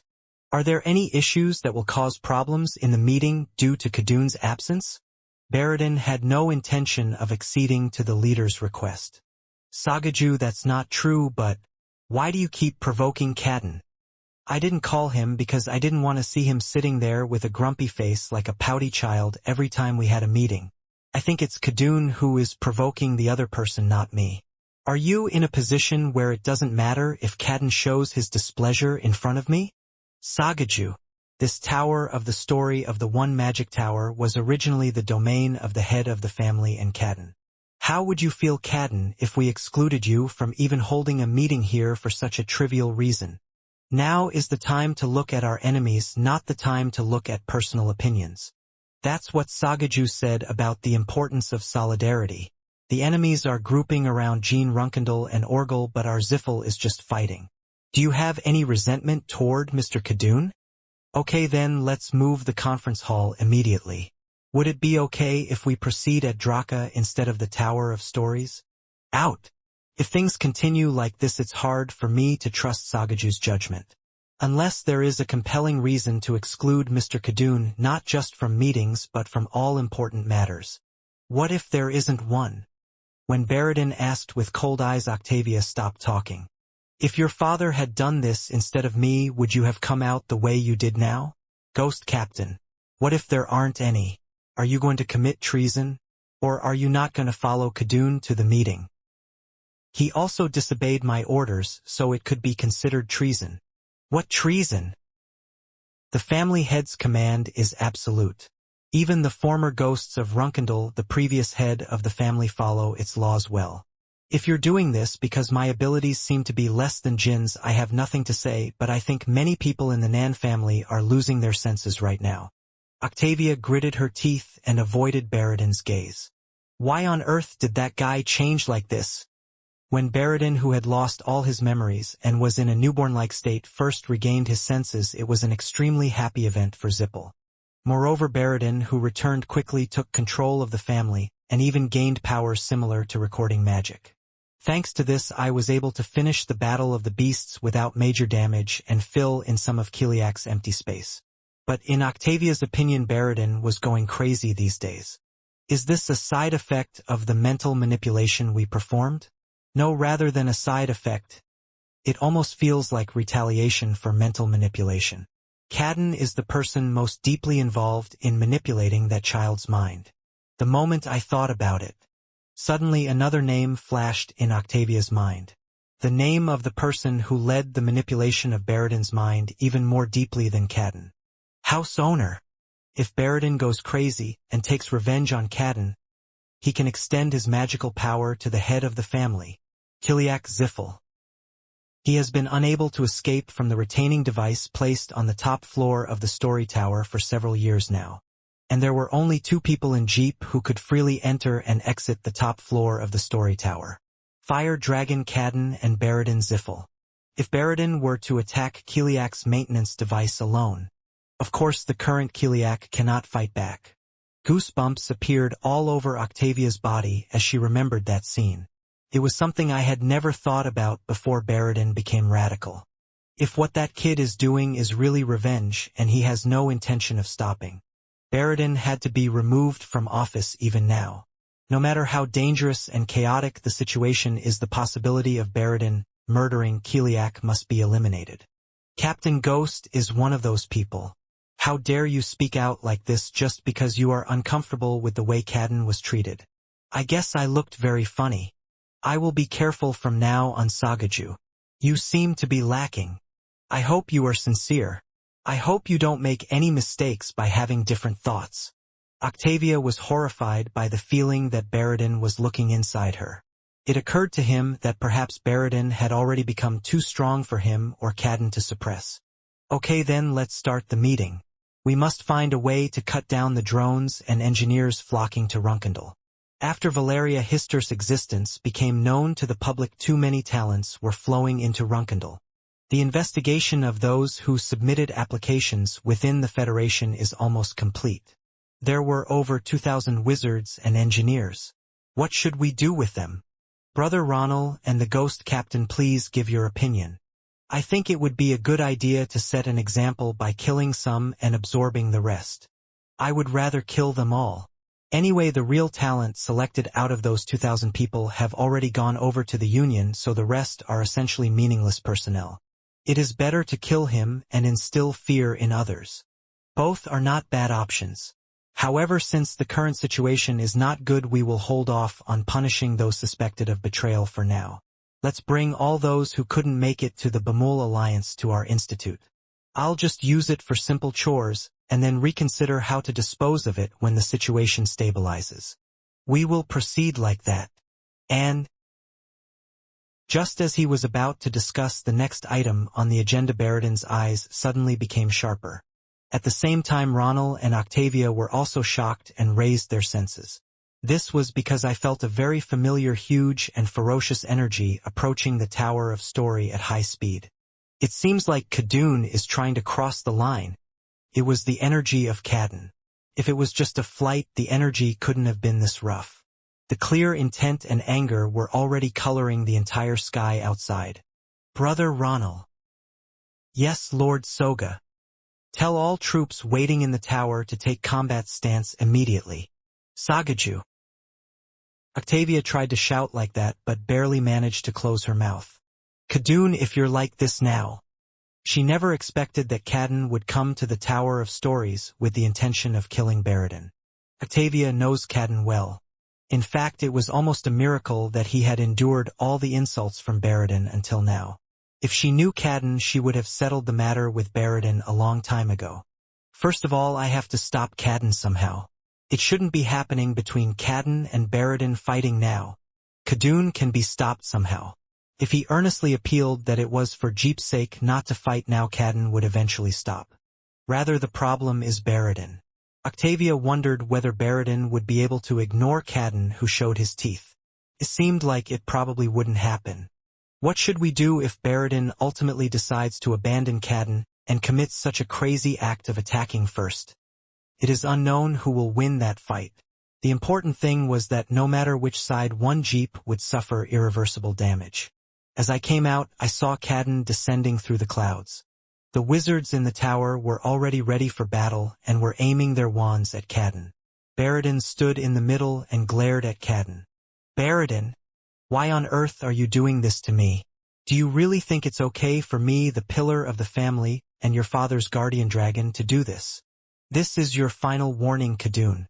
Recover your energy immediately and accept the suppression of your family. What Cadden is doing now is treason. It's treason. It looks like this lump of blood has finally lost its mind. I will give the wizards who point their wands at me a chance. Whose orders will you follow? That crazy Sagaju has no future anymore. Today I will reduce that bastard to a handful of ashes. Ha, this is what happens in the end. Great. From now on, Fire Dragon Cadden is a first-class traitor to the family. The wizards of the Magic Tower should cover me. Hang on a minute, Sagaju. Please give me a chance to speak with Khadun for a moment. I will try to stop you. I will definitely do it with my name and honor. There is no need for that, Captain Wraith. What do you think is the reason why I treat Mr. Cadden so harshly? Okay, please tell me. Why is this happening? Cadden, don't even ask. Octavia said, almost as if she was about to ejaculate. It was necessary to prevent the family from splitting into two. At those words, Baradin turned back and pointed to the top of the magic tower with his finger. From now on, take a good look at where your father is over there. What happens? With those words, Baradin extended the matriarch's staff Rhodey towards Cadden. Look where the matriarch is. What is happening? She didn't know what she was talking about, but an ominous intuition pierced Octavia's brain like a knife. Octavia took a step back due to Hrothi's tremendous anger. The fight between Baradin and Cadden began without Octavia even having time to stop it. Grumble dash. The fire on the staff instantly turned into a huge fireball. Annihilation Dark Sky Flame Jade Demon Emperor Type 2A Great Magic Technique used by Kiliak in the past when he struck the Sword Emperor. However, unlike before, Baradin did not change into something similar to Kiliak. He was using Kiliak's magic as he was when he was young. You, Baradin, are finally showing your true colors. Cadden screamed, his eyes wide as if he couldn't believe it. It was hard to believe that Baradin had released this much magical energy without any warning, and that he was really trying to attack him even though he had personally experienced it. Baradin wasn't even receiving help from the Demon Stone. He performed great magic purely with his own magical power. That's what I have to say, Khadun. I should have known sooner that you were no longer needed by the family. No, beyond that, the fact that it is a harmful entity. Quaya dash. Cadden gathered all his energy and exhaled. Unlike the breath that extended like a beam of light, a fireball of enormous size like a Type 2 came out of Khadun's snout. As soon as the two fireballs collided, the remaining wizards quickly formed a protective shield due to the shock wave that spread. The simple firepower of Baradin's second type surpasses the final type. Therefore, the best way to destroy it was to find and cut off the flow of magic power, as Jean did during the Sword Emperor Crusade. Khadun, like Jean, knew Type 2's secret, so he quickly descended and lowered his altitude. His movements were not visible for a moment, obscured by the explosion of fireballs. However, just as he was about to release his magic power and check the flow of Type 2, suddenly two beams of light flew in from the left and right and pierced Cadden like a spear. Cadden had no choice but to retreat, covering his body with his wings due to the unexpected attack. I was so fucking excited I forgot about these guys. Tuyen, the water dragon of Atelmian, the water god, and Phinia, the earth dragon of Ricta, the earth god. It was Baradin's guardian dragons that attacked Cadden. Tien Phinia, you've grown a lot. Since Sagaju has gone crazy, are you guys going crazy too? As guardian dragons, it would be your right duty to help Sagaju make the right choice. Tuyen and Phinia did not respond but closed the distance and put pressure on Cadden. It was strange. The combat power of the two dragons far exceeded Cadden's memories. In the first place, Tuyen and Phinia, whom Cadden knew, could not move properly in this level of flames. However, the two dragons, despite receiving the flames with their entire bodies, continued to rush at Cadden to bite him. Kaaf! Soon Tuyen's sharp teeth tore Cadden's shoulder. Clap! A heavy sound was heard as scales and flesh the size of a human body fell to the floor. That was no different from the sound of Cadden's reputation and status falling. Because the symbolism that Cadden has had in Jeep thus far was the strongest force. Although he had forgotten the existence of the guardian dragons, and had let his guard down, such a being was pushed aside in such a futile manner. Not even a minute has passed since the battle began. Octavia was also embarrassed. It was unexpected that Cadden would be defeated so easily. Of course, the fight is not over yet. However, Baradin amplified Type 2's flames further and made a cold voice. Do you want to continue? For your information, I have no hesitation about killing Cadden. If you surrender now, let's think about how we can use that arrogant body and inner self for the sake of our family. Shut up. Oh well, I'm sure you have some faith in it, so you have no intention of stopping. But you will soon realize that even that was all wrong. What are you talking about? But why are you just watching, Commander? Do you need more time to think about which side you should stick to? Octavia flinched and made eye contact with Baradin. I felt like my insides were being squeezed by an unknown fear. That the other wizards have already finished preparing to attack. As I looked around, I saw the wizards of the magic tower preparing their protective shields and unfolding magic. The wizards stationed at the story tower of Ziffel's first magic tower are all composed of those skilled at midnight or higher. There were also many retired members of the retinue and head of the collateral families. In Octavia's opinion, their loyalty should have been towards Cadden rather than Sagaju, who was wielding too much power these days. In particular, the retired ghosts were people who gave more priority to their own orders than Sagaju's. Nevertheless, they were all planning to follow Baradin and attack Cadden without any hesitation. Everyone's eyes shine bright white. For a moment Octavia guessed why they became white eyes. Large-scale mental manipulation? Although I have never seen this level of dark magic in person, I recognized it intuitively. Baradin was manipulating the wizards like puppets through mental manipulation. Baradin spoke with his eyes. The reason I didn't use this magic on you was out of consideration. Mind manipulation is Jeep's privilege, not yours alone, Captain Wraith.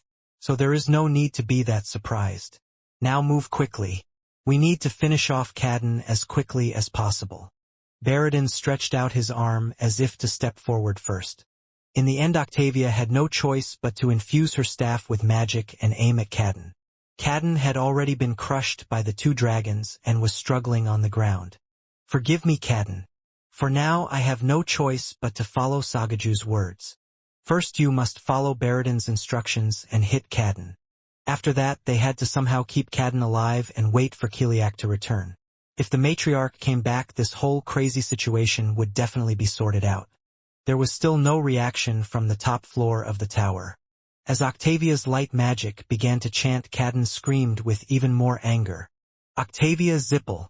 In the end you two are following that crazy guy's orders. Today the glory of Zippel, which has continued for thousands of years, has come to ruin. As Octavia and the wizards joined in, Cadden was in a desperate state to even defend himself. Only angry roars echoed through the battlefield. 10 minutes passed like that. Cadden, who was renowned as the strongest fire dragon, ended up putting his head on the ground with his entire body torn like rags. There was a whistling sound from his panting breath. His two wings were half torn and hanging down, and the blood he had spilled was forming puddles all over the floor. On the other hand, Baradin's damage was almost non-existent. Although Tuyen and Phinia were injured, they would recover in a few days. In the first place, even excluding Baradin's abilities, it was impossible for Cadden to win by hitting the Tower of Story alone. If the wizards had followed Cadden into treason, the outcome might have been a little different, but it's boring. Are you just using this kind of power to taunt me? Baradin said, tapping Cadden's forehead with his staff. It was a scene that could not be more humiliating. Baradin, I have given you several opportunities to correct your mistakes, Cadden. Why are you doing this to me? Are you saying it's just because I showed my displeasure to you? Of course that reason is included, but you're still denying it. You should know that I have a thick face. Your body was too damaged to survive. It's time to say goodbye. Would you like to leave a will? If I die, Kiliak and Shenu will kill you. Baradin's staff slowly dug into Cadden's forehead. The white-eyed wizards didn't move a thing when they saw that, but Octavia was so frustrated that she was going crazy. Sagaju. Although Cadden's wounds are deep, once they are healed, he will have no problem fighting for his family again. I'm sure Cadden has learned a lot from what happened today, so can't you just stop? Even if it's just to think of the head of the family and Lord Shunu of the family. Sigh. Baradin's staff pierced Cadden's forehead. Sticky blood flowed down the cane. No! The moment Octavia shouted. Suddenly a gloomy tremor started from somewhere and began to shake the entire sky and earth. It was a magic tower. The vibrations were spreading from where the Kiliak's retaining device was located on the top floor. Kwarong. Soon the top floor of the magic tower was exploding. Octavia turned around in despair and looked up at the magic tower. This energy. This is the energy of the head of the family Kiliak Ziffel. However, the energy was somewhat different from Octavia's memories. A black energy filled with malice that can never be called human is flowing out from the magic tower. It was a marriage ceremony. Along with the flames symbolizing Kiliak, a terrible spirit like that of an evil spirit was already coloring the sky of the first demon tower black. Gaju, so what on earth is going on? What can you do, Gaju? In addition, Cadden, who appeared to have just passed away, began to ooze soul energy. Baradin took Octavia with him and retreated, unfolding a protective shield. Until now, Fire Dragon Cadden has been amplifying my father's spirit. I don't know what the intention was, but I decided it would never have a positive impact on the family. Ha, that can't be possible. Khadun can't do that. Look, as soon as Cadden is about to die, doesn't his father immediately start running away? Although it is difficult to accept, this is the reality that the family faced. It means that both the roots and the pillars were rotten. Growling. Kiliak was roaring with obvious hostility. Kiliak, revealed through the rubble of the broken top floor of the magic tower, looked like a hideous god. Behind his back, Cadden was spreading his wings again. The wizards organized their ranks, and Tuyen and Phinia landed on either side of Baradin, preparing for battle. Perhaps if Cadden's evil plan had been completed as planned, we would not have been able to deal with our father who had become a monster. Sagaju, no way. Gaju, now. What do you plan to do with the head of the family? Baradin answered Octavia's words without a moment of hesitation. I will have to kill him. Fortunately, I was able to personally lay my father to rest today before he becomes another evil spirit. Garden of Swords. There was a large explosion at the Tower of the Story, and the cause is presumed to be a battle. Also, after the explosion, the sky near the magic tower darkened as if night had fallen. That was all the informant reported about the incident that occurred in the Lutheran Federation 3 days ago. There was no explanation as to exactly who was fighting. Naturally, Jeep completely hid the incident. If the spies who had infiltrated the Federation had not confirmed it, Runkendal would not have known about the explosion at the Tower of Story in the future. Tell the Federation's spies to withdraw immediately. Baradin also has abilities similar to recording magic, so if such an incident occurred, he would definitely search the surrounding area.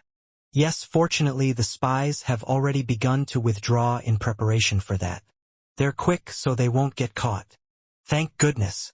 As soon as the Deacon's agents return, give them a big reward. All right. It's a battle. Lord Soga. They say that Cadden often gets angry, so maybe there's something to do with it? I'm sure it's an internal problem, hey Tana. The only forces that can attack the Tower of Story are us and Kinselo, but there was no suspicious movement on Kinselo's side. We cannot rule out the possibility that Baradin Ziffel, who recently became Sagaju, and Fire Dragon Cadden were in a feud. I guess so. However, the Tower of Stories is the heart of Jeep. I wonder if there was a battle there. It would be a large-scale battle if our spies, who must have been quite far away from the Tower of Story, were able to observe it. After the explosion, the sky near the tower became as dark as night. Jean was paying attention to that part. As the battle took place in the magic tower, it is entirely possible for various great magics to overlap and cast shadows on the sky. Assuming the demon god stone was used, its unique soul energy is enough to darken the sky. But I had a strange sense of discomfort, as if there was something more to it. Runkendal still did not know exactly how Ziffel was manipulating history. All I knew was that manipulation would occur after Zippel's wizards flocked to the Tower of Story in large numbers. What we found in Timar's third tomb.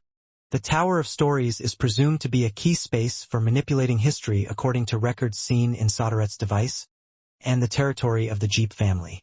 Moreover, Cadden is someone who would never betray Zippel. Even if he was truly at odds with Baradin, there is no reason to choose that battlefield. Zippel will already be troubled by the fact that its power to manipulate history has weakened recently. In the meantime, there was no reason to create a situation that could cause problems at the Story Tower. Above all, the Tower of Story was also the strongest fortress in Jeep. The Tower of Story is an area that is presumed to be more difficult to conquer than Draka, where Jeep's headquarters is located. It would be crazy for Kadun or anyone else to launch a battle for treason in the Tower of Tales. It is too difficult to capture the Tower of Story, and even if you win, the loss is too great if the tower is damaged. Of course, if Jean knew Cadden, he could lose his temper and cause a ruckus. However, if you think about it carefully, Cadden has been shown to back down when he realizes that he is at a disadvantage, even if he shouts loudly. It was like that when I had many arguments with Jean, and it was like that when I had a fight with Zephyrin. It was not easy to imagine the scene where Khadun risked his life to end things with Baradin at the Tower of Stories. Then we must assume that there was a fight that even Cadden could never back down from. The possible reason for that is Kiliak Ziffel. Suddenly his name and condition flashed through my mind.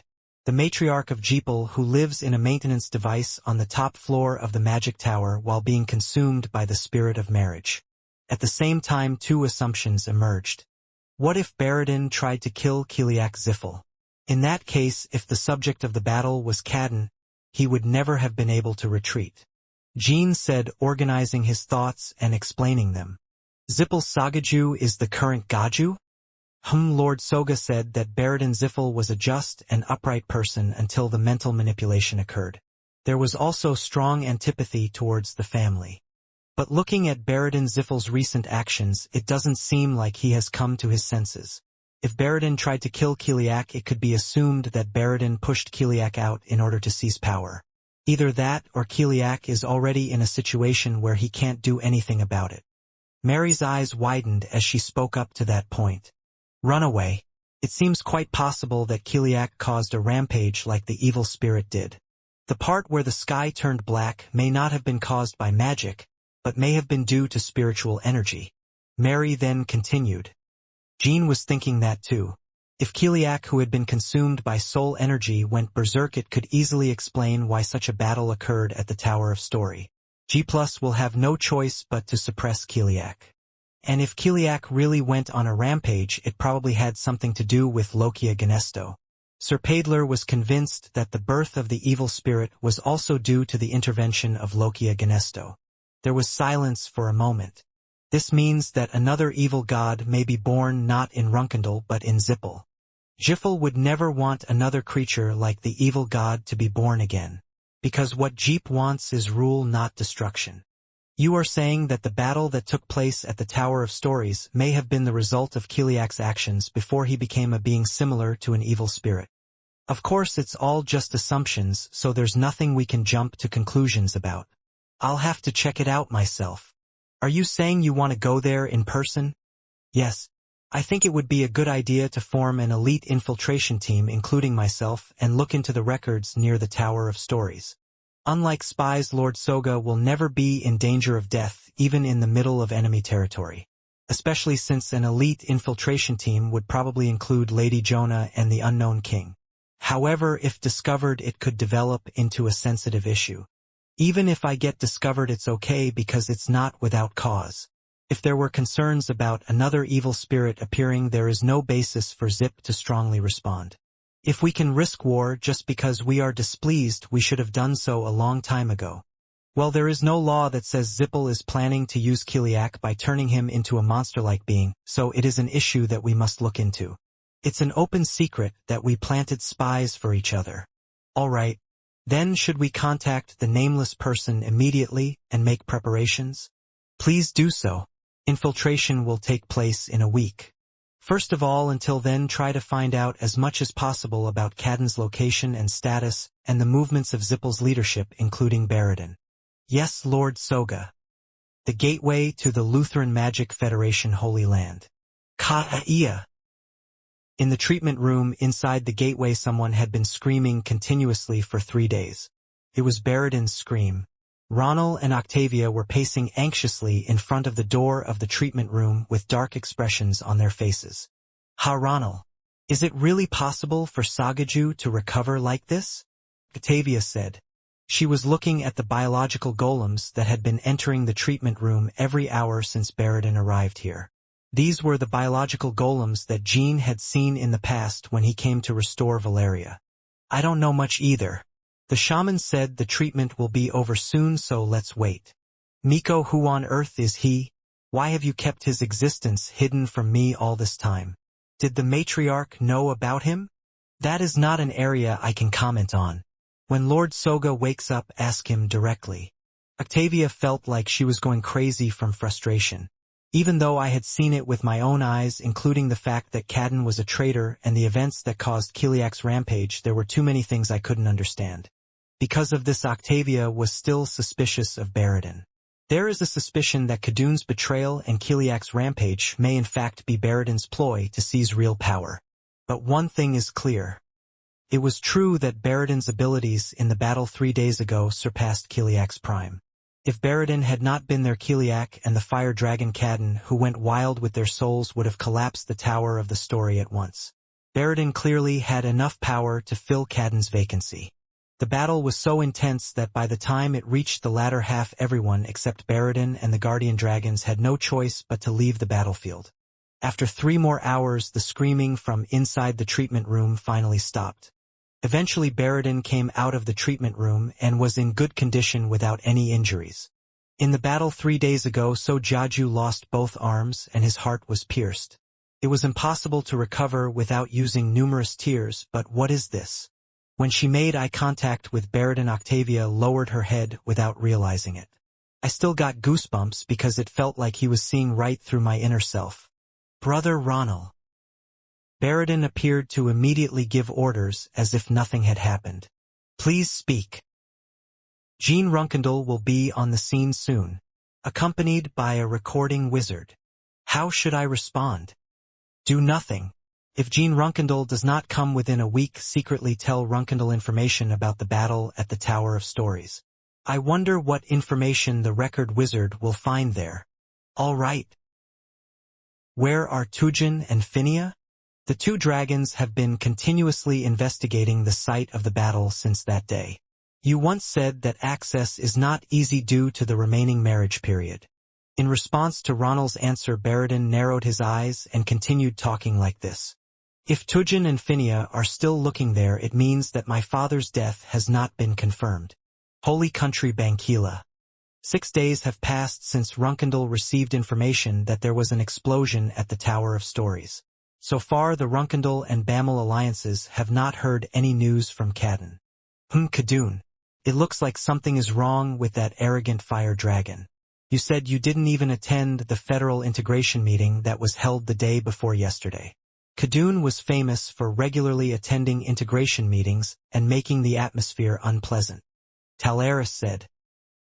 She had already regained consciousness 6 nights ago, but for the time being she had to remain in the castle and continue to receive treatment from Ronnie. There was something I had to do to help Ronnie. Somehow I get the feeling that Zippel isn't really trying to hide the fact that there's a problem with Cadden. Of course, they may just be living well somewhere that we don't know about. So does my son-in-law plan to go directly to the site tomorrow? Yes. I'm going to need Mort's help, so I guess we should go with our daughter, right? Yes. Then it should be a good time, Talaris trailed off. As the best dating expert of this era who has had countless relationships, Talaris intuitively sensed that there was some progress in the relationship between Jin and Valeria. Therefore, the marriage issue between Jean and Cirrus became a topic of discussion in Talaris as soon as he woke up. Valeria Hester. He's definitely a very attractive kid, but I never thought Jean, who had never shown interest in the opposite sex before, would fall for me like this. Cirrus was worse than Jean because he was not interested in the opposite sex. In Talaris' view, Cirrus had Jean in her heart. However, those feelings were not limited to romantic feelings. As a friend, as a warrior, as the opposite sex. Cirrus clearly has affection for Jean, but she does not actively express it. I guess it's because you think that fulfilling your duties as the next queen is the priority, right? It is now wrong for Jean to become the hostess of the secret palace. No, but what does that matter in this day and age? In any case, Big Palace and Runkendal were also united. Anyway, to be honest. Master Talaris. What are you thinking about? I was just a little worried. Are you worried about me going to the Tower of Stories? At those words, Talaris looked at Jean. There was silence for a moment. Maybe you want to maintain this level of distance. Yes. Sometimes there are relationships that don't get any closer because you don't want to lose them, but that also has its own poignant fun. There were several people like that in this body's long and splendid history. What are you saying all of a sudden? I was reminded of old times for a moment and the story got lost. I suddenly miss your father and Ron. I need to go to the inspection site. Let's also take a look at the Union's construction site. It would be a great honor for those who work if Talaris takes care of it. Anyway, it would be a pity that it would take more time for Black Dragon to return. I couldn't refuse the request because I received help from the Holy King. What Ronnie asked Talaris was to help seal the Eye of Zito. Maintaining Jito's seal is also a task for the Union. So don't worry. Son-in-law, I think it is inevitable that the Demon King named Jito will wake up someday. Maybe Ilona Ziffel will wake up. Yes, this is something we are all prepared for. No matter when they wake up, the world will never be in danger of destruction like it was during the evil spirit.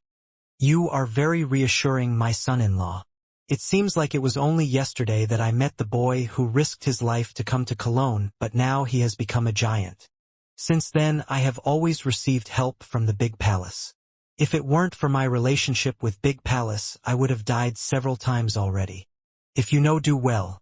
For me and Cirrus. Okay, I'll do well.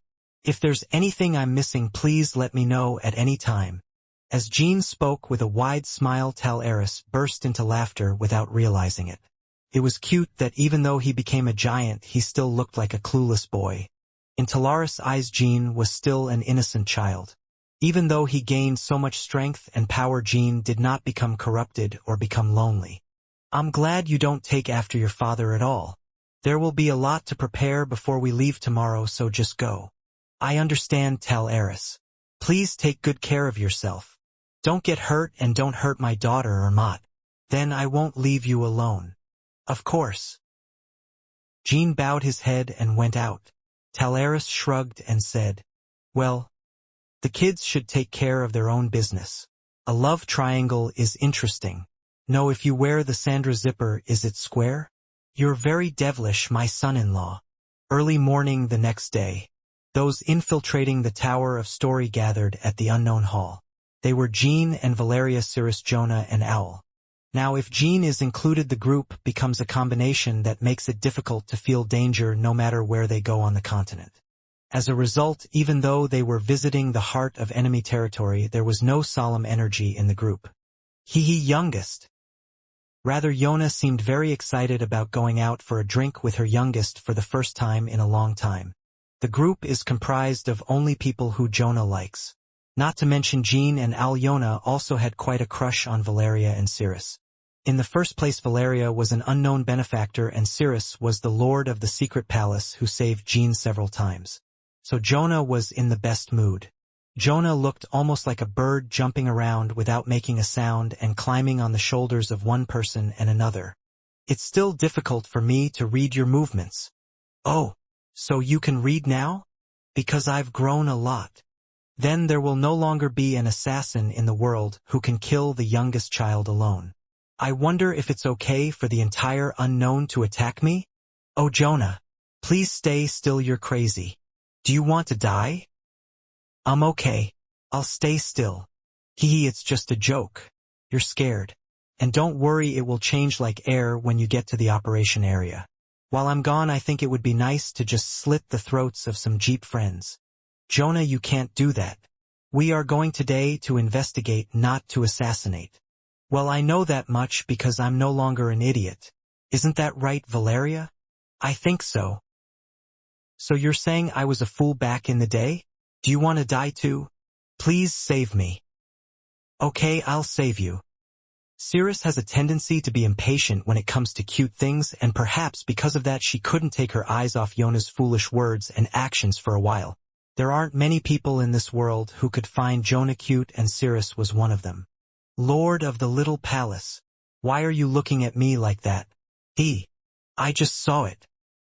Cirrus couldn't bear to say that she was cute. Just? Cirrus, let's leave soon. Ha! Cirrus summoned Mort. Bu Wong. Once Mort's dimensional shift is over, we will arrive at the plains of Thea, about 30 miles away from the Tower of Story. Immediately after our arrival, the Nameless King will complete the entire hiding operation, and then we will approach the tower. Jean said. Owl's ability to hide others was far superior to Jonah's. That's why Rosa was able to secretly watch Jean and his group in the Soda Desert in the past. The best-case scenario is to arrive, safely check the records, and then leave. Even if we are discovered, I think it is unlikely that a fight will break out, but if something like that happens, we will escape immediately. Fighting a battle in the middle of enemy territory, even at the Tower of Stories, is crazy, even if Jean is there. It was right to think about the next thing after escaping. You don't have to worry about being caught youngest. If we can be discovered beyond 30 miles, even if we infiltrate through dimensional movement, our owl should retire. What kind of nameless king could that be? Jonah. Do you want to die? I just called. Let's go. The longer he didn't see him, the more he felt like an idiot. Owl didn't try to hide that fact, and Jean thought it was really nice to see that. The group climbed onto Mott's back. After the white portal opened and the group ran through the otherworldly snowy plains for a while, they were able to reach the plains of Thea in an instant. Is this the plain of Thea? Mott, are you sure you came to the right place? Jean and Cirrus spoke at the same time. This was because the plain of Thea that they now saw before their eyes was completely different from what they had known. A land so roughly fragmented and broken that the name plains is meaningless. And here and there a dense spirit that looked like fire was burning brightly. Mott clearly came straight to the plains of Thea. If so, this dark landscape means only one thing. The traces of the battle were left untouched. This spirit was probably spread by Kiliak Zippel. This was the moment when Kiliak's rampage turned out to be true. Mort coughed with spiritual energy and hid himself in the snowy fields of the other world, while Jean spread a tent with spiritual energy to protect the group. At best, they brought the nameless King Owl, but it was not a situation where they could hide properly. Visibility was poor, so the tower could not be seen. I was just about to think for a moment about how to respond. The group felt a dark energy coming from in front of them. He was a human being stained black with his soul. He had a face that everyone in the group was familiar with. The matriarch of Kiliak Ziffel. He is making animal-like noises and is getting closer to the group. Celiac Zippel? Aya. Kiliak even attacked Dajagoja's party. Jean stepped forward and cut him in half with a single sword. Kiliak turned into particles and scattered somewhere. This would never happen if it were a real Kiliak jeep. Let's take a look around again soon. Numerous Kiliak Ziffels that looked exactly like the ones that had just dispersed were seen approaching the group. It seems like something is really wrong. Jean was no longer embarrassed and strengthened his grip on the sword. Countless Kiliak jeeps filled the plains of Thea. However, it only looks like a Kiliak Jippel and is nothing more than an empty monster created from soul energy. Jean concluded that, if they were all truly Kiliak Zippel, should have already conquered the world. What the hell is going on? It's full of people who don't mind just killing them. It was the same day Jean returned from La Perosa and first escaped to the great desert of Mitra. The party easily defeated the crowd of monsters and grasped the situation. How about the Valeria recording spell? The spirit is so strong that it causes a lot of disturbance. The distance from the tower where the incident started is also too far. I think we need to go a little deeper. I guess I'll have to take care of everything before entering. I don't think you need to worry about hiding Owl. For some reason I think Baradin knew I was coming and just left this place alone. It wasn't just an intuitive feeling. Currently the great powers are having a hard time dealing with the remaining chaotic polluted areas in the world. In the meantime, their heart, the Tower of Stories, had come to this point, and Jeepel could not stay still like this. I'll let you see what you're curious about, so you can solve the problem. Does this mean that Baradin neglected this area with that intention? That's right. Although the spirit is strong, it is not at a level that cannot be resolved with Zippel's abilities. Monsters that look like Kiliak also have low combat power. Not everyone was as weak as the monsters that died at first. Among them there were sometimes individuals who used magic at a considerable level. They were all weakened forms of the magic used by the real Kiliak Ziffel. Of course, even taking that into account, there is no reason for Jeep to neglect the area near Story Tower. Owl and the group nodded in agreement with Jin's words. In other words, even Jeep may not know the exact reason why this place got to this point. Yes, Cirrus. If you go and look at the records, you might find some clues about that as well. Yeah. Swak dash. Every time the party swung their swords, the monsters dispersed into particles. However, as I watched carefully, the particles did not just evaporate but converged into a spirit that burned like fire across the plains. Then, in the black flame, he was born again in the form of Kiliak and targeted the group. It was not a threat, but it meant that the land could not be used again without fundamental purification. The group advanced toward the tower without hesitation. This was because the justification for visiting enemy territory without permission became clearer. Currently, the plains of Thea are in a state where it is not unreasonable to think that Zippel failed in his attempt to create another evil god. Jean looked at the battlefield closely while moving. 30 Ri. No, if it's this level of marriage, there's at least a problem even 50 Ri outside the Tower of Story. This was a passage that showed how intense the battle was here. The plains were full of claw marks from dragons and traces of all kinds of great magic. Among them, the most noticeable things were the puddles that still contained clean water and the pillar-shaped rocks that rose high into the sky. This means that beings with the highest authority over water and land participated in the war. The ones that immediately came to mind were Itelmian and Ricta's dragons Tuyen and Phinia. Coincidentally, the first sentence written in Valeria's record window was the fact that the two had participated in the war. Since Tuyen and Phinia participated in the war, it means that Baradin himself participated, but he showed up in good shape at the Federation Unification Conference not long ago without Cadden. The various experiments and demon stones carried out by Ziffel had greatly increased Baradin's inaction, but in Jin's opinion it was never enough to be a match for him. However, the closer you get to the tower, the more traces of battle are revealed. Even Jean would inevitably be injured.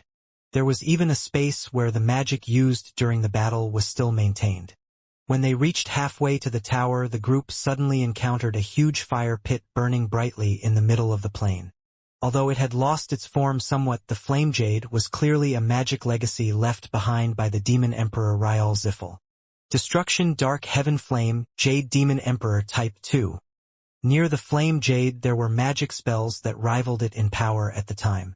They were traces of all kinds of Zippel vision magic, including Blue Flower's magical eye. If the magic still maintains its form, it means that the caster is alive. The recording magic announced that the owner of the flame jade was Kiliak Jippel. The magic that Kiliak Ziffel used 10 days ago to counter his son Baradin Ziffel. The Demon Emperor Type 2 of the annihilating heavenly flame jade does not disappear even after the battle is over, but is maintained through his grudges and thoughts. The group's gaze landed on the recording window. After reading the explanation and looking again, I saw monsters in the form of Kiliak reaching out and infusing magical power into the flame jade. It's like adding firewood to a fire to keep it from going out. It's a spell used to counter Baradin, so the puzzle almost comes together. The center of the battle was Kiliak, the fire dragon Cadden, and Baradin. The part about those being Kiliak's grudges is also strange. Does this mean that Baradin betrayed Kiliak first? Jean and Valeria said. If Kiliak went on a rampage, he may have been caught in a state of resentment or hatred due to marriage in the first place. What matters is what happened to Kiliak, who is clearly still alive. It seems clear why Baradin left this flame jade alone instead of destroying it. Through this we are trying to confirm whether Kiliak is alive or dead. Therefore, it is highly likely that Kiliak escaped during the battle. It's clear that Kiliak caused the explosion. Jean paused for a moment and thought about the conditions of the runaway. Jean knew of two conditions for runaway. First, chaos runs wild after being stimulated by a larger chaos. The reckless behavior of people like Jonah and Amala in the past is a representative example. The second is a runaway run through the encouragement and schemes of someone who deals with the power of chaos. This was the case when Rosa accepted chaos through a prophet and became an evil spirit. If it is the latter, it means that Kiliak was also receiving help from a prophet-like being. Either way, it was a problem that could bring great danger to the world. The group passed the flame prison and continued towards the Tower of Stories. Kiliak's thoughts rushed in non-stop. No matter how much I cut, there is no end. Finally, the Tower of Stories began to appear. The tallest and most gigantic tower among Jeep's magic towers. Even though the top of the tower was completely destroyed, it did not lose any of its majesty. Now the distance between the party and the tower is only about 1 ri. At this distance, the troops already deployed to the tower would have had to fire magic, even if Owl's hiding ability was used to its full potential. However, the tower seemed empty and there was no response. It almost seemed abandoned, and Kiliak's thoughts were swarming nearby. And the thoughts gathered near the tower no longer attacked the group. Even if the group went near them, they were all lying face down towards the tower without even looking at them. To be exact, towards a person kneeling in front of the tower. Person. It had been like this ever since the monsters in the form of Kiliak came out, but it was an even more bizarre scene. The monsters looked as if they were worshipping a god. It was a woman. She was kneeling at the entrance to the tower, seemingly not yet aware that the group had reached the area. I think that woman is praying? Hey, how? Should I kill him? No, sister. He is someone you should get to know. The group was carefully observing the energy emanating from the woman. Like the power of the veil, a golden energy gently surrounds her. It was clearly the energy of the sun god. I passed by the fallen Kiliak's thoughts and approached the woman. The woman did not respond until the group came right behind her, but when Jonah tried to touch her, she opened her mouth. Customers, please wait a moment. Until my prayers are over. The group couldn't help but be shocked by those words. This was because she clearly saw that the woman was not someone else and that Jonah was about to sneak up and stab her in the back with her finger. You have to be at least 10 stars to vaguely recognize the current Jonah. However, the woman did not feel the energy of a warrior at all. Jean decided to follow the woman's words. Since this was a person who had never been known before, it was necessary to look into it carefully. Instead, Valeria opened the record window. The woman did not specifically ask to stop, as if performing recording magic right next to her would not be a hindrance. Baradin Ziffel and Fire Dragon Kadin were in conflict and a battle broke out. In the battle, the Fire Dragon Kadin died once. And Kiliak Zippel went on a rampage, trying to destroy the Tower of Story. Because we were closer to the magic tower, the records of that day were being written in the record window more easily than before. Kiliak Ziffel coveted the power of the evil spirit.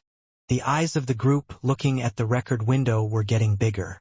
From what has been revealed so far, there is strong evidence that Kiliak wanted to transform into an evil spirit.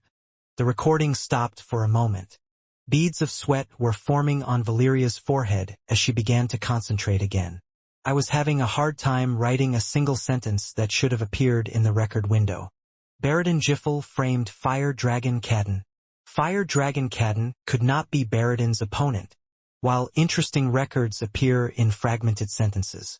The woman stopped praying. And at the same time, Valeria was startled and looked back and forth between the recording window and the woman. As soon as he finishes praying, records suddenly start appearing so easily? Although others could not feel it, Valeria was clearly aware of it. The fact that the woman's prayer influenced the record. The woman turned around, stood up, and introduced herself like this. I'm sorry I was rude as I was finishing my prayer.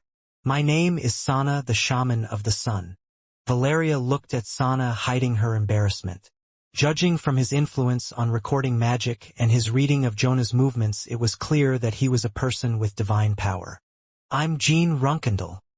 Yes, and the nameless King Jonah and Valeria. You know us well.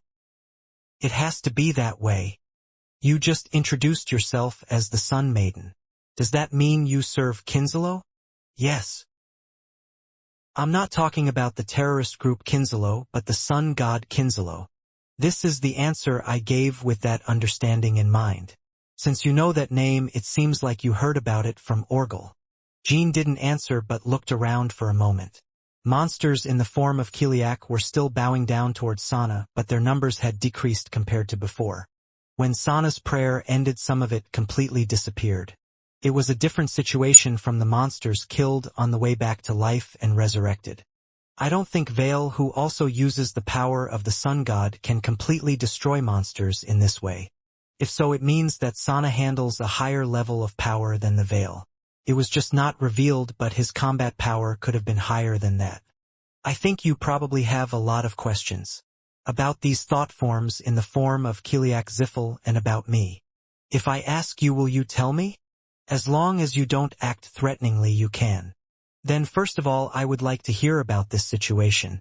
What caused the Tower of Stories to become like this? Bad body.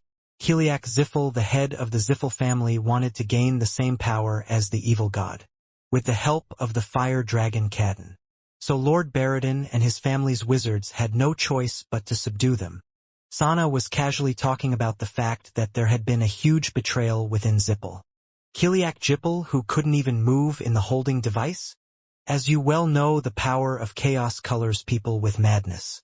Moreover, Kiliak Zippel, which was on the verge of creation, was bound to become even more vulnerable to demonization. So to speak, Kiliak fell prey to the temptation of chaos, just like Runkendel's old mistress did. It wasn't just Ma Songhua who made the evil spirit like that, but the role of the prophet was also significant. I think there would have been a similar intervention if Kiliak had wanted to become an evil spirit.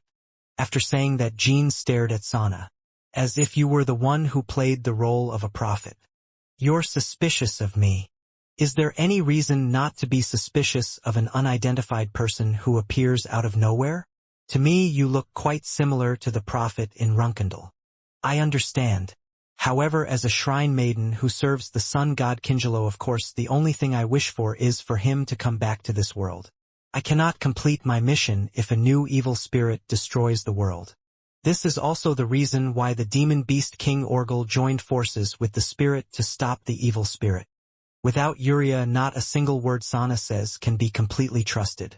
However, even if Uriah was there, it seemed like Asmel's power would not work on Sana. Just like Orgel. Sana, as far as I know, the purpose of Jeep does not include the resurrection of the sun god. Why are you with Jeep and not with people of the same religion? They are really friends who are only interested in the resurrection of the sun god. Let's just say the denominations are different. Moreover, when I watch them from afar, they seem to have some problems with their intelligence. It's a bit too much to be together. The denominations are different. That means that there may be other followers of the sun god besides you and Orgel's Kinzalo. Of course. It could also be interpreted that you and Kinjalo of Orgel are trying to resurrect the sun god in different ways. So what you just said is especially hard to believe. The sect you belong to may first destroy the entire world and then resurrect the sun god. By using something like an evil spirit. Sana stared at Jean without answering for a while. He then took off his hood to reveal his bare face, and his golden hair and eyes were shining brighter than the veil. It seems like that sect has created a very bad impression about the Sun God Church. Although we are of different denominations, I will apologize on your behalf. We're not that crazy people. We need to cooperate closely between denominations and pay more attention to our religious image. By the way, is it possible that the sect you belong to also includes Rosia Ganesto? This is my first time hearing this name. If there is, please tell me. I don't know why I betrayed my family, but I'm sure I'll get paid for it sooner or later. If you need an explanation, come see me. Sana did not carelessly show any signs of displeasure in the one-sided conversation. Sana didn't seem to have any intention of revealing any more information about herself. Jean focused on Kiliak's thought forms again. It seems like the thought forms have been acting like they worship you since a while ago. Oh, that's because I purified the inner thoughts of thought forms through prayer. Purification. The thought form is a byproduct of Kiliak's survival instinct and resentment. Just existing puts them in terrible pain that they can never relieve. Are you saying you took away that pain through prayer? Yes, it is the same as giving your heart to wounded animals if you heal them. When pain is purified, the thought form naturally disperses and disappears. This is because the survival instinct and desire the basis for their existence as forms are lost. Appease evil spirits and get rid of them. That seems like something cultists often say. Don't you take any money? It actually seems to be effective, so I think I can take it. Because it's not a cult. Where is Kiliak Ziffel? At those words Sana shook her head with a dark expression. Actually, I allowed Sir Jean to come visit me because that was the problem. It is clear that he is alive, but we have no idea how he escaped the battlefield or where he is hiding. Sana explained the situation during the battle for a while. According to her, Kiliak was never in a situation where he could leave the battlefield alive, without someone's help. Fortunately, when Lord Baradin began suppressing Kiliak, he was in his most unstable state on the verge of becoming an evil spirit. Therefore, they were able to subdue it without the help of other forces. However, just as he was about to die, he unleashed the Demon Emperor's legacy, and after the aftermath he disappeared. Weren't there any troops surrounding you? There was. While the battle dragged on, all nearby wizards surrounded the area. But no one could confirm the moment Kiliak escaped. It has literally disappeared. With the fire dragon Kadin. Then its spatial movement. That's what I assume, but Kiliak wasn't able to control his spirit properly. In the first place, moving through space through soul energy is only possible for evil spirits that are at least close to completion. This is not an option for a Kiliak who was subdued before he could properly gain his powers. So would you like me to use Hester's recording magic to find out? Yes. Jean winked and Valeria stepped forward. The record window she opened described the battle situation in detail throughout the conversation. However, that is a record that has been modified by Sana. Valeria pretended to continue analyzing the records without telling Jean that fact. Lokia Ganesto rescues Kiliak Ziffel from extinction and escapes the Tower of Stories. It can't end here, Kiliak Ziffel. You must become perfect and face Soren. As when examining Runch's subspace, Lokia's name came up again. The group's eyes widened and they could not take their eyes off the recording window. I have to stand up to my father? Anyway, if Soren Runkendal returns like this, your brother won't be able to handle him. Never without my help. A record found in Runch's subspace. Even in the records I have just found, Lokia was conscious of poetry. It's as if he can't complete his plan as long as he has a theory. Lokia Ganesto? I didn't know that the name that Sir Jean mentioned would appear here. Who on earth is he? While the group was choosing their words for a while, Valeria was paying attention to the fact that unlike in Runch's subspace, the sentences that appeared in the record window were clearly maintained. Lokia Ganesto is a former teenage knight of Runkendal. He is also a person that Jeep has erased from history. So that means he may have had a grudge against Ziffel and saved Kiliak. Well, I think it's even weirder that you said earlier that you don't know him. You are free to doubt me. But all I can think is that Lord Baradin's judgment was right. I found the clue so quickly. I must quickly report to Lord Baradin. Are Jeepers going to look for Lokia Ganesto from now on? I guess so. Thanks to Jean Kyung. But you probably don't expect any compensation, right? We have provided consideration for Lord Jean to allow him to inspect the Tower of Stories in person. Jean nodded as he watched Sana trying to leave. Okay, it looks like we have a harvest, so let's just leave. There won't be any more information to be gained from Sana. It was nice to meet you, Sir Jean. Please take a look, everyone. Cirrus summoned Mort. Sana watched the white portal that Mort entered for a while. As expected, you have quite a sharp edge, Sir Jin Runkendal. I almost panicked. And while running through the snowy fields of another world, Valeria confidently said these words to her colleagues. It's a manipulation of the record that Lokia Ganesto saved Kiliak. That person named Sana intentionally changed the records. Manipulation. Yes, from the moment Sana finished her first prayer, records suddenly began to be collected in bunches. As the disruptive effects on the battlefield disappeared at once. Valeria opened the record window. Lokia Ganesto rescues Kiliak Ziffel from extinction and escapes the Tower of Stories. It can't end here, Kiliak Ziffel. You must become perfect and face Soren.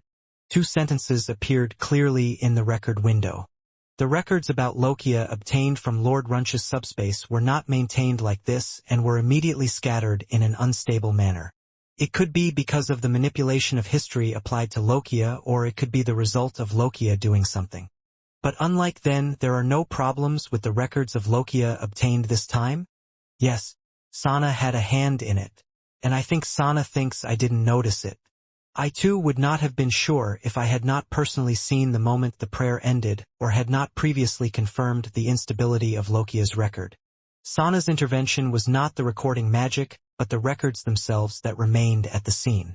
If the recording magic had been intervened, there was no way Valeria wouldn't have felt it, but if the record itself had been changed, the current Valeria wouldn't have been able to notice it. Because her recording magic is not perfect yet. As Valeria explained these details, her colleagues nodded. It means that Sana was falsifying the records in anticipation of our arrival, and luckily we arrived at the exact moment the records were falsified and were able to recognize them. Sana was unable to replicate the unique instability of Lokia's records. That's right, Jean. Then doesn't the possibility that Sana is in league with Lokia Genesto go down?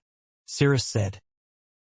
As she said, if Sana and Lokia were in the same group, there was no reason to manipulate the records in this way. It would be enough if Lokia herself came forward and did the same thing she did during Runch's subspace. Mort took a deep breath. After a while, the group arrived at the Tychon Palace garden, and the meeting immediately began. Leet in the Garden of Swords and Yellow on Honka Island were also able to participate in the meeting through a communication device. For a while Valeria was the representative and shared the information obtained from the Tower of Stories with her colleagues. That's it. Thank you for your hard work, Valeria. After listening to the explanation, I think there are 3 main points. First, the truth about Kiliak's rampage and his whereabouts. Second, the relationship between Zippel and Sana and Lokia and Sana. Third, the reason for manipulation and the enemy's purpose. As Leet spoke, the story about Kiliak's rampage began. When asked, did Kiliak Ziffel really want to gain the power of the evil god? Most of his colleagues, including Jean, responded skeptically. So far, there have been no special signs for Kiliak. We may not have been able to confirm it until now, but this is the first time there has been a runaway and battle at the Tower of Story. Yes, Confucius. It also makes no sense that the family tried to turn Kiliak into an evil spirit. This power is uncontrollable, and it has already been defeated by its temporary allies. In particular, Confucius Jin's unity of faith and faith was the greatest, so there is no reason for Jeep to be covetous. The power of evil spirits is a disaster that can bring destruction to the world. However, it was only recently that it was defeated by great powers and forces. In order to achieve the absolute dominance that Zippel wants, a power greater than that of an evil spirit is needed. Plus, they have demon stones. In many ways, completing the demon god stone rather than gaining the power of the evil god was in line with Zippel's purpose. The process of becoming an evil spirit requires the power of Helurim. However, unlike the prophet, the shaman named Sana uses the power of the sun god. So, that means Kiliak's rampage could have been Baradin's work for purge. As Quicantel spoke, the attention of his colleagues focused on him. Baradin Ziffel planned all of this to purge Kiliak and seize absolute power over the family? So if Baradin has been intentionally provoking Cadden to remove his influence, Cadden's recent actions could be the basis for that. In the case of a purge, there are many reasons. If Kiliak was in a state where recovery was impossible, Baradin's power could be solidified by taking him down. Or even if Kiliak went on a rampage and had no choice but to kill him, it would have been better to frame him and have Baradin deal with him. Soon Jean made eye contact with his colleagues and continued talking. Or it may be the result of Lokia Genesto pulling some kind of trick, just like during the evil spirit. Either way, it is clear that Kiliak has fallen from power. The best way would be to find his whereabouts and ask him directly. It would be better to find Kiliak, as your lord said. Since Sana's record is a fabrication, there may not be anyone who helped Kiliak escape. In that case, he would have escaped on his own and is hiding. Whatever the reason for Kiliak's purge, Baradin was now the leader of Zippel. The era of Kiliak is completely over. And Jean felt it intuitively. It would be harder to fight a strange friend than to fight Kiliak. A magic stone sanctuary with stronger powers similar to recorded magic and the presence of demonic swordsman biogolems there. In fact, the abilities that Baradin showed while leading Jeep as a small family member again were much more threatening than in Kiliak's time. Valeria has no choice but to take on the task of finding Kiliak. Even though he didn't turn into a monster, it's true that he went on a rampage with his soul, so he won't be able to hide for long. If you're married at that level, you're bound to be exposed somewhere. We must find the truth first before Zippel. I understand Leet. Or I will try my best to infer information about record manipulation. Now let's talk about the shaman Sana. She appeared out of nowhere and did not hide the power of the sun at all. He also informed us that there are several denominations in the Sun God Church and showed his power to the extent of manipulating records. And when Jean asked if you wanted to destroy the world first and then resurrect the Sun God, you were silent for a moment. This time Cirrus added her own opinion to Jin's words. So far, followers of the Sun God, including Orgel, have argued that when the Sun God is resurrected, the world will become perfect again. So Sana could destroy the entire world and then try to resurrect the Sun God. Even if the world is destroyed anyway, it will become perfect again when the Sun God returns. If Cirrus's assumption is true, the difference in position between Kingelo and Sana becomes a completely understandable issue. Kingelo is trying to preserve and transform the world, while Sana is trying to start over from scratch. According to Cirrus's assumption, the destruction of the world may be a necessary condition for the resurrection of the Sun God. At least the Sana sect may think so. Then doesn't that explain why Sana is with Zippel and not Kingelo? The plan is to destroy the world first by using Zippel. By using elements such as the Demon God Stone and the Alona Zippel that Misha is currently sealing. When Enya spoke, her colleagues' eyes widened. Although it was just an assumption, everyone felt a chill running down their spines. But if the destruction of the world is a prerequisite for the resurrection of the Sun God, then there is some overlap between Sana and Lokia. Lokia is believed to have been the one who led Rosa to become an evil spirit behind the scenes. No matter what assumption we make, there is an open possibility that Lokia and Sana are on the same team. The reason the fabricated records did not become unstable this time could be because Lokia, who is cooperating with Sana, was inevitably absent. Her colleagues nodded at Valeria's opinion. Sana, Lokia, Kingelo. These three had the same goal even if their pursuits were different. This means that if the decisive moment to resurrect the Sun God comes, we can join forces at any time. Lord Vale, do you know nothing about the Sun God Church or its sect? Yes, none. It's quite annoying that that son of a mountain can be more powerful than me. Try to be a little more helpful. Okay, sorry. Anyway, based on the assumptions made so far, it seems highly likely that Zippel and Sana are in a relationship where they are using each other. Zippel is attached to each other for the completion of the Demon God Stone and the Demon Swordsman Biogolem, and Sana is for the resurrection of the Sun God. It's a similar situation to the past when Kingelo and Jeep were allies. Like before, we have no choice but to coordinate well so that the two are at odds in the middle. So that neither of you can achieve what you want. The completion of the Demon God Stone and the resurrection of the Sun God were clear. The enemy's purpose was clear. For a while, assumptions similar to those discussed earlier were discussed at the meeting. Since this was a situation where only assumptions could be made without any conclusions, it was necessary to meet the person with the most solid knowledge about the Sun God religion and Lokia. I need to see Orgel King. He must know Sana. If you come right away like last time, there will be a fuss, so please send a letter immediately. I understand, Confucius. Then, just as the meeting was about to end, urgent footsteps were heard in the hallway. It was the sound of Jet's running footsteps. Z. I'll get better. Kiliak Ziffles. As soon as Jet entered the conference room, he brought up Kiliak's name with a very surprised face. What? A person from Kiliak Zippel has come to Tychon now. He says he has something important to say to his lord. I thought he was just crazy, but he showed me the seal of fire. Bring it to me quickly. Kiliak's messenger, who showed Jet the seal of fire, revealed his name as Pi, and was a dragon. For dragons barely over 100 years old, they are so young that they are no different from babies. Pi, who transformed into a human, looked younger than Latri. He also had a very shabby appearance. The hood covering his entire body was in tatters, and his face was covered in soot. In a hurry, the group looked at Pi, who was greedily chowing down on food. Although he was acting like a beggar after not having starved for several days, Pi's behavior did not just mean that he was in a difficult situation. Jean and his colleagues could smell the smell of burnt and blood coming from him. The strong smell of the battlefield cannot be masked even by the unique scent of freshly made hot soup and latry cookies. It was strange. Dragons of the Pi age group do not have very high fighting power.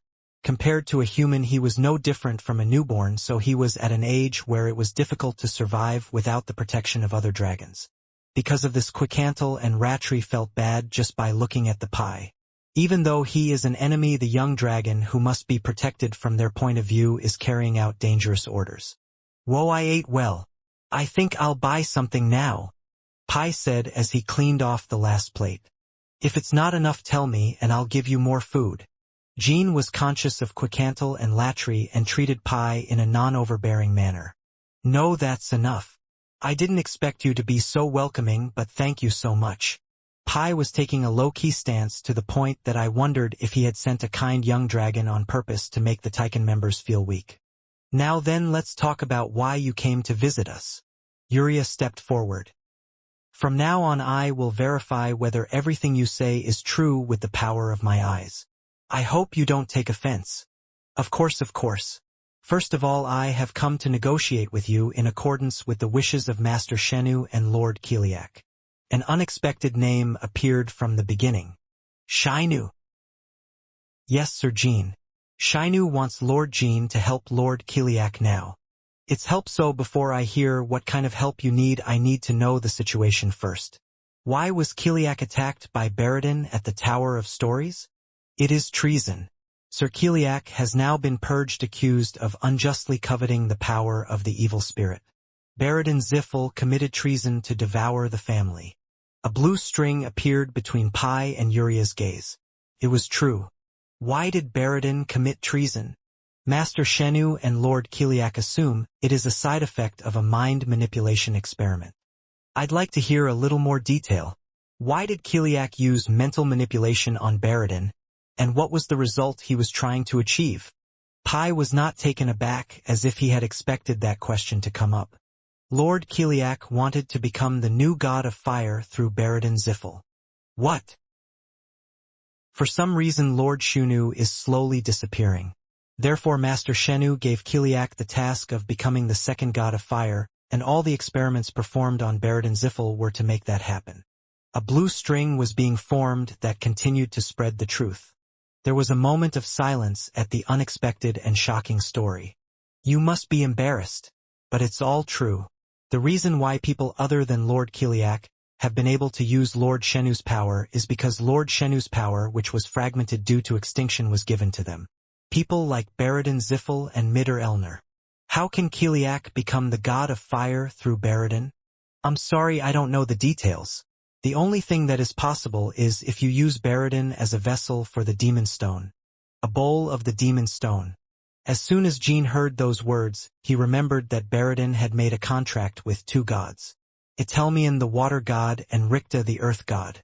It is an established theory in the world of magic that it is impossible for one human to receive a contract from two gods. Near the end of the preliminary jockey season, Jean found out that Baradin had signed a contract with two gods, and was suspicious, but did not interrogate him. "Anyway, you didn't ask?" "What?" "How I made a contract with two gods.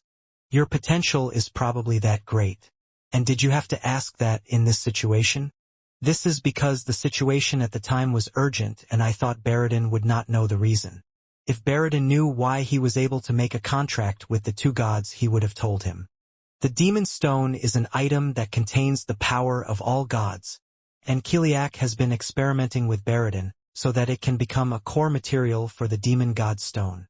If Baradin had the properties of a demon stone, it would be possible to explain why he made a contract with Itelmian and Ricta at the same time. Shinu, Kiliak, and Zippel. No matter how much I think about it, they are all crazy people. Even a young dragon like you can tell such a terrible story so casually. Pi, you are now talking about humans and fathers using their children as test subjects. But you don't feel anything? Quicantle said indignantly. It pained her to see the young dragon's impassive face as he told the terrible story. I'm not sure what you're saying I should feel. Does that matter? I'm going crazy. Anyway, if I summarize what you said, it is this. Shenu and Kiliak wanted to create a demon stone and a new god of fire through Baradin, but Baradin did not obey at some point and instead purged Kiliak. You're right. According to you, Shenu and Kiliak assume Baradin's betrayal to be a side effect of an experiment or a personal revenge. But you missed Sana's story. You mean the shaman of the sun. Is it Shenu who saved Kiliak from the danger of being killed in the Tower of Stories? According to the records manipulated by Sana Lokia Ganesto saved Kiliak. Pai nodded. Yes, Shunu saved it. Jean did not tell Pai that Sana had falsified the records.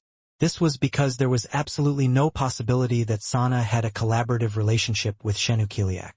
Since when has he been with Jeep?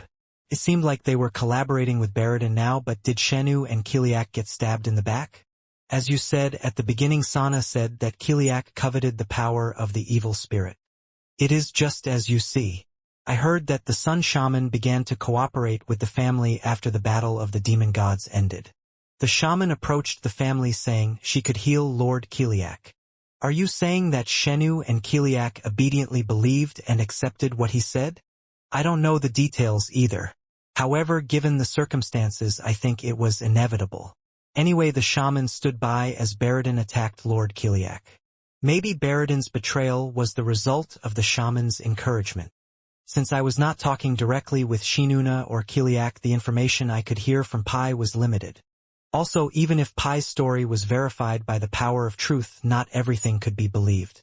This is because what Yuria is checking is whether Pai is lying. Pai is clearly speaking what he knows. However, some of the information that Shenu and Kiliak gave Pai was probably fake. The story that Baradin framed Kiliak and the fact that Shenu is disappearing is highly likely to be true. Otherwise, there was no reason for Pai to come to Taiken now for negotiations. Since it is a play to catch the Bamul coalition off guard, it would be too much to storm and purge Kiliak. Jean also had a hunch that Shenu and Kiliak were now in a corner.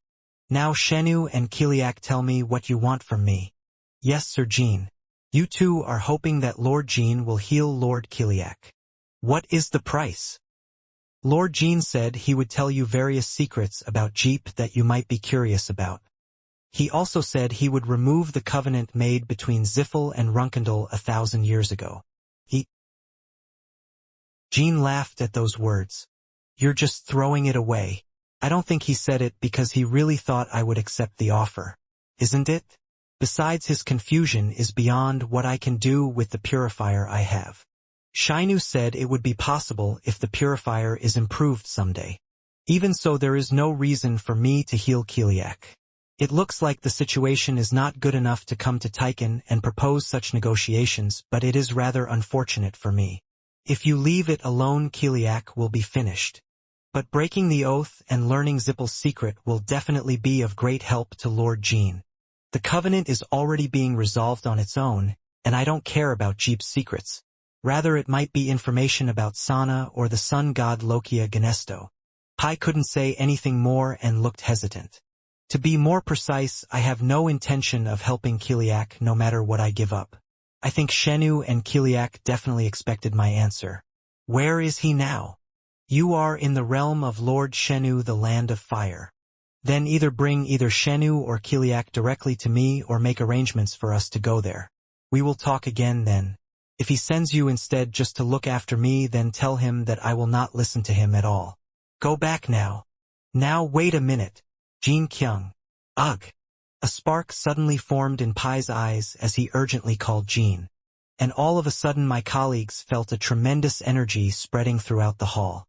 The energy of some transcendent being, not just a strong man, was spreading. His colleagues flinched and took a step back, and Jean smiled and looked up at the Pai floating in the air. Also, you were all listening, Shenu. If you wanted something from me, you should have come here in person a long time ago. Shinu, the god of fire, is incarnated through Pai. Shinu, the god of fire. Along with Sodaret, the god that all wizards desire most. And Kiliak Ziffel was the wizard who received Shenu's love the most among all fire contractors. In modern times, Kiliak was the only person who felt his reality or had a conversation with him. Such a god was now appearing in front of Jean and his colleagues. In his incarnation, Shenu looked like a gigantic human being made of fire. Phew! As Shenu took a deep breath, his colleagues swallowed dry saliva without realizing it. Suddenly the heat and thirst that could only be felt in the desert in the middle of the day were pressing down on the group. Just looking into Shunu's eyes made me feel like my whole body was going to burn. Unlike his other colleagues, Jean was not avoiding Shunu's gaze. It's not that I didn't feel intimidated at all, but somehow I wasn't afraid of him at all. Jean Runkendal. Exactly. I am Jean Runkendal Shenu. I have heard about your activities so far. He is truly a surprisingly strong and cocky child. Is the evaluation just that good? Parkasu, the subject who came to ask me a favor. From the beginning, Jean showed bold words and actions without any concern for Shunu's feelings. His colleagues looked at Jean in surprise. No matter how tough the opponent is, if the leader is confident, the group will regain confidence. Jin's provocative words and actions actually eased the discouraged minds of his colleagues. One by one, the colleagues began to look directly at Shenu. Shenu didn't answer for a while. Meanwhile, Jean looked at Shenu more closely and realized that he smelled like pie. It looks like you've been having a blast somewhere. It smells just like a young dragon named Pyra. The smell of blood and ashes of war. I'm worried that your territory, the land of fire, may have been attacked. Haha, that's surprising. No matter how much you try to hide it with the majesty of God, it is no use. To me, you look like a seriously injured patient. Yes, I saw it correctly. I'm on my way after dealing with the guys who invaded my territory just now. Who broke in? I'll let you know if you decide to help me. Sure. I wonder what kind of help you want and why you are so desperate and urgent. Why did you send me the pie? I had to take out my real card right away anyway. I was hoping for a fluke. If you accept Pie's negotiation, there is no need to take the risk of an epiphany. Tisk, you're a god who would do something like that to a young dragon hoping for a fluke. I can see why the Jeep is the way it is. Shenu did not show any sign of displeasure despite Jin's continued provocations. On the contrary, Jean kept smiling as if he was interested. Say it bluntly. I want you to stop what the Sun Shaman is trying to do and go ahead and kill her. Oh, that's refreshing. But it seems like it's something I should do even without you asking me to. I'm guessing you didn't come here to ask me to do something that would have been taken care of if I left you alone. I guess you're trying to give me some information about Sana? If I deal with Sana without knowing anything, it won't be effective. Yes, you can communicate well. We'll have to wait a little longer to see if we can continue to communicate well. Dealing with Sana is my job, but if what I gain from defeating him will be of great help not only to me but also to you, then I need to think about it. There will be no stories that will harm you. I promise in the name of fire. Wawaea. Suddenly a huge seal of fire was formed in the air. A seal formed by the true god of fire, which is on a different level from those shown by Kiliak or Baradin. Although there was no specific content written on the seal, Jean and his colleagues felt absolute trust. I have faith that there is no lie in what Shunu says. Just as Rosa felt faith in the past when she first saw the prophetic sentence. Jean nodded. Humans must make an indescribable effort to trust others, especially if they are enemies. It's so easy for God. It is not a power that just any god has. But I have one question. Pai said Sana approached Zippel offering to heal Kiliak. Did you really get stabbed in the back after being deceived by those words? It was not Nana Kiliak who accepted Sana but Baradin. If I had been able to come forward at the time, the shaman would not have been there now. In that case, Sana quickly entered the zip line while he was away. Does this mean Baradin is being used by Sana? You seem worried about your friend, right? But he won't consider you a friend anymore. Because you ruined him. By the way, it would be best not to make any false accusations about Baradin Shinu. If I do that, I might just cut you down. At those words, Shinu made a straight face for the first time. You cannot cut me. On the other hand, I can turn this place into ashes in an instant. Haha, do you think I'd be scared by something like that? It may be true that he has a lot of power because he has a seal, but it is definitely not a situation where he can make such a choice. So stop with your disgusting bravado. Suddenly I'm curious about the topic I gave my father when I was young. It was about whether humans could fight God and win. Surprisingly, Shenu immediately shrugged his shoulders and took a step back. I said something pointless. I apologize. The more they talked, the more Jean got the feeling that Shenu's situation was much worse than expected. It won't happen twice. I hope you go into the conversation with your position straight. Warning to God. Confucius Jean is so cool. Yoop yoop. Quicantle covered Enya's mouth. Shenu turned her head towards Enya for a moment, and then made eye contact with Jean. Baradin and Sana's relationship is likely to be close to using each other. I guess Baradin expected you to find the Tower of Stories and find out information about Sana. If Baradin uses Sana, the biggest purpose is probably to keep you in check. In addition, you will also want to advance the content regarding the magic swordsman golem and the Holy Land. Sana? What can Sana gain from Baradin and his jeep? To those words, Shenu gave a somewhat unexpected answer. Jean Runkendal, do you know where the demon world is? Devildom. Yes, a land where those known as demons live. It is known to humans that the land exists in another dimension, although it is not completely wrong. What does Sana have to do with the demon world? It's deeply related.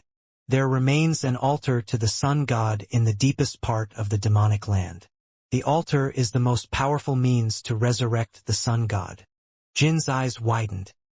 Please continue talking. Sana is currently looking for the demon world. You have to find the entrance to the demon world to reach the sun god's altar. For that you need the power of Zippel. Where is the entrance to the demon world? I don't know about that. But one thing is certain. Shenu pointed downward with his index finger. Underground. There is a door to the demon world somewhere underground in this world. However, even if it exists on the same planet, it is an area that can never be reached by general methods, so it is no different from another dimension. Orgel probably knows the location. Yes, but knowing the location does not mean that anyone can open the door. Only a special being blessed by the demon god can open the door and bring the demons out of the world. Zippel estimates that the person playing that role in Kingelo is Vishkal Ivliano. Vishkal Ivliano. I've always wondered why Kingelo's leader cares so much about you. Will you get a glimpse of your abilities today? I hope that a glimpse of your power is worth this humiliation. Demons? Did they really open the door? This is your power, Vishkal Ivliano. What Octavia said while looking at Bishkal with Anas during the Soda Desert incident. Jean couldn't hear those words at the time, but ever since that day Zippel had assumed that Vishkal was the person with the ability to open the gate to the demon world. But unfortunately Vishkal did not have such an ability, and neither Shenu nor Zippel knew about it. Vishkal Ivilianora. It seems like his younger sister Margila is more likely than him. It is certain that Orgel possesses a being that can open the door to the demon world. Wait a minute, isn't Orgel currently closest to the sun god's altar? Then Shenu sneered. He does not know that there is currently an altar to the sun god under the demon world. That's because Shenu erased the history of when Orgel remembered the altar with the fire of extinction. Shenu did not tell Jean about it. So from today onwards you will have to be careful with your mouth when you meet Orgel. If he learns of the existence of the altar, the resurrection of the sun god will accelerate. That is something neither you nor I want. There are a lot of parts one don't understand. For the sun gods to find the altar as quickly as possible, it would be best for Sana and Orgel to join forces. The process and purpose of resurrecting the sun god are all different, so how can we join forces? The sun god denominations are more wary of each other's beliefs being realized than anything else. Even if we join forces with non-believers, we can never cooperate with other denominations. If the sun god is resurrected, the shape of this world will change depending on which denomination succeeds. Of course, neither is good for you or me. There are a lot of things that crazy people argue with each other. Anyway, Sana is looking for the entrance to the demon world through Ziffel. Are you planning to negotiate with Orgel on behalf of Ziffel? It is more likely that Sana will just use the power of Zippel to find it.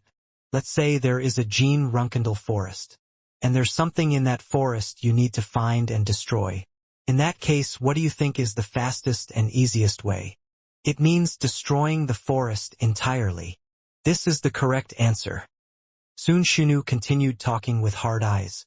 Sana will try to find the gate to the demon world, even if it means destroying the entire world. Also, it could be interpreted that you and Kinjalo of Orgel are trying to resurrect the sun god in different ways. So what you just said is especially hard to believe. The sect you belong to may first destroy the entire world and then resurrect the sun god by using something like an evil spirit. As soon as Jean heard Shunu's words, he remembered the story he had told Sana. I was just overlooking it, but is it true that he was a person who could do such a thing? According to Shinu, Sana had more dangerous ideas than Rosa in the past. Moreover, since a god like Shenu appeared directly in front of Jean and gave information about Sana, there was a high possibility that his abilities would be powerful. So are you trying to use the power of Jeep to destroy the world until the gate to the demon world is discovered? Yes. Why is the sun god's altar in the demon world? In the first place, Orgel follows the sun god, and is there some relationship between the demons and the sun god? Strictly speaking, everything that exists in the world is related to the sun god. The beginning of the world and life all originated from the sun god. I didn't ask this question to hear such boring stories. It looks like you have a particularly deep connection with the demon world. Well, I don't know exactly when and how the demons were formed. However, the early demons always longed to escape the underground and enjoy life on the surface. Since the biggest element symbolizing the earth is light, wouldn't it be natural to worship the sun god? Finding out the relationship between the demons and the sun god right away wasn't that important. Jean did not interrogate Shunu any further, as it was something that could be learned gradually. I understand. Anyway, thanks to you, now that I know Sana's purpose, I'll have to think about how to deal with it. That in itself would be no different from helping you, so now please tell me, who are the people who have invaded your territory? Shenu did not come here to negotiate in the first place. That's what Jean thought. Shenu is now in a corner and is trying to find a way out through her. From Jin's perspective, it wasn't a bad thing at all. Because I gained new information about the demon world, the sun god Sana, and each sect of the sun god religion. Of course, we would have to deal with Shenu and Kiliak at some point, but now was not the time. If we fight Shenu right away, the only outcome would be total destruction. They are priests of the sun god church. They were a bit obvious. If you think about Pai's appearance, it seems like they were quite a daunting opponent for you as well. The priests of the sun god church are mostly composed of dead heroes who were famous in the past. I'm sick of old powerhouses being resurrected. They all died with obsession or resentment. He became a priest after being deceived by the saying that if the sun god was resurrected, he would be able to obtain what he wanted. You must have particularly powerful powers among the gods. Are you saying that old heroes who even you might have struggled with have been resurrected and are now working as priests of the sun god church? Why doesn't Sana pay them royalties directly? The manifestation is limited. The priests have become a kind of god. In order to manifest in royalties, a contract or special event is required. Sounds like it's only a matter of time. The priests of the sun god church are free to use their royalties. If that happens, the royalties will be over. Even if all the great powers join forces like they did during the evil spirit, they will not be able to stop it. You sound weak. Jean Runkendal, how do you evaluate your brothers? Sibling. What the word meant was not Runkendal's blood relatives. The Ming dynasty? Among the priests I met this time, many were members of the old Ming dynasty. There were also people who were presumed to have been combatants in the past. If they appear in royalties, wouldn't the result be destruction? The sense of trust that the seal of fire gives remains unchanged. Jin's expression hardened for a moment and then shrugged his shoulders. It looks like you went through a tough fight and are scared, Shinu. I don't know why the old Ming dynasty is with the sun god religion, but they will not destroy the world. I hope you can keep your word. Always be on the lookout for shamans. The day the demon world opens, this world will no longer be the place you knew. I expect you to struggle like you are now and disappear in due course. So to speak, at a time when your disappearance will have no effect on the revival of the sun god religion. Shenu did not answer. Little by little his incarnated form was becoming blurred. Now that I have said everything, I am leaving. Jean didn't bother to catch him leaving. He must have just spit out all the information he could about Sana. I wanted to ask why Shenu was disappearing, but they wouldn't tell me anyway. Shenu came only to provide information about Sana and the sun god religion, not to reveal his weaknesses. Ugh. When the incarnation was released, Pai's voice was heard again. Pai had no recollection of the conversation between Shenu and Jean. Judging by the atmosphere, it seems like the conversation went well. Thank you, Sir Jean. Perhaps because of the side effects of Washin, Pai once again hungrily devoured the food in front of him. Ratri continued to serve food as if he felt sorry for the pie. Thank you, I really enjoyed it. I'll just head back now. I'm afraid you might be bothered, so I'll tell you in advance that chasing after me and finding out where I'm going won't be effective. Quicantle looked distraught as he looked at Pai, who was holding the food Ratri had given him like a treasure. Goodbye, see you next time. Naturally, his colleagues ignored Pai's words and placed a veil on him. But about 10 minutes after Pai left, Veil returned to the Tycoon and said she had missed him. I chased after it without missing a beat, but at some point it suddenly disappeared. As if I had suddenly moved to another dimension. It seems like you have been summoned to Shenu's realm. You worked hard, Bail. First, Jean immediately shared the information he obtained from Pai and Shenu to Runkandal and Honka Island. I don't know anything about the demon world. The story of existence underground is not found in the literature left behind by the owner. However, there were histers who studied demons. You will need to find and check their lore. From Honka Island, I received a reply regarding hister who was researching demons. It may be a long way off, but if we find their lore, we might be able to find something that could be a clue. It is the gate to the demon world, so I think I heard a story about it somewhere in the past. My memory isn't perfect, so I can't remember it clearly. But I have a feeling that it's definitely a problem that my family and my compatriots were aware of. Is that so? Yes, Lord Soga. Although it is not revealed in the events and records from 1,000 years ago that have been revealed to date, the Sun God Church may have been active even then. It is said that Orgel tried to resurrect the Sun God back then and Lokia blocked his plan. I can't remember, but there must have been an incident. Oh, wait a minute. It looks like Lord Alpin and Lord Tasha have something to say. I am the chairman of the Sagaju Protection Committee. Say yes, Sir Alpin.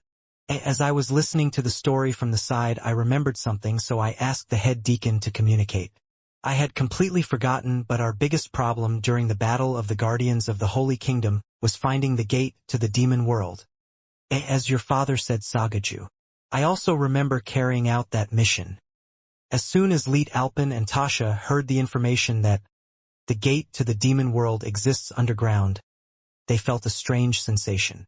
That information is influencing the manipulation of history applied to the three people.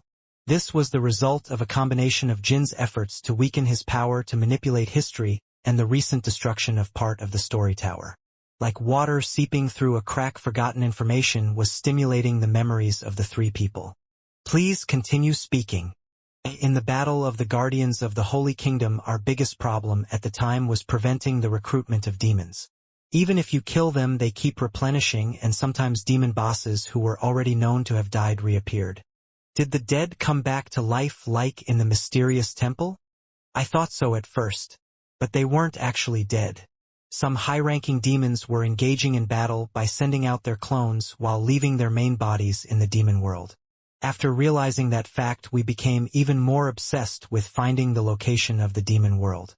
If you don't find it, it's inevitable that Ince will fall first. Alpin gritted his teeth, recalling the terrible memories of that time that were slowly becoming clearer. If there was a temple of evil in modern times at that time, the temple of the Guardian of the Songuk put the world on the brink of destruction. Did you find the location of the demon world at that time? No, we couldn't find it in the end. After subduing the demon lords summoned by the witch Hiluram, I died, and Tasha took over all my duties thereafter. Tasha, do you remember anything too? At that time, Tasha dealt with the remnants of the demons after Alpin died. The expression was only a remnant, but there were quite a few demon kings and similar demons among them, so she also died at a young age. After my father died, about 2 or 3 years later, I remember discovering an area where the gate to the demon world was presumed to be. I found out, after personally tracking down the family's black knights and a demon. That location. Ugh! Tasha touched her forehead for a moment through the communication device. I suddenly felt a severe headache from a flood of memories. The colleagues held their breath as they waited for Tasha's next story. Soon Tasha caught her breath and said this. The capital of the Holy Kingdom of Bankila. Yes, Autirium. The land where the demon world was presumed to be was clearly the capital of the holy nation of Bankila. Tyrium. It was the capital of Bankila about 500 years ago. At that time, after the outbreak of the Holy Kingdom Defense War, Bankila's territory, including Otyrium, became a desolate land uninhabitable by people. Therefore, the Holy Kingdom relocated the entire country to the central part of the continent, and the old site of Bankila has remained an unprotected area. During his time as a reserve rider, Jean subdued Kinzelo's dark magic society, which was conducting biological golem experiments in the old Otyrium. There he received Ryal Ziffel's legacy and encountered Orgel for the first time. Jean is a land where fate and evil relationships overlap in many ways. It's the old Otyrium. Jean looked out the window, looking back on the communication he had shared with Runkendal. Tasha died while dealing with the remaining demons there. At the time, the Allied forces for the defense of the Holy Kingdom were able to subdue all of the demonic remnants thanks to the efforts of heroes including her, but they were unable to find the true nature of the demon world. In the end, the Battle of the Holy Kingdom ended with the victory of Bankela and the Allied forces, and since the demons no longer appeared, the Demon World Investigation Team was unable to complete its mission and was disbanded. This was because the two major families had already shed too much blood. Several household heads died, and the damage to their knights and wizards was countless. But strangely enough, there are no records. His colleagues nodded at Jin's words. That's right, my lord. Even if the two major families suffered excessive damage at the time and considered it a waste, there are very few records left about the Otyrium. As soon as the meeting was over, Leet gave an order to his butlers and civil servants to search through the records of the Holy Kingdom Guardian Hall remaining in the Sword Garden. However, there was no record of the location of the demon world left anywhere. This could be because there are many records of Runkendal being lost due to the Battle of the Hideous Temple. But there are no related records, even in the Holy Kingdom. Cirrus immediately went to the Holy Kingdom, but Rani also knew little about him. In other words, there are no records of both Runkendal and Songuk. Even if Runkendal and the Holy Kingdom tried to hide the damage from the Holy Kingdom defense battle, considering it a trivial matter, it is strange that there are no records to this extent. At least they would have left a record that only the head of the family or the Holy King could check. There was external pressure to not leave records in the Holy Kingdom and Runkendal, or there was history manipulation. I guess it's one of two things. Jean decided that way. Otherwise, there was no way to explain the loss of so much of the most important history in all of human history, whether it's external pressure or manipulation of history. Of course, the only one who could do something like that against Runkendal and Songuk was Zippel. Zippel is also responsible for records that cannot be confirmed by current colleagues. Lord Tasha said that Zippel would not have had the strength to pressure Runkendal at the time. Right after the war ended, both major families suffered serious damage. Then you are leaning more toward manipulating history, Confucius. Yes, since they couldn't put pressure on people publicly, they would have chosen to secretly erase history. Lord Alphen and Lord Tasha, who were at the core of the incident, were killed in action, so there would have been fewer obstacles to manipulating history.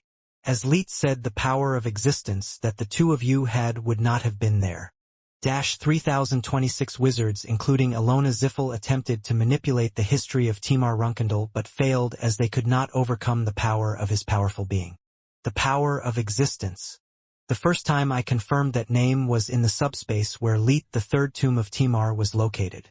Leet predicted that if Zippel had manipulated the history of the Battle of the Guardians of the Holy Kingdom, it would have been possible because of the absence of the two people. Jiffel knew information that the demon world exists underground in this world. However, Shenu also said that he did not know the exact location. So does this mean that Zippel manipulated the history that Lord Tasha was looking for the location of the demon world, but does not know about the old Ethereum, the location of which the investigation team found out at the time? That's the most likely possibility at the moment, because Zippel was not part of Sir Tasha's investigation team. Only Lord Tasha and the Black Knights of the time knew about the relationship between the old Ethereum and the demon world. The puzzle was being put together one by one. Sana assumed that Zippel knew the location of the demon world. However, when they started cooperating with Zippel, they seemed unaware of its location. Therefore, they try to find the entrance by destroying everything on the ground using the power of Jeep. And the reason Sana did not link up with Orgel, who is presumed to already know the location of the demon world, is because her goals are different from theirs. I'm organized like that too, Jean. And even if Zippel knew the location of the demon world, he wouldn't have shared it with Sana right away. According to Shenu, Baradin and Sana are in a relationship where they use each other. There's no reason to give the other person what they want because they're going to be trying to take advantage of each other until they're both gone. Baradin, Sana. Jean thought about the two for a moment. Why they suddenly became together. Holy Land. Jeep's sacred place is the land where the sun god's remaining energy remains. Baradin is probably trying to use the special power of that land through Sana. I don't think Baradin became a sun god, and it seems like they were trying to put even the sun god into the demon stone. For example, Baradin is using each other to put the sun god in the demon stone, and Sana is using each other to resurrect the sun god. That was Jin's conclusion. I understand why Shenu asked for help. If either Baradin or Sana achieves their goal, there will be no room for Shenu. Jippel would have judged that the core of the demon stone was my spiritual energy, and the power of Shenu but a means to replace that has now been found. Looking back, at some point Jeep stopped coveting Jin's shadow power as much as before. I commend this surprise attack. However, you and your god will become the most important material for the demon god stone Jean Runkendal. Secure Jean Runkendal. He must not be consumed by chaos. What Kiliak said during the Sword Emperor crusade with Andrei Zippel on the uninhabited island of the past empire. Since it was revealed that Jean was a contractor, Zippel has been trying to put the power of shadow into the demon stone. However, he has not been seen like that since the Battle of the Haunted Gods.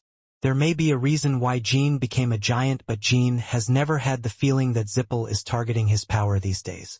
Rather, Baradin showed confidence when revealing the sacred site and the demonic swordsman bio-golems. According to Orgel, the sun god is the beginning of this world, so it wouldn't be surprising if the sun god had higher power than Sodaret. So that means Shenu was abandoned. You're not a member of Jeep anyway, so there's nothing you can do but throw it away. First of all, I think we've come up with everything we can talk about together. Now I have to go directly to the Auterium. The old Ethereum, which arrived on the Red Owl, still had traces of Jin's past battle with the Dark Magic Association together with Murakan. Suddenly memories of that time came to mind. The subjects of the Holy Kingdom who were sacrificed in the biological golem experiment, and the Saint Matruel Scylla who fought in hiding until the end and sacrificed himself in order to inform the public of the true situation. Jean closed his eyes for a moment to remember them. Colleagues who came with him also joined Jean in a moment of silence. The battle marks are amazing. Did you already have 10 stars when you were a reserve jockey? Hito said as he looked around the area where the Dark Magic Association's stronghold was located. No, Murakan handled most of the actual fighting at that time. And by assimilating with Tess, I was able to become much stronger than I originally was. Cole Joe pulled out a golem made from a phoenix in front of Tess. The ruins of the castle of the Dark Magic Association gave off a gloomy feeling. In addition to the traces of battle areas contaminated by the chaos left behind by Gleek were also occasionally visible. I am experiencing, at least indirectly, the story of Jin's childhood. Ah, such joy. Lady, we are here to work. Shut up. I'm going to trace these sword marks and imagine Mr. Jin's heroism, so you just do your job. Thanks to Sandra leaving the scene right away, the group was able to focus on the investigation right away. Valeria looked at Sandra and shook her head. Of course, the reason Valeria came to the old Ethereum was to research records. Hito came along just in case something happened, and Sandra just followed. However, there was no specific information written in the record window. Perhaps because parts of the area were contaminated due to the chaos records are not kept well. Maybe it's because there aren't any special records. When you were a reserve jockey, I came here and looked at your records. I think it would be a good idea to acquire Ryal Ziffel's magic book as quickly as possible. Is someone else looking for that spellbook? Okay. A wizard I've been keeping an eye on recently is targeting that spellbook. Arya Owlheart is a human girl who, like you, was born with a very special destiny. What Misha said to Jean in the past when giving him information about Ryal's legacy. As the saying goes, Valeria came here a few years ago to get Ryal's inheritance but returned without any results. My abilities have improved a lot since then, but the record is not recorded. This means that Kinselo has not visited here recently. Or underground. Shainu said that the place where the gate to the demon world is located is underground, right? I did. If Kinselo did something deep underground in the Auterium, the records may not be revealed because of the distance. For example, if the gate to the demon world exists a few miles underground, you have to approach closer. In recording magic, the area where an event occurred is a very important factor. Related records cannot be obtained without being close to the site.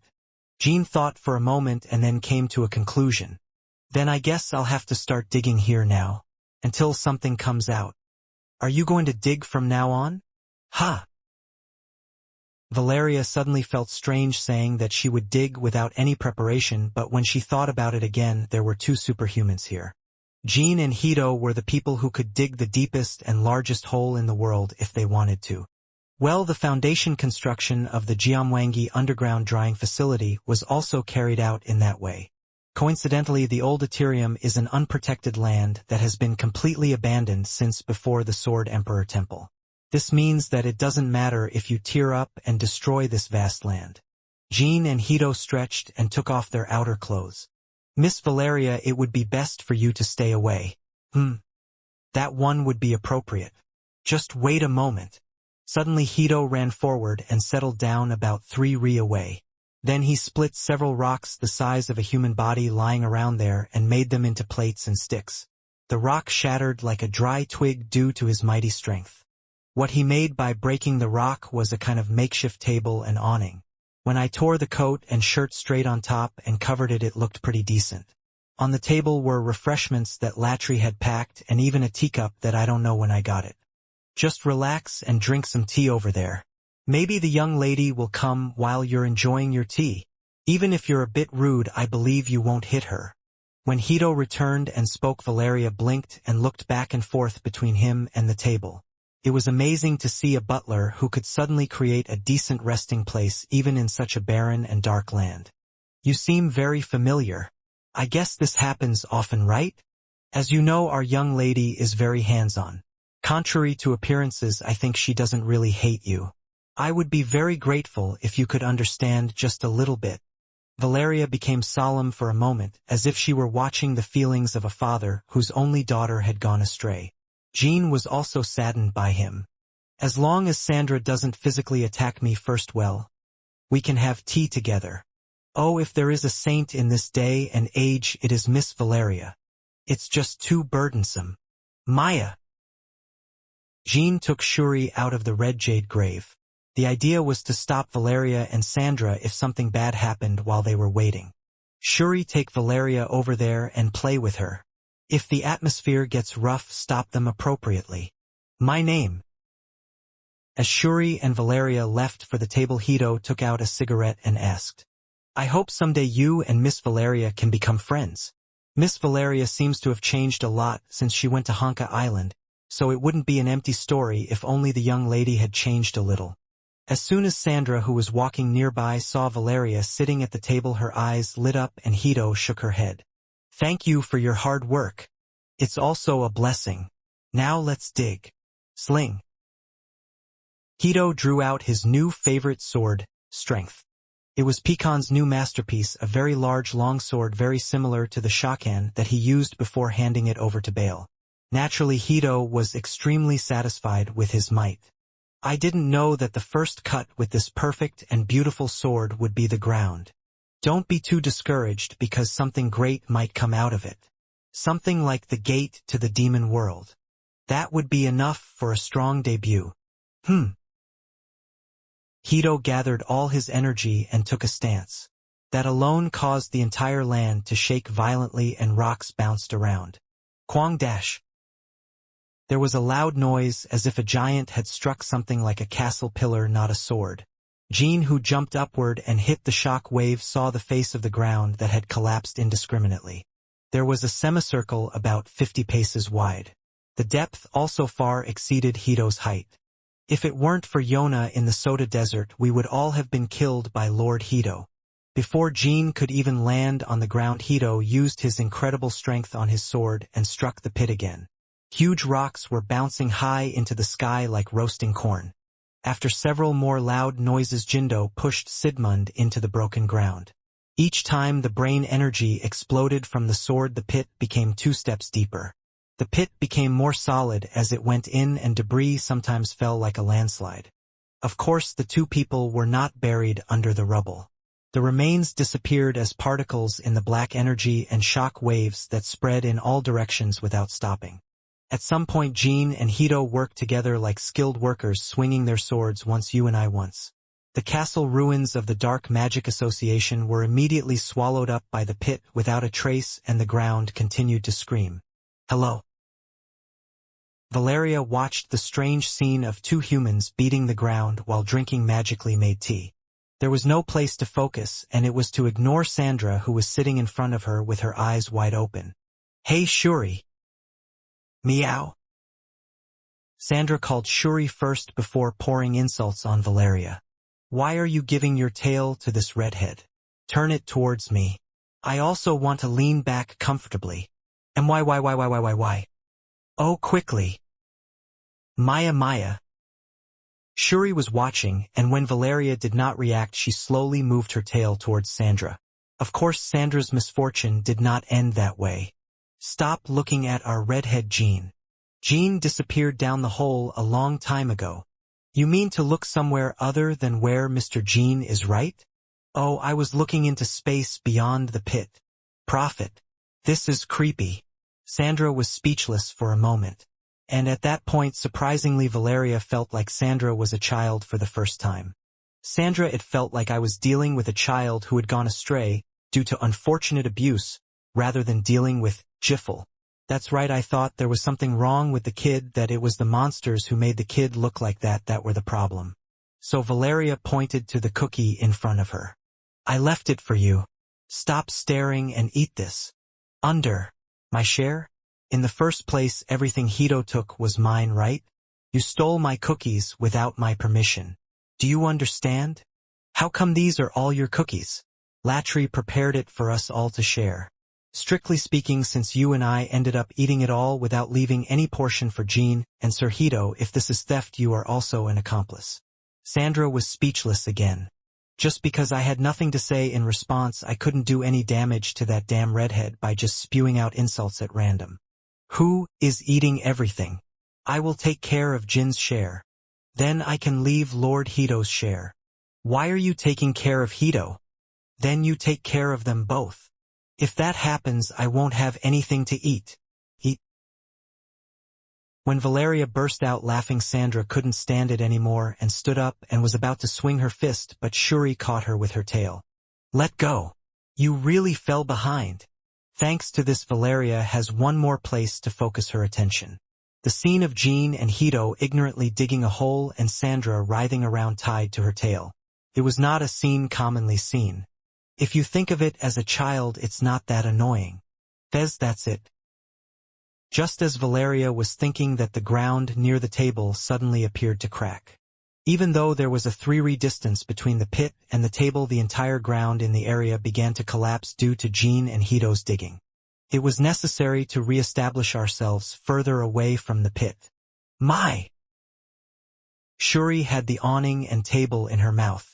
Valeria naturally climbed onto Shuri's back, taking care of the teacup, while Sandra was still tied to her tail. We need to move right now, so think about it, redhead. As I just said, eat this. A cookie that Valeria threw went into Sandra's mouth. Sandra, feeling like she had somehow lost, swallowed a cookie, and poured out words of praise while Shuri sped toward the outside of the digging's area of influence.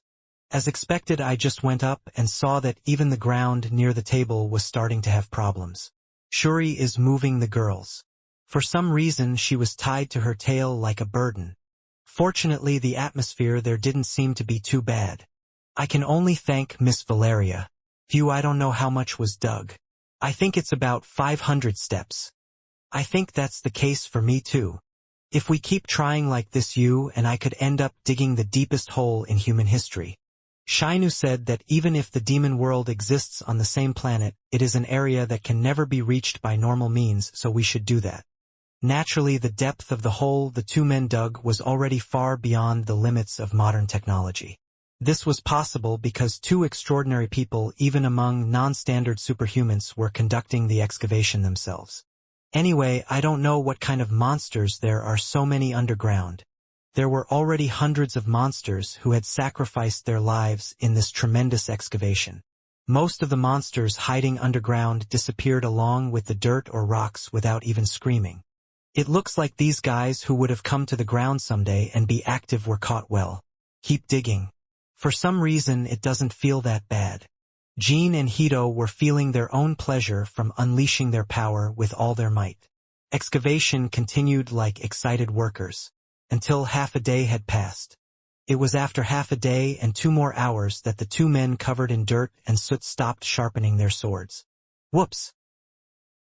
The sword bounced for the first time from the underground floor, which had been exploding like tofu the whole time. There was something strong enough to withstand the swords that the two people used with all their might, creating a repulsive force. Oh! The two people let out an exclamation at the same time and looked down. When I swept the dirt and stones covering the sword marks with my palm, a large shiny mineral-like object was revealed. However, to be precise, it was not an object but a living thing. Scales? Jean, this. It looks like dragon scales. Yes, Lord Hito. It looks like that to me too. Why is there a dragon scale here out of nowhere? The moment the two people had that thought. Who dares disturb my sleep? A gloomy dark voice was spreading throughout the pit. Originally, when Jean discovered something special while digging, he planned to bring Valeria in to investigate the records. However, the voice coming from under the ground seemed to have no intention of giving Jean time to do that. Crumbling, rumbling. As the owner of the scale began to move his body, a strong vibration occurred, as if the pit was about to sink. He wriggled as if the entire basement was a part of him. I couldn't even guess how huge the body was. Jean and Hito first leapt toward the ground, clearing away the debris that fell like a waterfall with their swords. Have you ever heard of a dragon that lives underground? Doesn't exist. Don't earth dragons and earth dragons usually live on land? I wonder if it's even a dragon. It feels too big to even be called a dragon. I asked who woke this body up. A voice that shook the whole heaven and earth continued once more. If it had been an average or slightly superior level of martial arts person, he would have fainted just by hearing that voice from up close. Jean Runkendall. Jean, who had escaped to the ground, answered in the softest voice possible with all his energy. Although the other person asked sharply, you were the one who woke him up from his sweet sleep, so you needed to respond positively. There is no Hito Castle in the Bamul Alliance. The outside of the pit was truly a miserable scene. It was clearly the work of two people that made the ground look like rags due to traces of excavation, but it was not a whirlpool that spread everywhere. The vortex that was sucking up all the debris left on the ground was a phenomenon created by the movement of the owner of the scales. The vortex was engulfing the surface of the earth at an incredibly fast speed. The entire ground had already collapsed, and Jean and Hito checked Shuri's side first. Fortunately, a green signal signaling safety was shining in the distant sky. Jean and Hito exchanged glances and waited for the owner of the scale to reveal himself. Pahak dash. Finally, part of his face and neck came out of the ground. Dragon? No. It seems closer to a snake. The owner of the scales was a huge black snake. Like snakes seen in the wild, a forked tongue was visible. And Jean and Hito had a dragon that came to mind as soon as they saw him. Zephyrin resembles that demon dragon, although this one is incomparably bigger. Soon as the snake looked around the whirlpool that was destroying the ground subsided. Jean felt that there was some kind of power in that gaze. Jean Runkendal Hito. This is everyone's first time hearing this name. Besides, aren't you human? The snake seemed to be very intrigued by the fact that the two people were humans and ate it. I can't believe a human could reach where I am by digging. It seems like the world has changed a lot while I was sleeping. Also, does this mean that the possibilities of mortals are infinite? First of all, I am very sorry for waking you up. While excavating the ground to find the gate to the demon world, the sword got caught somewhere around the top of your head. Oh my. Then we don't have a very good relationship. Since I just woke up, my mind is not completely intact, but I am clearly determined to protect the border of the world. Amaris, that is my name. Naturally, Jean and Hito had never heard of the name Amaris. So you're saying we can only go down by defeating you? Well, this is a question I can't give a definitive answer to because there may be more of my head left down there. But even without heads you cannot go down. More hair. First of all, now that I'm awake, I want to enjoy the fight. Even if you are a human, it will be enough entertainment to have come this far. As soon as Amaris finished speaking, the ground began to sink. The entire area suddenly collapsed just as deep as the hole the two men had dug. Jean and Hito fell into the ground again and took a stance. When I looked up, the sky was very high. The underground suddenly turned into a kind of gigantic dumping ground. Amaris' head, which had been casting a huge shadow, just now disappeared as if it were a lie. Neither Amaris' head nor body was visible even underground. Instead, the two could see a woman standing in the middle of the underground holding a sword. It appeared that Amaris had transformed into a form similar to a human. Even if you end up dying, don't hold any grudges. Arrogance and ignorance usually come with a heavy price. Are you not planning on talking more before fighting? Unlike mortals, immortals are subject to fate. That is the weight of immortality. And the fate of this body is to block those who seek the underworld. If you have the power to defy my destiny, we can talk further. Well, I can't help it if I have to. Amaris' power is unpredictable. But Jean didn't look like he was going to lose. The intuition I gained while fighting against countless powerful transcendent beings told me this. You must not kill. There is too much information to find out after subduing it. Although it blocked the digging like an annoying gatekeeper, Amaris was actually closer to a treasure discovered while digging. Therefore, eternalization had to be ruled out for now. It was Jean who stretched out the player. Runkendal's fifth secret, a light speed stab containing the power of the great king, pierced Amaris in the front. Isn't this the power of the famous kings? Amaris easily blocked the light speed stab and immediately closed the distance between Jean and Jean. Do you know the Ming dynasty? Kandash. As soon as the swords of Jean and Amaris mixed, Hito swung his might with her back. Amaris rotated her body to avoid the attack and took her place in the middle of the two. As far as I know, they are the ones who killed several heads of this body. Now I see you have a light heart. It's not the story I expected. There is no way you know the Ming dynasty of that time, so I will not hold a grudge against you. Even after the fight began, and she learned that Jean was related to the enemy's descendants, Amaris did not show any hostility. Perhaps because of that attitude, Jean strangely developed a crush on Amaris. I even felt like I was having a dignified battle with an immortal who was truly immortal. The three swords mingled in silence for a while. Although she was not using all her strength, Amaris did not seem to be pushed back much as she received the swords of the two people. Also, Amaris was the same as not using all her strength. Jean, Hito, and Amaris were all secretly impressed by the other's swordsmanship. But why does Amaris' swordsmanship look so familiar? Hito didn't get that feeling at all, but Jean was getting an inexplicable sense of déjà vu the longer the battle went on. Amaris, how did you learn the sword? I learned something. To whom? Amaris did not respond but struck Jin's sword fiercely. Before I knew it, Amaris' body was full of minor wounds, but she did not have the super regenerative ability that transcendentalists were accustomed to. For example, she fought like a human swordsman. He was engaging in battle only with pure sword skills, excluding the power he showed when he stirred and destroyed the ground with just a glance. It was an act to preserve one's dignity as an immortal. While mortals are controlling their pace, he thinks that it is inferior for him, an immortal, to give his all. Above all, Amaris was able to read the fundamental attributes of the two people through his insight during the battle. To guess what they were trying to find the gate to the demon world for. They don't seem to be mortals with a disturbing and dangerous inner self. But it didn't wake me up by accident. He clearly said he was looking for the gate to the demon world. Therefore, there was no reason for Amaris to use every means possible to kill the two people. Anyway, it's been a long time since I enjoyed the pleasure of swordsmanship. How can mortals, especially humans, reach this level in a lifespan of only 100 years or so? Even among humans, Jean Runkendal is rather young. Whoops! Big! Amaris blocked Hito's sword that fell on her forehead and spat out a handful of blood. And this human power called Hito, this is clearly an ability imbued with the Broken Sun's thoughts. It must have been there from birth, but did it survive without being corrupted? Is it because it hasn't been opened yet? Amaris became increasingly interested in the two people. The tide was clearly tilted towards Jean and Hito. In the beginning, Amaris fought on equal footing, but the 2 versus 1 structure was slowly pushing her to her limits.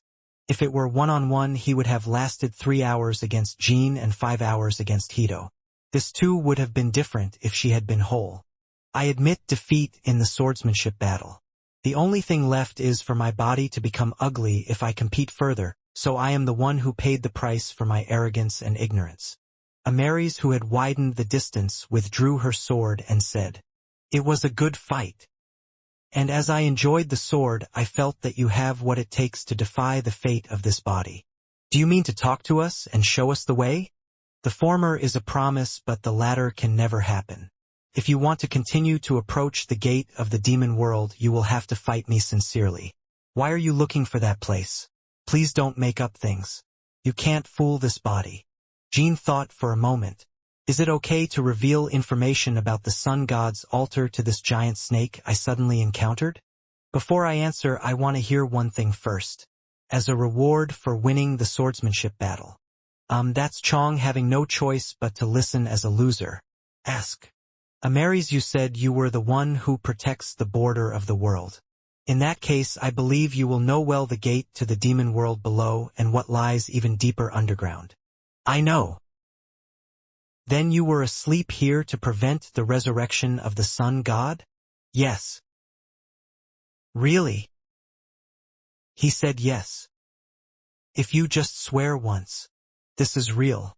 Yes, I swear on this body in the name of Amaris. Is it done? The words are getting shorter and shorter. Such shamelessness among mortals. Jean smiled and extended his hand towards Amaris. In that case, I will be more polite from now on. It seems like Amaris and we have the same thoughts. When Jean suddenly bowed his head and expressed his respect, Amaris cleared her throat as if she was momentarily embarrassed. Hito followed Jean and bowed to Amaris. Yes. As expected, my eyes were not wrong. They are not of very bad quality. I will formally introduce myself again. I am Jean Runkendal, the head of the Bamul Alliance and the 59th Runkendal Small Head. I am a officer of the Bamul Coalition? Jean, am I an executive? If Lord Hito is not an official, then who is? But, yes. What is the exact title of your position? Well, he's like the chief of staff. It's okay. This is Hito, the chief of staff of the Bamul Alliance and the butler who serves Miss Sandra. As I said before, there is no castle. Amaris smiled as if the two were cute. If you are Sandra, you must be referring to one of the children on the outside of the pit. A child with a somewhat irritable temperament and a child with a calm temperament. Which one? Surely it's not a cat. She was clearly aware of the presence of Valeria and her group, who were located about a dozen miles away. It's the former. It must have been a lot of trouble. However, thanks to that child, you have not been corrupted even though you have that power. Hito couldn't understand what those words meant, but he just nodded. There was silence for a moment. Amaris appeared to be lost in thought and was reminiscing about her vague memories. Then I guess I should tell you who this body is. Took me a while to remember. This body is Amaris, an immortal born with an unfortunate fate. When I was awake, mortals called me the Great Serpent. You're not a dragon. It is not completely unrelated to dragons. They are like my distant descendants. Did you say you are a distant descendant? No one knows exactly when dragons appeared in the world. Even the dragons did not know their beginnings. We just know that each person was created by their own god. According to Ameris' words, Jean and Hito had just learned one of the world's long-standing secrets. Yes, now that we've introduced ourselves, I'd like to ask you a question.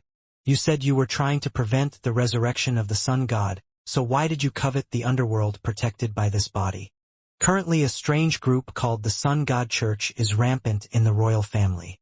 We are confronting them, and we have recently received information that a gate to the demon world may exist here. Can you explain the situation is in now? Let's listen. For a while, Jean talked to Ameris about royalties. It was about a monster that started appearing during the Sword Emperor's crusade. An explanation continued about the sun god religion, which is presumed to be behind the incident that led to the birth of the evil god after Gleek's disappearance. Naturally, information about the structure of major powers was also included. While Ameris listened carefully to Jin's story, she sometimes felt a severe headache and groaned. It was a headache that occurred as memories repeatedly emerged, subsided, and became jumbled. The reason we did the digging was just to confirm the reality. Since there was so little information about the sun god, I thought that if I found out something, I would be able to respond more flexibly to the enemies. To be honest, I had no expectations at all, but this is how I got to meet Ameris. After the explanation was finished, Ameris nodded slowly. I see. I roughly understand your position. It's nothing compared to when this body goes to sleep, but the ground is in a pretty chaotic situation. When did you fall asleep? I don't remember the exact time. However, you said earlier that the year is 1803, and that the Ming dynasty, who made great contributions to defeating evil spirits, perished half a millennium ago. Sodaret managed to seal the 77 people and keep them alive. Yes. It is clear that the time I fell asleep was more than half a millennium ago. When this world was divided in two, I received the fate of guarding the border and fell asleep while fighting. The fate of guarding the border that Ameris spoke of was not just about blocking those seeking the underworld. Her destiny was to prevent the underground from mixing above ground. The world was divided into above ground and underground after the death of Kinjalo, the sun god. At that time, those sent underground were those you call demons, and those sent to the surface were humans and other living creatures. Why shouldn't the two mix? Because it is a new order. The sun god died, and the perfect world he presided over disappeared. Perfect world. The sun god religions Jean had seen had the belief that when the sun god was resurrected, the world would become perfect again. Jean and Hito thought about that and continued to listen to Ameris' story. However, there were some who could not bear the sense of loss brought on by a world that had gone from perfection to imperfection. Naturally, they could not accept the new order. Birth and death beings who deviate from their assigned fates, the older order goes astray the more we try to repair the resulting damage to causality. It was because of those factors. Such people naturally gathered together and began to wish for the resurrection of the sun god. I guess that was the beginning of the sun god religion. Ameris' role was to prevent such people from seeking the underground.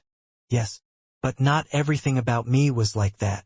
Even among those who were the heads of this body, there was a case that dreamed of resurrecting the sun god.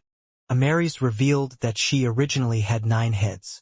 A large 9-headed snake. A mysterious being whose similar elements can often be found in the mythology of every continent. I had to fight those heads too. Out of a total of 5, I remember killing 1 myself, and 1 was killed by the Ming dynasty. I'm not sure about the other 3. Since there has been no activity until now, it must have already disappeared or is below this body, but I can't feel any energy right now. Then what about the remaining heads who opposed the resurrection of the sun god? 4 heads, including mine. This body is before you, and 2 of the remaining 3 were also killed by the Ming dynasty at that time. I hope the 1 remaining head remains somewhere underground. To explain it from Ameris' point of view, her head was sort of divided into good and evil. The 5 who want the sun god to be resurrected are evil, and the opposite is good. The head whose death was not confirmed was 3 to evil and 1 to good. The beings whom mortals call dragons were formed from the death of my heads. From that fragment the newly born immortals created a dragon. New-born immortal? Wait a minute then, Amaris. Hasn't he existed for a longer period of time than the beings now called gods? Recite the names of the gods you know. Amaris shrugged as Jean told her the names of all the gods she knew. Except for Sodaret and Clam, these are all immortals I don't know about. However, since my memory is not perfect, there may be people among them who know me. We are the ones who awakened Amaris, Sama, from her sleep. He swung the weapon at the top of this body without any fear. And to tell a little more about Sodaret, he is the immortal who taught me swordsmanship. As soon as Jean heard those words, he was able to realize why Amaris' swordsmanship seemed strangely familiar. As a contractor for Sodaret, I unconsciously felt his traces. Watching Amaris' swordsmanship. Soldierat himself practiced swordsmanship. Were you close to him? He was an immortal who conformed to the new order of the world. Of course he would have been very close to me. I vividly remember the joy I felt when he reminded me of the joy of an object called a sword. You said you were his contractor. Yes. Maybe it wasn't a coincidence that you met this body today, but fate. I hope so. In the first place, since we and Amaris have the same ideas, there will be times in the future where we will have to help each other. By the way, Amaris. Speak. There is one part in the story you told me that is difficult to understand. It's about the Ming dynasty. Are you curious as to why they murdered all my heads with different hearts? Yes. It's a simple story. The Ming dynasty of that time. From your perspective, you could call them the ancient Ming dynasty. The ancient Ming dynasty, like all mortals, was divided into factions. Those who want to resurrect the sun god and those who try to stop it. Of course, it seemed like it would happen. The ancient Ming dynasty were the only beings at the time who could travel between the surface and the underground by their own will. Of course, every time that happened I had to endure a fierce battle with this body, but sometimes even I had to avoid the fight. They were mortals endowed with too much power. Although Amaris did not directly explain her inaction, Jean clearly guessed that in the past she had powers that were on a different level from what she has now. In the first place, even now she only had a sword sparring with Jean Hito and her true character has not been revealed. Give it to me. Is there someone else who shared power with the ancient Ming dynasty? Sun god Kinjalo. The reason the ancient Ming dynasty was so strong was because the greatest thought of the sun god resided in them. Therefore they were divided into those who wanted to resurrect the sun god to gain greater power, and those who wanted to accept the new world. That was a secret story that even the Ming dynasty currently in La Perosa did not know about. There was a disconnected and erased history between the ancient Pluto tribe that Amaris spoke of and the current Pluto tribe. The Ming dynasty who became your brothers are probably descendants of the latter.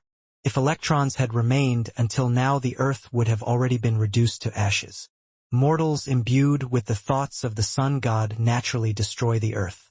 However, there are beings like you who can withstand temptation without being corrupted.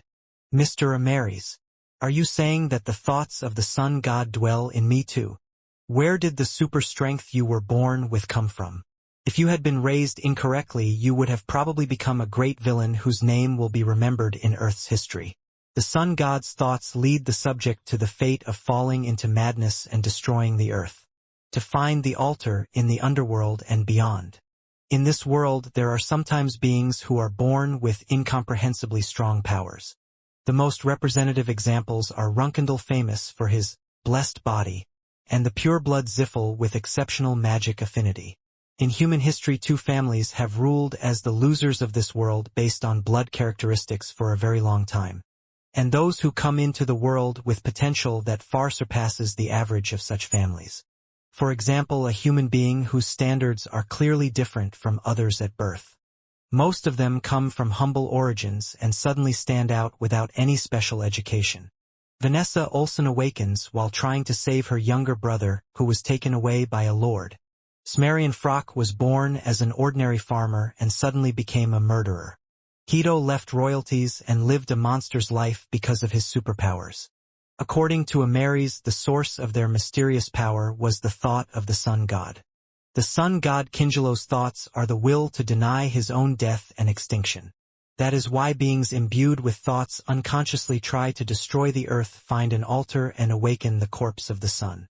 Hito nodded his head as if he was curious and showed an indifferent reaction. Even if what Ameris said was true, he had decided on the direction and purpose of his life and could not be shaken. Can you resurrect the sun god just by touching the altar? Just touching it is not enough, but the resurrection of the sun god is possible. And his return means that this world will disappear entirely. This body and the entire order of this world you enjoy will be destroyed, and all coincidence and necessity will disappear. The god Shainu told me that the results would vary depending on how the sun god was resurrected. Regardless of the outcome, the moment the sun god is resurrected, the world you know will inevitably disappear. Mortals will be bound to their fate again, and immortals will all become part of the sun god. This world will be perfect again. But is that really the right thing to do? A world full of dull fulfillment with only compliance. Jean and Hito could not imagine that world because they had never experienced it firsthand. Also, I wasn't curious. The world where there is something to protect is the land they stand on now.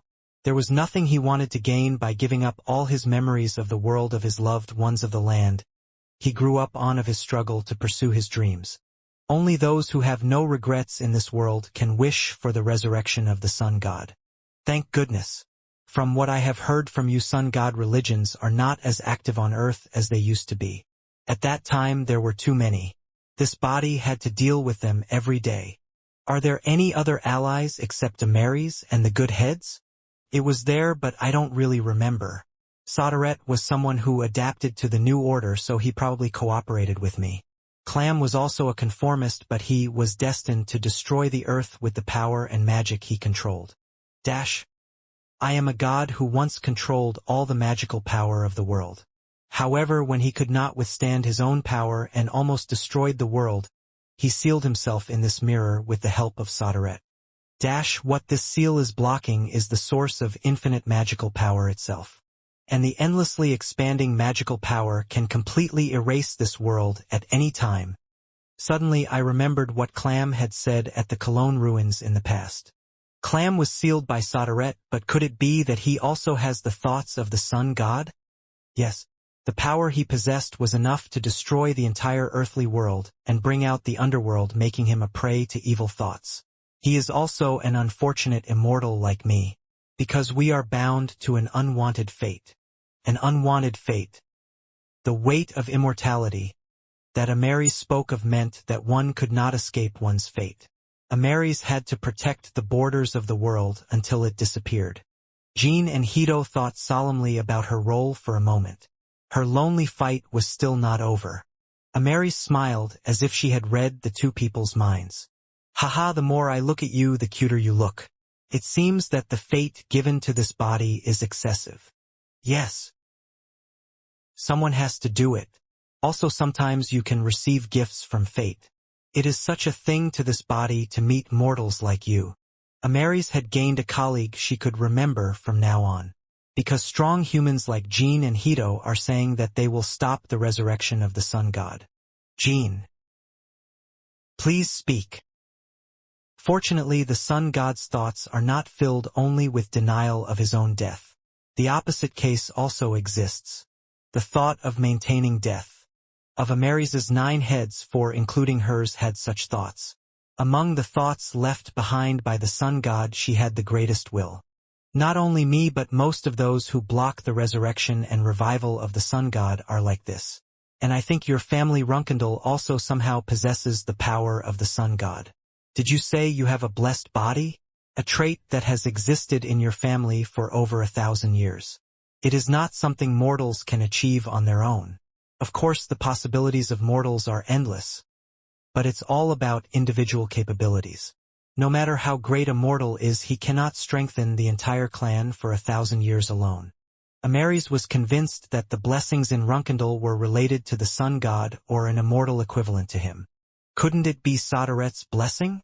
Our family did not exist when the sun god existed in the first place. The blessings of the sun god can exist beyond time and space. But even if it weren't for him, a Solderet would be more than worthy of a blessing.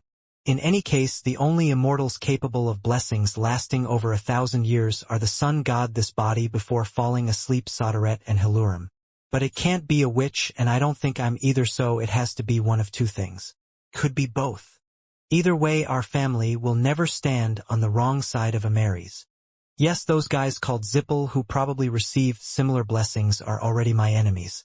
Even if their goal is not to resurrect the sun god but to recreate an item called the Origin Stone, the essence does not seem to be any different.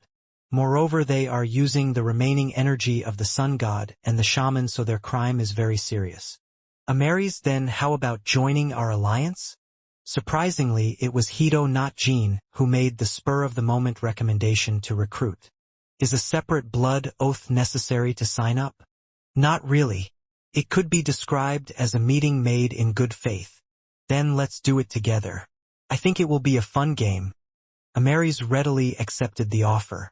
It was the moment when an extremely reliable ally was added to the Bamul alliance. But it is said that there is someone who brings demons out from under Jean to the surface. Orgel is a demon that I don't remember. Amaris had been feeling puzzled about that part since a while ago, because as far as she knows, guarding the perimeter has never failed since she fell asleep. In the first place, after Amaris fell asleep, Jean and Hito were the first to wake her up on the ground. There is only one entrance to the underworld. However, he is the one who unknowingly brings mortals from underground to the surface. It is very shameful. I don't know what kind of trick they are using, so I have to find out, ask how they did it, and punish them. How many demons did he summon? I don't know for sure, but I'm guessing it won't exceed 10,000. However, we believe there are less than 10 demons strong enough to pose a real threat. It's at the level where it's just collecting dust. Did he steal metal from this body like a thief? Using that steel portal ability you mentioned? Maybe so. I don't think this body would know if it were a being with the ability to move between dimensions to connect the ground and the underground. I need to get my memories back quickly. But Amaris, about 500 years ago, there was a war on Earth called the Battle of the Holy Kingdom. At that time, countless demons appeared on the Earth, and the largest war in human history occurred until the Battle of the Demon Gods. The reason we were able to find this place was thanks to the memories of my ancestors who were active at that time. That is entirely possible since witches are said to have intervened in the war at the time. Since there was even an item belonging to the immortal Jito, the witch must have used it to send mortals from the underworld without my knowledge. He didn't even open the door himself. Okay. Do you remember anything about immortal Zito? Regarding Jito, the Union has recently been conducting an investigation. Jito was an immortal who wanted to become a new order. Did he try to rule the world through pain? He could almost be said to be a crazy person who shouldn't be associated with him. He was a monster that even his 9-headed body could not guarantee victory over. I don't remember how he died. The longer the story went on, the more Jean felt the sensation of the blocked blood opening. Although her memories were incomplete, it was clear that the more Amaris' memories returned in the future, the easier it would be to understand the enemy's intentions. Self. At that time, I suddenly heard Sandra's voice. While I was waiting far away, I came first because I was curious about the situation. Oh? Honey, who is this woman again? You keep behaving like a playboy. Yup. Hito naturally covered Sandra's mouth, and Jean introduced the colleagues who came to the pit to Amaris. This is Valeria Hester, Sandra Zippel, and Red Jade Cat Shuri from the Bamul Alliance. Valeria Hester. You are the recording wizard Jean mentioned. Yes, in the future Valeria will be of great help in finding Amaris' memories. The moment Valeria slightly lowered her head, Amaris felt the strong energy of the sun god remaining in her. It was an energy that no one in the Sun God Church, including Orgel, had recognized. Who? You have a kind of resignation that I have never seen before, Valeria Hester. I don't know what you're talking about. As Valeria spoke, Jean explained to her the stories he had shared with Amaris for a while. Ah, so you're saying that I also have the thoughts of the Sun God? Yes. There have always been two types of thoughts of the Sun God that this body has ever seen. The thought of denying death and the thought of maintaining it. But in your case, there is a more complicated will. It is the will to observe and record something. Suddenly Jean remembered what Orgel had said in the past while giving him information about the Holy Land. Yes, Jeep's Mecca. Fully magical bodies whose opening is almost complete are no different from semi-immortals as long as they can use the space. You can recover from all wounds just by staying still in the sacred place. Is there a special reason why only fully magical bodies react to the residual energy? Well, I don't know the reason either. I can only assume that it is because a certain will of that existence resides among the owners of completely magical bodies. Perhaps a complete magical body is a blessing granted only to those whose will was imbued with it in the first place. Valeria was also thinking about going to Jeep's holy place and recovering from a fatal wound. Observation and recording. Those are words that mean the mission given to Valeria as a hipster. Yes, Valeria Hester. It may be difficult for you to understand, but for me meeting you and confirming your unique thoughts has great meaning. Is there any relationship between my mission and Amari's fate? I have always had doubts about the sun god's thoughts. It was because I couldn't figure out why he died. At least as far as I know, there was no one in the world who could kill him. In that case, he would have committed death himself, so why did the lingering desire to deny death remain as a thought? That was the problem that Amari's thought about for the longest time. She was the one who suffered the most when the sun god died, but had to take on the role of protecting the new, imperfect order. Bearing the weight of an unwanted fate, she could not help but think of the death of the sun god and his will. If the sun god ceased to exist on his own, why was there any thought left, and if someone killed him, how was that possible? In the former case, only the thought of maintaining death remains, and in the latter, only the thought of denying death remains. Amari's had no choice but to continue the difficult fight without finding an answer. But now Amari's was getting a clue through Valeria. This body still does not know the full story of the death of the sun god. However, the meaning of your special thoughts is not clear. He wants to watch this world through you. What happens in a world that has lost its integrity, what winds blow, and what kinds of lives are born. Also, it would not be madness or resentment, but a gaze filled with affection for creatures. Because it is your will to look at the being you do not love, it is filled with a transparent and brilliant feeling, as if whatever thoughts you have are reflected through. Amari's was shedding tears. The long and painful agony is finally coming to an end.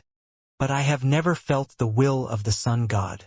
I once recovered from my wounds at Jeep's sacred place where his remaining energy is said to have remained.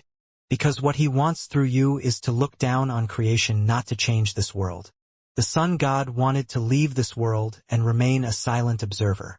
Freedom was given to the creatures, so that they would not be tied to fate like immortals like me.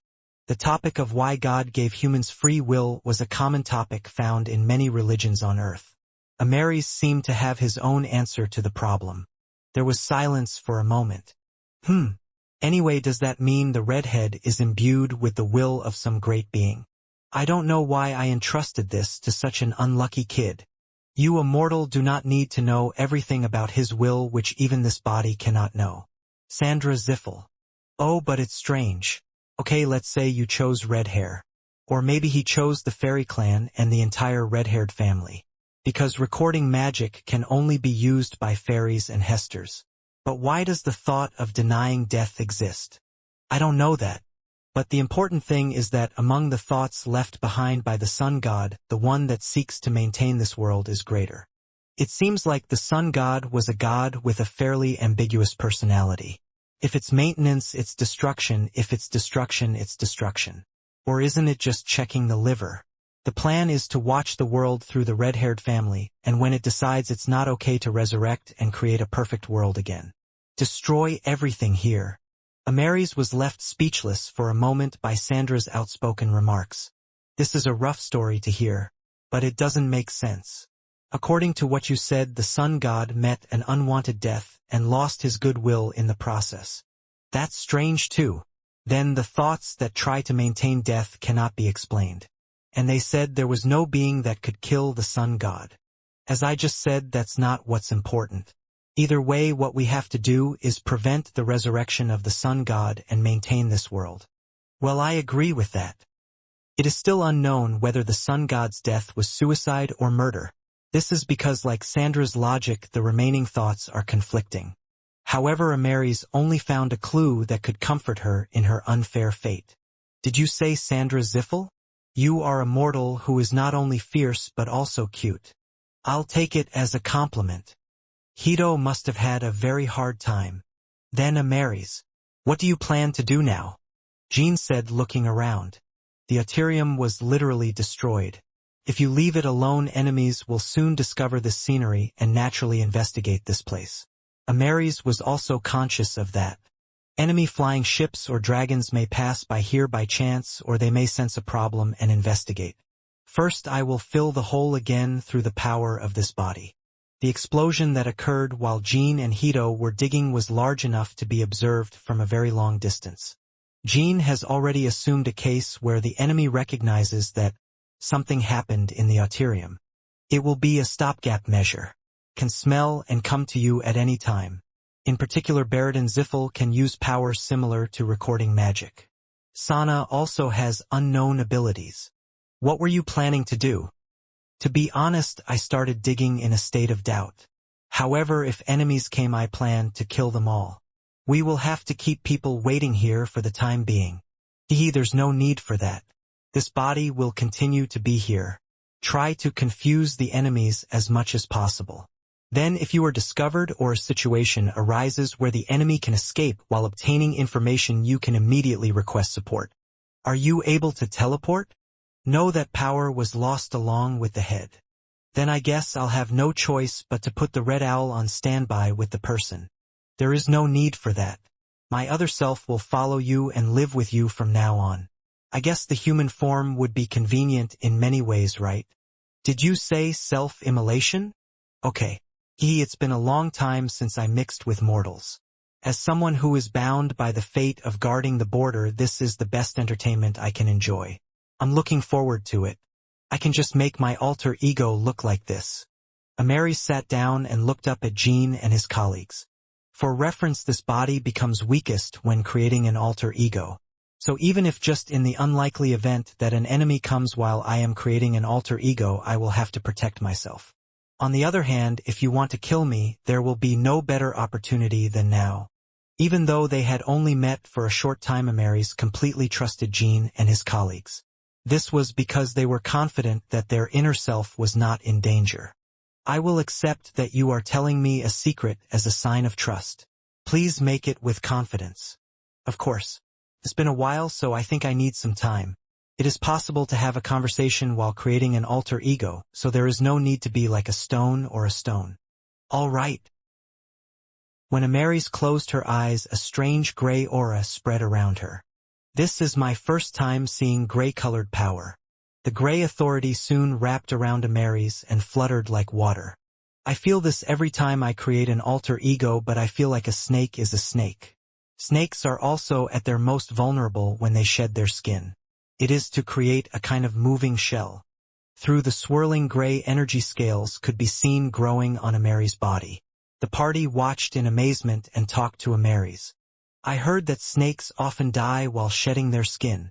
Sandra Ziffel, that's not an appropriate thing to say with such an innocent face. I think this body will have a lot to teach you during our time together. The creation of the alter ego went smoothly. As soon as 10 minutes had passed, something unexpected happened. At the same time, Jean and Amaris Hito, all three felt a clear threat of death rising from somewhere underground. Amaris, it looks like there was something more underground. While Hito spoke, Jean read with concentration again as he began to feel the sense of death once more. This energy. It was because there was a strangely familiar feeling about living there. Oh my, I really didn't expect to be attacked. It seems like these guys were fighting before this body fell asleep. Crack, crack, boom. Suddenly a red flash of light shot up from where Amaris was sitting. No damage occurred because Jean quickly moved Amaris to the side. And in the chests of the enemies who appeared with a flash of light, there were hearts of light shining red. The overall appearance was similar to that of the Ming dynasty. Amaris, have you forgotten about us? I didn't know you would create an immolation right here without fear. Jin and his colleagues recognized their identities at a glance. It was an ancient Ming dynasty. You guys, yeah, you forgot. These are the Netherworld royals that I sealed right before I fell asleep. Was the seal released when I woke up? Jin looked curiously at the ancient Ming dynasty who resembled his brothers but gave off a completely different vibe. The only difference between them and their brothers seemed to be the color of their light heart and brain energy. There are 5 people. It's strange that the brain energy is red. The ancient Ming dynasty was also conscious of Jin. This was because Jin, who appeared to be clearly human, had an energy similar to theirs flowing through him. Well, that's how it happened. But I waited for the moment when you created an alter ego. But I didn't know you would already have friends. The reason the ancient Pluto people were certain that Amaris would create an alter ego as soon as she woke up was because they knew very well that her main body could not escape this place. As a long time had passed, I was confident that I would create an immolation and engage in external activities at least to check the situation. Besides that, human smells like us. Very unpleasant. What is it? Is this an arrangement left by the Qingming tribe at that time? Judging by the fact that his brain energy is blue, he is of the Qingming tribe. Chongmying people was the name used by the ancient Ming kings to refer to their own people who were on the opposite side from them at the time. The ancient Ming kings who called each other the Red Ming and Qingming tribes were in conflict over the death and resurrection of the sun god, and the sole lordship of the name Ming King. Does it look like I'm someone's arrangement? Well, even though the Qingming people were inferior, they weren't so stupid that they wouldn't take care of humans. Then let me ask you a question, you insignificant human. How can you get that power? Swak. Suddenly 5 rays of blue lightning fell and struck the ancient Ming dynasty. They reacted immediately and struck down the lightning, but they all closed their eyes in bewilderment. The ancient Ming dynasty were greatly shocked that humans dared to attack before them without being afraid. This was something that could never have happened in the world before they were sealed. Above all, the enemy felt the shock of the arm that had blocked the lightning strike falling off. I ask again, do you still see me as an insignificant person? The ancient Ming dynasty, who had been speaking disparagingly, closed his mouth and suppressed his expression of embarrassment. I guess not. Today there are 13 Tuangs and 1 Tucson in the Ming dynasty. It seems that the system centered on the trust and the king has been maintained. Is that number the standard for the Qingming tribe? The person standing in the center of the enemy clans spoke. The one with the calmest eyes among the dogs was the leader of the pack. As soon as he opened his mouth, the mood of the other ancient royal families, who seemed ready to spit out harsh words, calmed down. In Jin's opinion, he was the only one among the 5 ancient Ming dynasties who faced reality. It's not the Qingming tribe, it's the Ming dynasty tribe, because there were no Miao clans left that used the Red Thunder flag. It's not even known. It looks like we had a conflict with my brother's ancestors in the past, but as you can see, we are the only Netherworld clan, and the sun god you were trying to resurrect is still the same. So to speak, you can be said to be defeated ghosts. He's not dead yet, so he's not a ghost. So the human Qingming tribe. What is your hierarchy? The successor of the 13 fighting kings Tucson. That's amazing. In our era, including Amaris, there were many authors who exploited the insignificant humans. They say that even though all civilizations are at a low level and are as weak and stupid as insects, humans have infinite potential. It seems they were right then. As you said, we were ruined and you survived. I'm glad you don't seem too arrogant about the subject. But now that we have woken up, the war begins again. As of now, we plan to gather our compatriots and regain our lost status. We still don't know who the final winner will be, right? He has quite a spirit. I think I should know his name before he fights. One without a Simit clan. He is a first-class fighting king from the Jiakmyong tribe. When Simit responded as if he clearly recognized himself as a challenge, the other enemy tribes were shocked and looked at him and Jin in turn. But soon the Jiakmyong people had no choice but to introduce themselves like Simit. It was only natural that Simit recognized the enemy as strong. Makuram Yung, a warrior of the Young clan, Jiakmyong clan, second-class fighting king. Manta Horn. I am a second-class fighting king from the Jiakmyong clan, a warrior from the Horn clan. and Olin Horn, a warrior of the Han clan, a second-class fighting king of the Jiakmyong clan. Ozan Kam, I am a second-class fighting king from the Jiakmyong clan, a warrior from the Kam clan. Remember that. I am Jean Runkendal, as I mentioned before, the king of the 13th battle of the Ming dynasty and the minor head of Runkendal. From now on, feel free to attack as much as you want. It's okay to use Amaris in a dirty way, and it doesn't matter if you target my colleagues. However, whenever that happens, mercy will become weaker.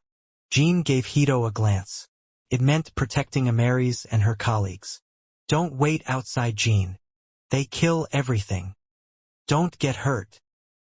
It seems like those guys like this body have weakened a lot due to the aftermath of the sealing. You're out of luck. It's because you met this kid right after you came out. If I had kept hiding, I would have been able to enjoy the earth a little bit. While Hito and his companions were preparing to climb the cliff of the pit, there was not a single battle between Jean and the enemy tribes. It was because of Samart's prudence.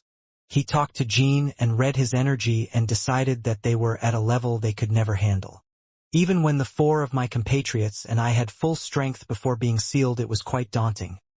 No, we might not have been able to deal with him on our own. Jean smiled as he clearly saw what was going on. Then, in an instant, he disappeared from the sight of the enemies and hit Sigmund like a whip. Tisk!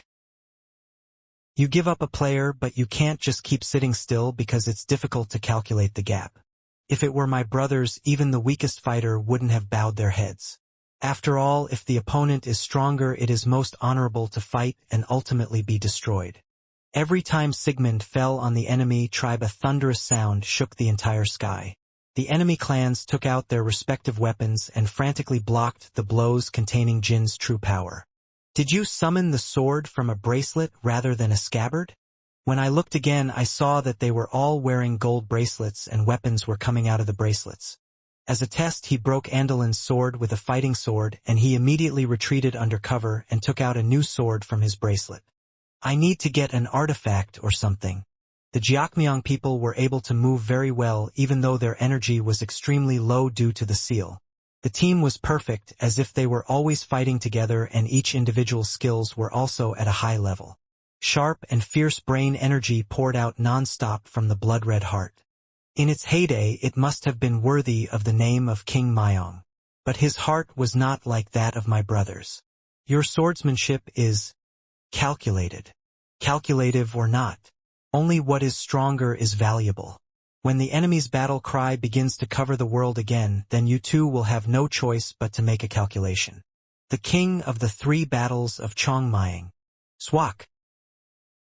The first to lose a limb was Makiram. Before Makiram could escape undercover, Jean unleashed his 9-sword annihilation attack, killing him. Makiram. When Makiram died, Manta seemed to have lost his mind and threw himself at his body. Why do you do this when fighting more calmly isn't enough? Although he felt uncomfortable, Jean cut down the manta that had found an opening. Whoops! Even though they are weakened, the Jiakmyongs are by no means weak. It only seemed that way because Jean was putting all his effort into dealing with him. After Makiram and Manta died, Simit's movements became overly simple. It looks like they're trying to do some trick. Manta's behavior was also unnatural, as if it was his turn to die after Makiram. What you're trying to gain by using the lives of your colleagues like tools, there is a high probability of suicide or escape. Jean decided so and glared at Simit. Simit, what are you preparing for by abandoning Makiram and Manta? You seem to call each other compatriots rather than brothers. Is that why you lack a bond, or is the class gap so extreme? These 2 people are openly throwing their lives away as if it was their turn. There was anger in Jin's voice. The name of the enemy was also clearly the Ming dynasty, but such an act was unimaginable to La Perosa's brothers. I hope it was worth whatever unpleasant behavior it was. I'm about to become disgusted with the fact that I have the same roots as you guys. Simit's eyes widened. I didn't expect to find out that Makiram and Manta's deaths were intentional, because they didn't even exchange a glance to plan a strategy. The sacrifice of the 2 men had been promised since ancient times when they walked the battlefield together. Tisk dash. Jean, who carried out the punishment of the King of Battles, shattered the enemy's shields and narrowed the distance. The protective shield could not be restored by the energy of punishment and was constantly broken. Kayak. Ozan, who had the lowest fighting power among the remaining enemies, was unable to withstand the shock wave, and blood poured out from every hole on his face, with Simet and Anolan blocking his path. You, the king of the 13 battles of Chongmying, said a little while ago that it is honorable to be broken in battle when you encounter a stronger opponent. But true honor is somehow surviving and achieving victory. As soon as he heard those words, Jean narrowed his eyes in annoyance. As expected, it was a runaway. I had to keep 1 or 2 of them alive to get some information, so I didn't push them all the way. Is it possible to teleport at least? If the other person says something like that, it means that they have already prepared to run away. Without thinking any more, Jean exploded his brain energy and tried to reduce them to ashes at once. Even if you don't get any information, it's better than letting them run away. But as Jean expected, Simet was already ready. At the expense of Makhiram and Manta, Sigmund cut down the bodies of the remaining enemies. However, there was no feeling of the blade cutting into flesh and bones, as if cutting through an illusion. The remaining enemies were becoming transparent at a rapid pace. Just as the afterimage disappears. Tell your people that the enemy has returned. Amari's fate will also come to an end this time. Even as Simet became invisible, he spat out a warning to Jean with his venomous eyes. When I looked in the direction where Makhiram and Manta's bodies were, I saw that their red hearts were burning like fire. The remaining enemies used the 2 people's light hearts as sacrifices, as if they were using black magic. You showed your despicable side and lost my mercy. Next time we meet, you'll regret not dying today, so hide well and live. Jean gave that answer before Simet and the remaining enemies became completely invisible and disappeared. Ha ha ha. Somewhere underground, far away from the old Auterium. The place where the 3 Jiakmyong people who escaped from Jean teleported to was the 3rd city of the Jiakmyong people, formerly called Patlock. The 3 people who fell into Patlock Citadel writhed for a while, nauseated by the aftermath of the teleportation. Originally, the return art of the Jiakmyong tribe put a lot of strain on the body, but the 3 people were weaker than ever and were even vomiting blood. Is everyone okay? Simet said, catching his breath. Yes, compatriot Simet. You're safe. As soon as I fucking wake up, Makhiram and Manta. Anolan and Ozan answered in gloomy voices. It was because of the 2 compatriots who became the catalyst for Makhiram and Manta's return technique. While fighting against Jean, there was no time to be distressed by the sacrifices of his compatriots. It is only in moments like this that the return technique is used, using a compatriot as a catalyst. When annihilation had to be avoided and there were no other creatures to serve as a catalyst, the enemy's rule was for the weakest compatriot to make the sacrifice. However, among the 5 awakened Jiakmyongs, except for Simet, all of them are 2nd-grade fighting kings. Since there was no difference in hierarchy and it was difficult to distinguish between superiority and inferiority in combat power, Makhiram and Manta simply took the initiative themselves. Don't cry, Ozan compatriot. It was the best choice since he cut off the arm of his Makhiram compatriot. The same goes for the Manta compatriot who was right next to the formation. We just have to avenge the grudges of our 2 compatriots in the future. Although he spoke coldly, Simet could barely suppress his painful feelings. As the leader of the Simet army, as soon as I woke up, the guilt of putting my compatriots in danger weighed heavily on my heart. Although there were only 2 in number, Makhiram and Manta's deaths accounted for 40% of the remaining troops. Because it became the catalyst for the return art, the 2 compatriots cannot even enjoy the honor of becoming immortal. In its heyday, the Jiakmyong tribe operated a unit called the Immortal Army that weaponized the bodies of the fallen. As Ozan said, the bodies of Makhiram and Manta could not be recovered, so they could not become immortals. That's a problem, but I'm worried about the bracelets that the 2 compatriots had. Simet compatriot. In particular, Jean Runkendal deliberately cut off the arm of his Makhiram compatriot. They were aiming for the bracelet. It would be nice if the bodies of our compatriots were completely destroyed when they were burned, but that is unlikely to happen. Even if the bracelet remains damaged, it won't be possible to analyze it with lesser human technology. An Olin compatriot. The The guy's military power was obviously great, but I couldn't find any traces of technology around him. I couldn't find a portable subspace warehouse or even a flying ship. The Wusan compatriots didn't have a subspace warehouse, but they didn't have many belongings. And the ground we fought on seemed like an abandoned land, so it must have been far from a city. It means that they found a Marys by teleportation or an equivalent method. Well then, Simit compatriot. They may also have the technology to analyze the bracelet. I think it would be best to assume so. Of course, since even our engineers created it with the knowledge of the sun god, it will not be analyzed very quickly. Even after completing the analysis, making and using the same bracelet is another problem. In order to use the bracelet, you basically needed a strong body that could withstand the enemy's light heart and overload. It's a completely different world now than it was before we were sealed. We need to think of anything that puts humans and other mortals in competition with us.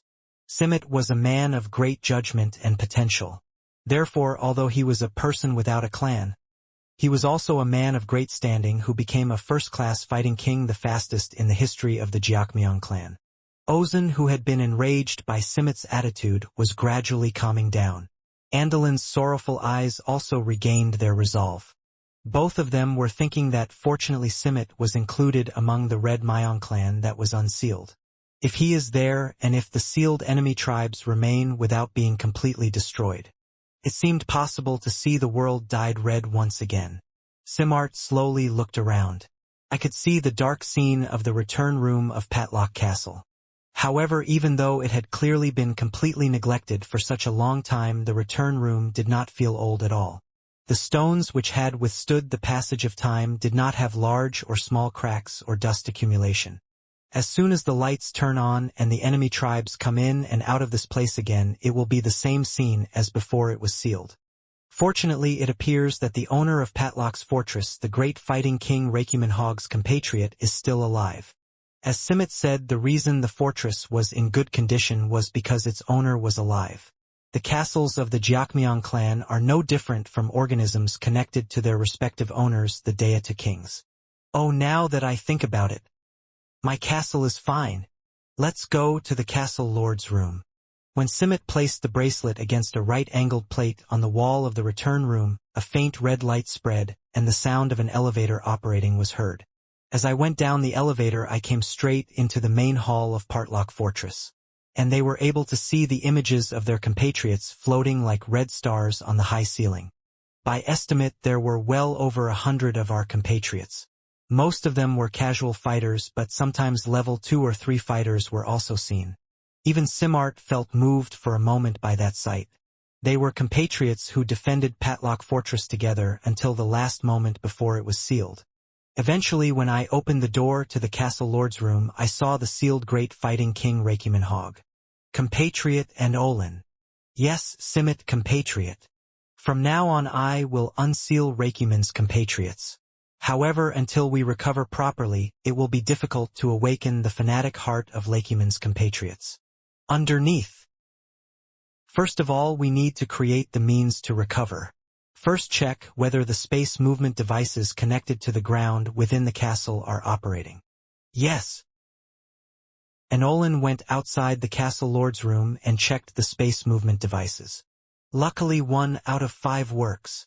Then from now on, the 2 compatriots will begin their activities on the ground. Go out and seek nourishment and check your current situation. In particular, we must thoroughly dig up information about Jean Runkendal and his forces. I understand, fellow Simit. Can I get the return catalyst at any time? In response to Andolin's question, Simit shook his head with heavy eyes. If possible, you should do so, but when you go to the surface, be sure to take the sealed light heart of your compatriot with you. Ah! Simit decided that Olin and Ozan, who were active on the ground, needed a means of escape at any time. Currently, it was not possible to easily obtain the catalyst energy required for the return technique every time. To use an ordinary human as a catalyst, at least 100 units were needed. Not only humans but any living creature, including dragons and demons, can become a catalyst, but the current red mystery has not regained its power from its heyday. This means that just like before it was sealed, anyone could die trying to capture it and use it as a catalyst. It's painful, but it can't be helped. The moment even one of our compatriots dies, the resurrection of our enemy clan becomes that much more distant. The compatriots who become the catalyst for the return art should be selected in order of combat power. The only consolation to the three was the fact that their compatriots who would become catalysts from now on could later become immortals. The greatest glory that the common warriors of the Jiakmyong tribe could enjoy was to become an immortal army. When can we start activities? Immediately from now on. Return once every 10 days. If there is an issue that needs to be reported, immediately return immediately. I will try my best to return without using the fanaticism of my compatriots. Enolan and Ozan saluted Simit by placing their hands on their hearts. Again, as before, I reported the start of the mission to my superiors. The two went out to the central hall and swallowed tears as they cut out the hearts of the two fighters. Simit was seated in front of Reikiman, his light heart glowing red. The red brain energy that spread subtly from the light heart flowed into Reikiman. Once again, the enemy's sky will be resurrected by our sun god. Simit was persistently shaking off his painful feelings. Meanwhile, Jean and his colleagues had returned to Taikan Palace with Amaris's alter ego. Although he was concerned about the sudden appearance of enemy tribes and the sun god religions that had begun to flourish in this world, Amaris had the attitude that the problem had already happened and that it could be resolved well. He also showed the ability to adapt quickly and blend in with his colleagues. For her, who was always bound by fate, this kind of life was literally like rain in a drought. There were so many memories lost in this body that I even forgot to seal them. Moreover, the return technique. I was reminded of that too when I saw it in person. The fact that the return technique was successfully executed means that their base is still intact. You're alive and well? Hey, I got scolded. Anyway, they belong to the same race as my brothers. Aren't they incredibly strong? Yes, Jet. This time they were unable to fight properly due to the aftermath of the sealing, but Simit must have originally had stronger fighting power than Baka's. I think the rest were about Lada level. How many people are like that? If only one of their forts remains, and if there are other forts within 1,000 remaining, I think each one will be around 1,000 to 10,000. As far as I know, there are 5 forts in total. Young Han Kam Hog Thun. It is ruled by the great fighting kings of each clan. Jet continued to fuss and touched his forehead. Jean felt pressure as he guessed their size and fighting power. And above the Daetu king there is a Tucson. The biggest question is whether he survives or not. The name? I can't remember what it was. The warrior of the Jiakmyong clan was also a person without a clan like Simit.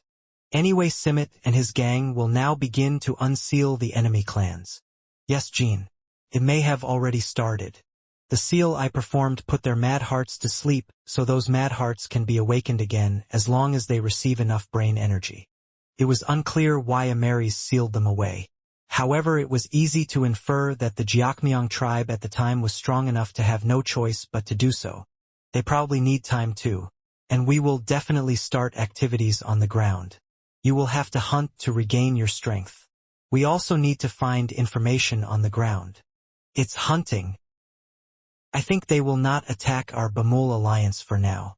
I've already been dealt a big blow by you once, so I'll be cautious. So all we can hope for is for them to regain their strength by attacking Jeep and other enemies. And we track the process and find out their stronghold. You said their fortress is also underground, right?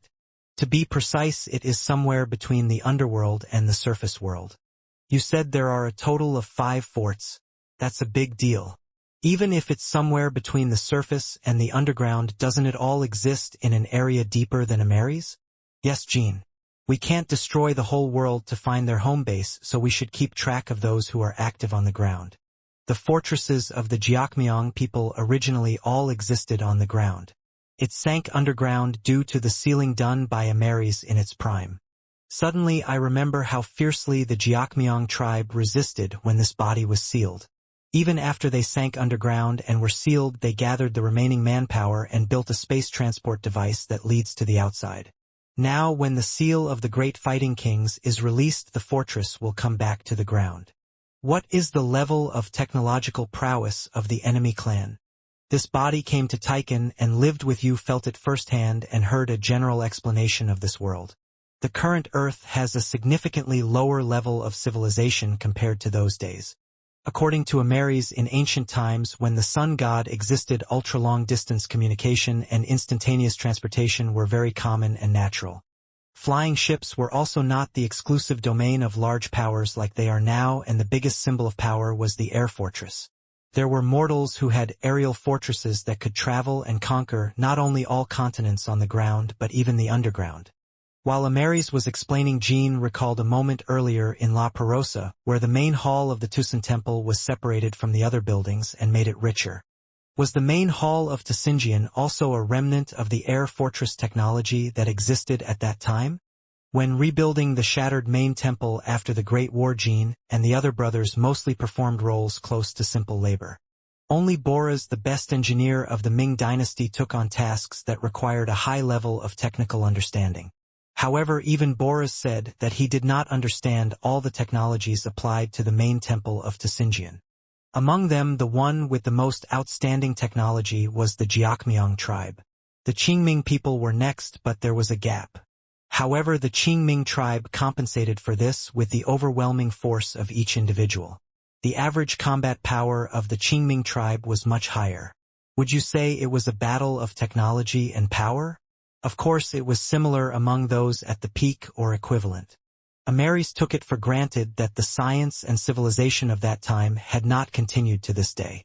Everything that immortals and mortals achieved in the old age, that is before the death of the sun god, was bound to lose meaning from the moment the world lost its integrity and was divided.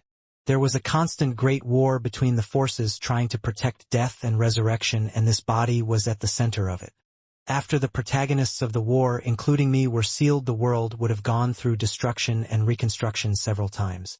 She had come to the conclusion that civilizations had been born and disappeared many times in the world. Even after his death, there must have been at least one destruction. Therefore, the current Ming dynasty is a group left behind after the Red Ming tribe was sealed and the Qingming tribe was destroyed, and the transcendental technological devices that are occasionally discovered are remnants of the first generation of ultra-advanced civilization that were left behind after a cycle. Do you think the underground will be like that too? Of course. Those who were sent underground when the world was initially divided were destined to be buried forever. That's a little harsh. Why did some people go above ground and others go underground? Was that also chosen by the sun god? Normally people would think that the ground is better, but I think I would have felt some resistance. Amaris shrugged her shoulders in response to Enya's question. The expression is just buried, but the underground world has an environment just as good as the above ground. There is night and day there too. The world is not as dark and dreary as you think. On the contrary, it is better for those who worship the sun god because the altar is closer. Aha! There is night and day underground. This body believes that the underground is fundamentally responsible for the war between the surface and the underground. If they had accepted the new order and had not crossed over to the surface, there would be no reason for you to be going through all this trouble now. However, those who disturb the world to revive the sun god are also probably just escaping their fate as mortals. Amaris' gaze landed on Jean. The monsters who have fought to escape their fate for such a long time are the enemies of this body, you and everyone here. But the value of the struggle is not determined only by the time it lasts. No matter how long they struggle, at the root of it all is a weak heart that relies on the sun god to restore the utopia that was lost. If you fight with me without knowing that fact and without being able to overcome it, it has no choice but to break. Amaris' eyes widened at Jin's confident answer. Every word of his words was sincere without any fabrication. To Jean, there was no difference between the Jiakmiang clan and the enemies of the yet-to-be-revealed underworld or existing enemies. The Soderette chose a mortal well. But don't underestimate it. When the seals of the enemy tribe begin to be lifted, the world will change. It is the emergence of the fifth force following the remnants of the Runkendal and Bamul alliance, Zippel-Kinselo, and the Beemont royal family. Fifth force. Although only 5 people have been resurrected and 2 of them have been killed by Jean, the Jiakmiang tribe has the potential to deserve to be called that. Who will be the first target of the Jiakmiang tribe, which has begun its activities on land? For a while words were exchanged between colleagues about him. This body statement that the Red Ming tribe's activities on land are hunting is not just an expression. They rely on lifeblood as their main source of nutrition. There is even a story that says that is why the light heart is red. Blood? To lift the seal, a large amount of blood will be needed. The stronger the blood of an individual, the more effective it is. Then there is a high possibility of indiscriminate massacre. To do that, there is no way to transport that many lives or blood, and the blood of livestock or untrained mortals is not very effective in the first place. So even in their heyday, the Jiakmiang tribe did not often kill lives that were not valuable to them. Like wild beasts, I hunted only as much as was absolutely necessary. At those words, Jean internally sighed. I was confident that I would crush the resurrected enemy clans no matter how many times I fought them, but there was no easy way for Jean to stop them from suddenly appearing somewhere in Ince and quickly slaughtering the civilians. Many people have already died in that kind of massacre during the Battle of the Sins. Besides, if so many lives are killed, how will so many corpses and blood be transported to the fortress? The return technique is not omnipotent. It costs so much that I have to use my own people as a catalyst to escape from you, so I can't use it for worthless blood. Is it also possible to use the subspace storage function installed on the bracelet that Dr. Quall took? Even subspace warehouses have space limitations. Simit, a level 1 fighter, still has room to fit at least one flying ship, but he won't be able to move directly due to the seal being lifted. Therefore, the ones who are moving are the 2 remaining second-class fighting kings, and their warehouse size is at most about 30 adult humans. The Red Ming tribe, unlike the Qing Ming tribe and the current Ming dynasty, was a society where everything from 1 to 10 was determined by class. Even the size of the subspace warehouse you can have varies depending on your rank. Fortunately, Amaris had quite a lot of memories about them, perhaps because the target she fought until the end was the enemy clan. Master Amaris said that there would be approximately 1,000 enemy tribes per fortress.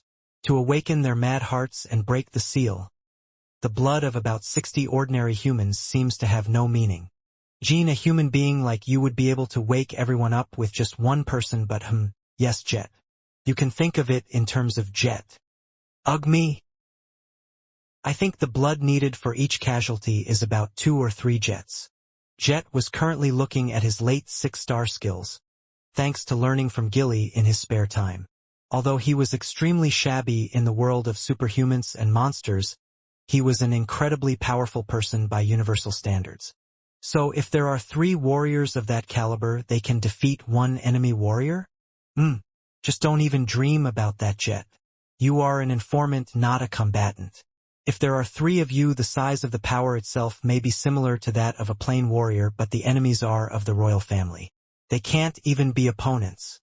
Then, from the perspective of the Jiakmiang tribe, the best land to supply a life with combat power like Jet is, in most cases, it is bound to be the territory of a large power. In small kingdoms, the captain of the royal guard must be 7 stars, and rank knights and mages rarely exceed 5 stars. Suddenly, the name of a region flashed in Jin's mind. Land of the Beast Men? Kinzalo's territory, the Land of the Beast Men. As the name suggests, beast men live there.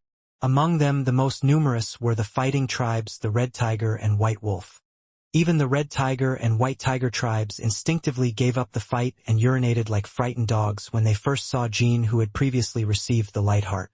Even now, the casual warriors of the 2 fighting races cannot even look straight into Jin's murderous eyes. If only they reacted the same way to the enemy tribe.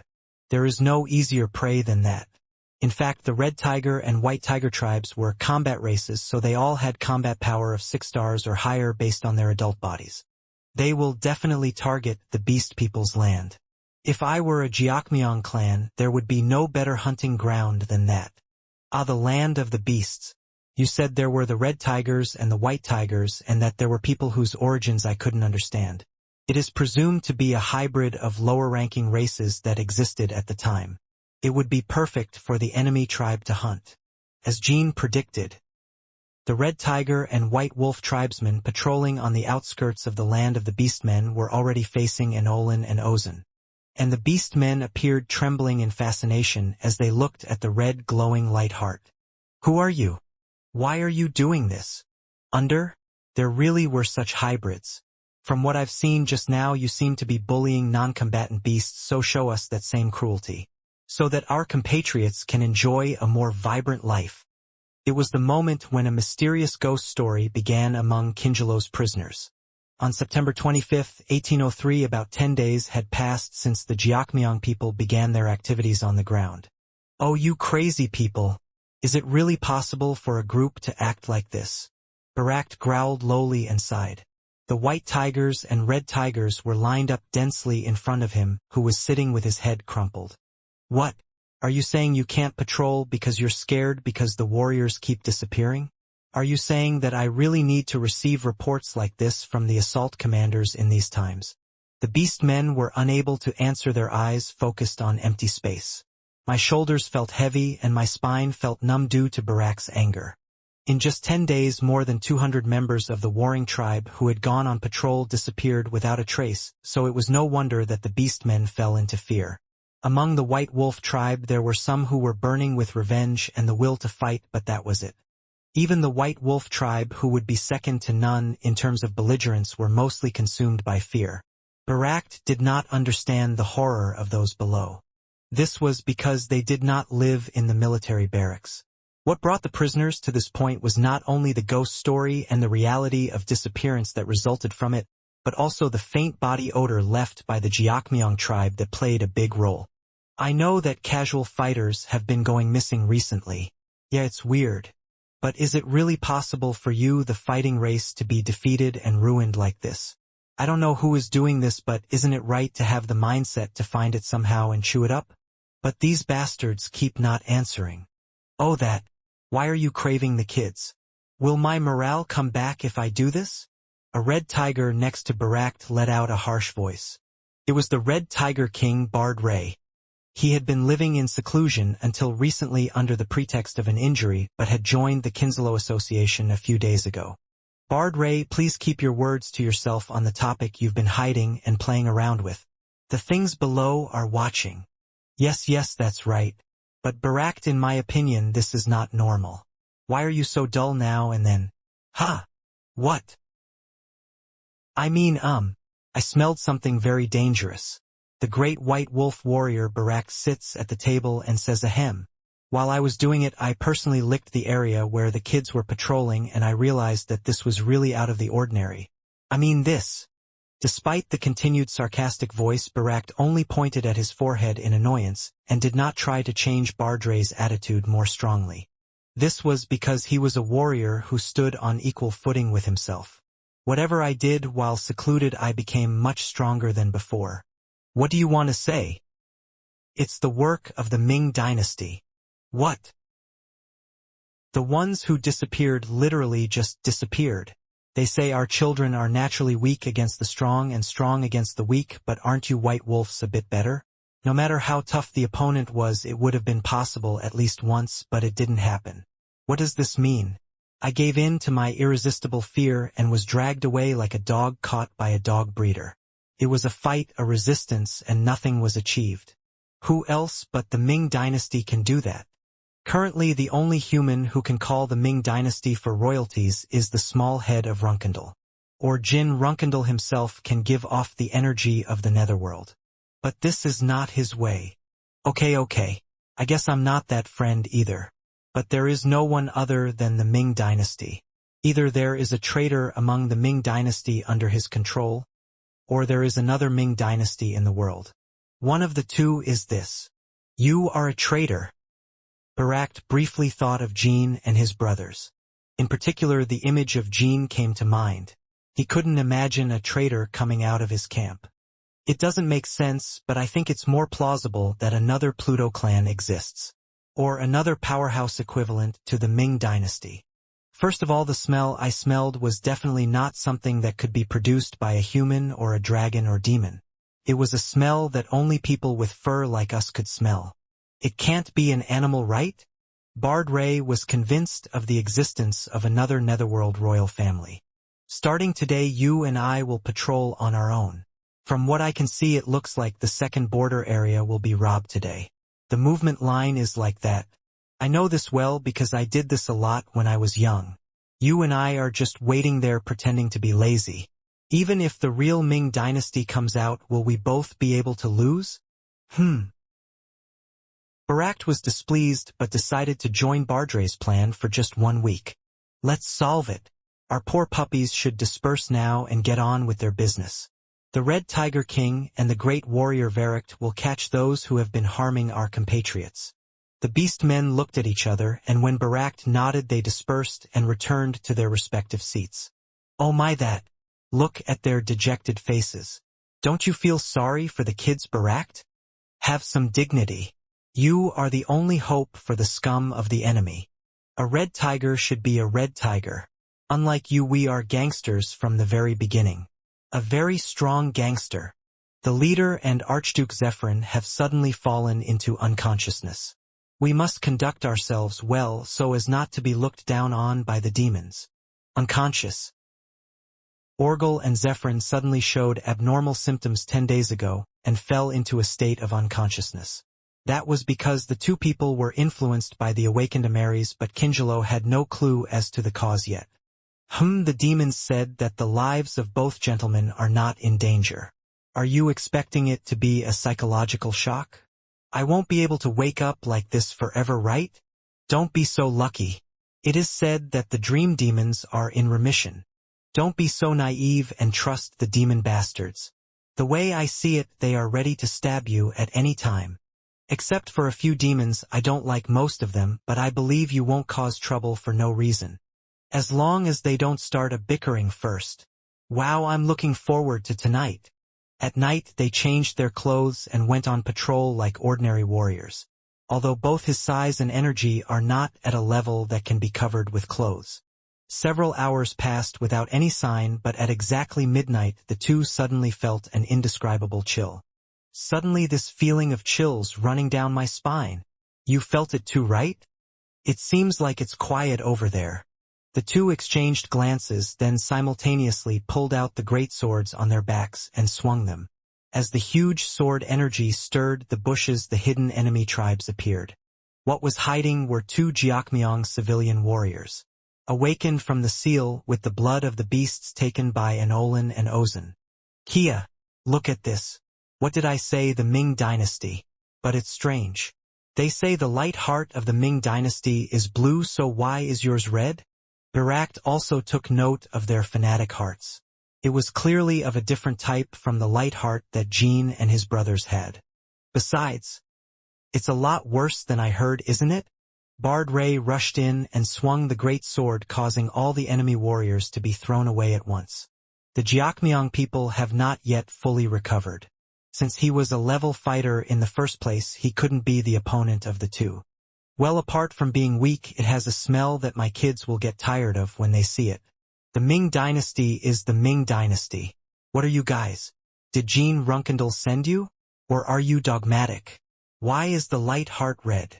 The enemy tribes did not respond to Bardre's rapid-fire questions. They were perplexed by an unexpected situation. Apparently the second-class fighting kings explained that they are INS hybrids who are so scared that they can't do anything as soon as they approach them. Moreover, unlike the second-class fighting kings, the two enemy tribes started their mission for the first time today, and they were aiming for the peaks of INS fighting tribe. Due to my poor senses, I was unable to read the superhuman energy they were giving off. You don't want to answer? It can't be helped. You're going to the torture room with us, huh? Pop.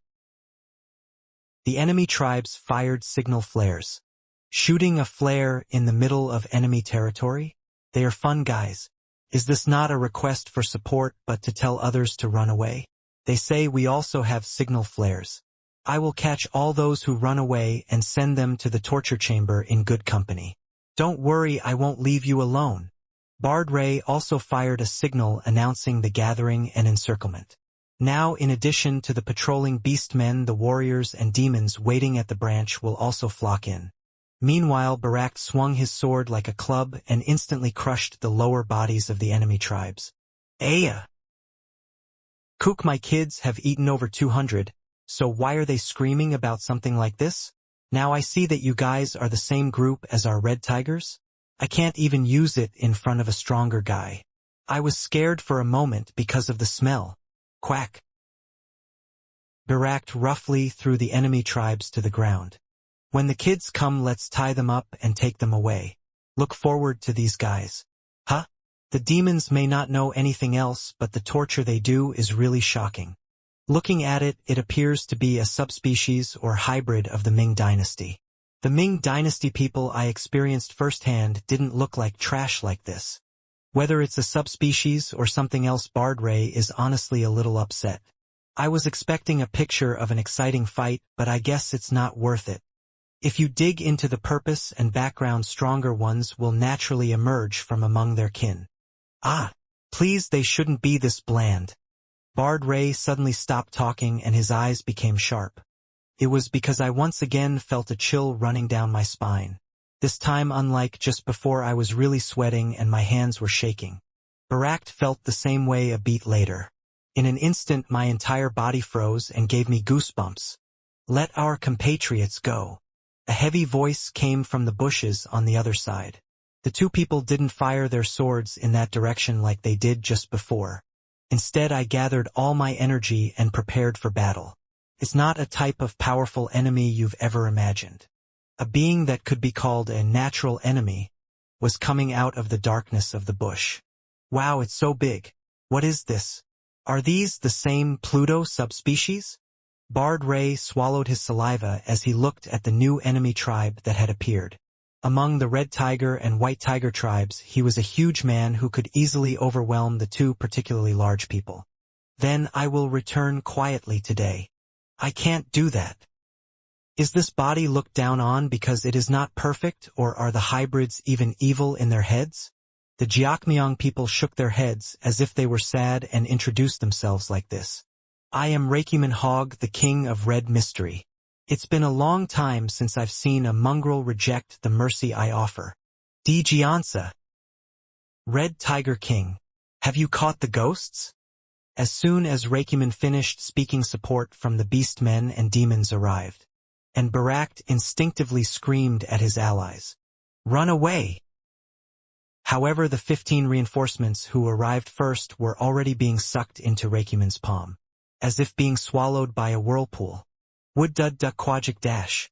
The beasts that were pulled into Reikuman's palm were instantly crushed, so small that their shapes were unrecognizable.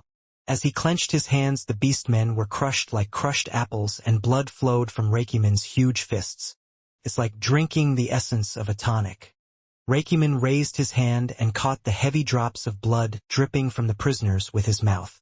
While the Mokuldi was gulping ravenously, the Kinzalos did not dare to think of attacking. What on earth is that guy?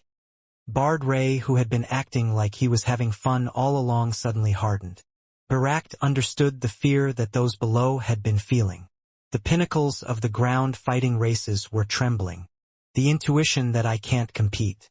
Convinced that I had to run away. The animal's instinct as a beast was speaking.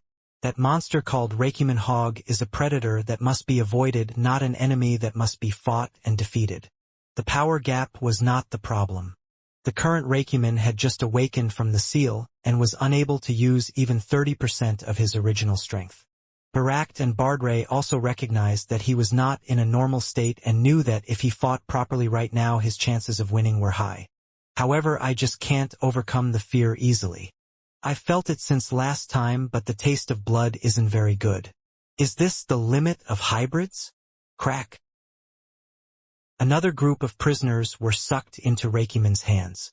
When I looked again, I saw the red brain energy spreading like a net, pulling the beastmen and crushing them.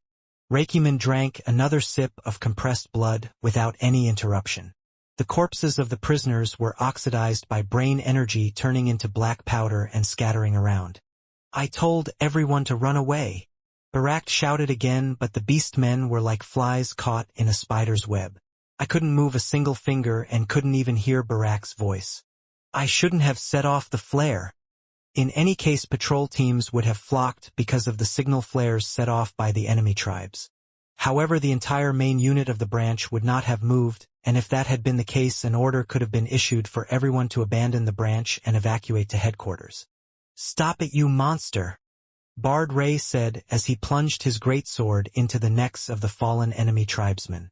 Did you just say we were compatriots? From the looks of it, you also care about your people, but if you move one more time, you and your body will be separated from these bastards forever. Of course, Reikiman did not stop eating despite Bardre's heartbreaking threats. Also, a group of prisoners lost their lives due to Reikiman's outstretched hands. Riki is by no means the only one who considers the lives of casual fighters insignificant. His love for his compatriots was greater than anyone else's, but he felt that even if he died, he could retrieve their bodies and give them the honor of becoming an immortal. You hybrids don't know our enemy's name, so you could make such a threat. You don't want to know? Can't you think of it as a negotiation rather than a threat? Just like you said at the beginning, you're going to take these guys and go back quietly. Let's not get tired. I don't think my body has matured. You must be scared, but it's amazing to see you show courage. I'll give you one last chance to choose. Are you two going to become the enemy's minions, or are you going to put up a futile resistance? What will you do if you become a minion? I will keep you two alive and serve you well. What about the rest? It becomes nourishment for me and my compatriots. Kwang dash. Barak, finally shaking off his fear, rushed at Reikiman and swung his great sword. Could not penetrate Reikiman's protective shield formed from red brains. This was because he had not yet completely regained his composure as a 10-star warrior.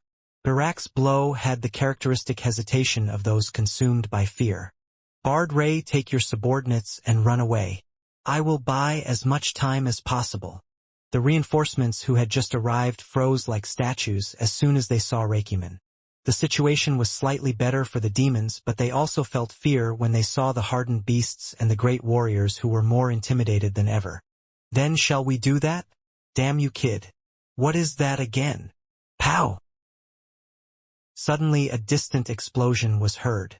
Bardre and Barak hurriedly turned their heads to check the direction and saw red lightning striking from the sky. It was the side where the branch was located.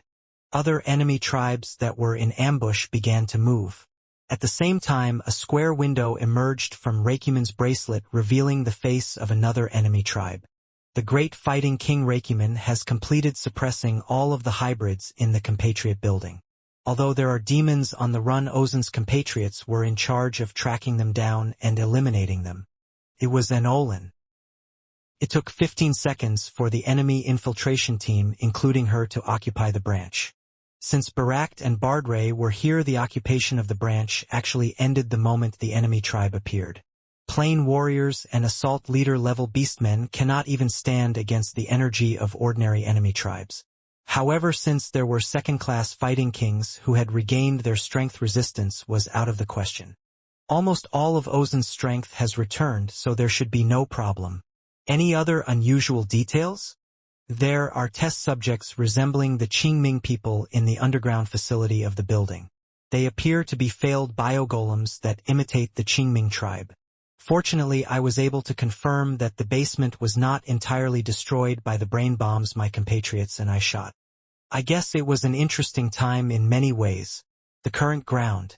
Okay, let's go there right away. My compatriots, please do not leave anything separate for me and fill my heart. Enemy name. As Enolan raised his hand to his chest in a stern gesture and saluted the enemy, the spear that floated above the bracelet disappeared. The branch is already finished? I can't be bothered like this. How many of these guys are there? Barak and Bardre, who were listening to the conversation once again, had to hold back their spirits that were about to scatter. If you solve only Koreans like this dog, they will go back quietly. You've already prepared everything to attack us, right? The enemy never tells lies. You mudbloods just failed to recognize an opportunity more precious than gold. Stop that nonsense. Isn't it fun to play with? Huh? Let's see, you guys won't end up just laughing like you did today. Whoever is behind it, I will definitely find out and kill them. It's all-out war now, you bastards. At those words, Reikiman let out a low laugh that sounded like boiling metal. The unsavory hybrid was said to be in seclusion. The white fur of Bardre is Barak. I received a report that you are one of the strongest players in royalties, but I am very disappointed. Is the human named Jean Runkendal on a similar level to the two of you? Why are you suddenly asking about the head of Runkendal's small family? If you don't know, at least talk about Orgel, your leader. Where is he? It may not be the same, but since he is the head of the 4 major royalties, I would like to talk to him at least once. If they wanted dialogue, they should have asked for it before committing this massacre. As Bardray said, the only thing left between you and us Kinsalo is all-out war. Once again, precious mercy has been kicked away. This is why you have no choice but to be nothing more than a mixed breed. A cerebral energy as red as fresh blood formed in Reikiman's eyes. Then Barak and Bardray felt the fear weighing on their minds become even greater, and all the nearby beastmen fainted and fell to the ground. The red brains in both hands of Reikiman formed a huge sword. Every time the 2 red swords vibrated, the air energy that spread out distorted the air. Come, mudbloods. The power this body currently possesses is by no means greater than yours, but I will personally remind you of the status of the greatest race among all mortals that have ever existed in the world. Ka! Die, die, die! The spirit that Varric and Bardray shouted together was like a spell cast on themselves. This was because you couldn't fight unless you forced yourself to use evil. These 2 were the only prisoners who could maintain their senses in the face of King Deatu of the Jiakmyeong clan. The battle was one-sided from the beginning. Reikiman swung his sword without overdoing it, as if he was having fun, and the 2 men fought against him with all their might at every moment. Nevertheless, Barak and Bardray could not even show half of their original skills. As Reikiman said, there is a wall and gap between natural enemies and prey that can never be overcome. Because even before 10 minutes had passed, Barak and Bardray had no choice but to decide to run away. It was humiliating, but I had to survive and report this to headquarters and prepare to fight again. Reikiman clearly saw through their intentions. A feeling of desperate desire to run away, a fear that cannot be resisted even though the power is clearly greater than that of the current self, and the humiliation of always reigning as a loser and suddenly becoming worse than an ordinary soldier. I felt the joy of hunting while reading all those emotions. Soon the 2 beasts symbolizing the power of the ground-fighting race turned around and started running wild like scared children. In the end, the instinct to live crushed the last remaining pride. Barak and Bardray, especially Barak, had never experienced a greater humiliation than this in their lives. Reikiman couldn't chase the 2 running people. This was because his physical abilities were still inferior to theirs. Also, I had no idea that I had to catch it somehow. In any case, they were game that would have been better taken when they were more ripe than now. Instead, Reikiman gathered his strength and shot sword energy behind them. To obtain blood of high purity that needs to be consumed immediately. Swak dash. What the sword cut off was Bardray's left arm. Even when his arm was cut off, Bardray continued to run without looking back. Afterwards, Reikiman did not chase them as they quickly disappeared from sight. I walked leisurely as if I was going for a walk and just picked up the blood that was contained in my fallen arm. As expected, it's a great nutrient. I will have to give half to my Simit compatriots. Reikiman picked up Bardray's fallen arm and looked at a rock in the distance. Reikiman had been conscious of that rock since a while ago. To be exact, a person who was hiding behind that rock. Jonah Runkendal. If my guess is correct, you are probably Jean Runkendal's brother. I heard that you and the unknown king are the only people who can hide this well from royalties. Now I'm going to tell your brother what I've been stealing. Jonah. As Reikiman said, she had been watching the situation ever since. Recently, at Jin's request, he has been hiding in the land of the beasts. So when you get back, tell your brother. If you kill Amaris and betray the Qingming tribe, even now I will leave open the possibility that you could become my enemy's compatriot.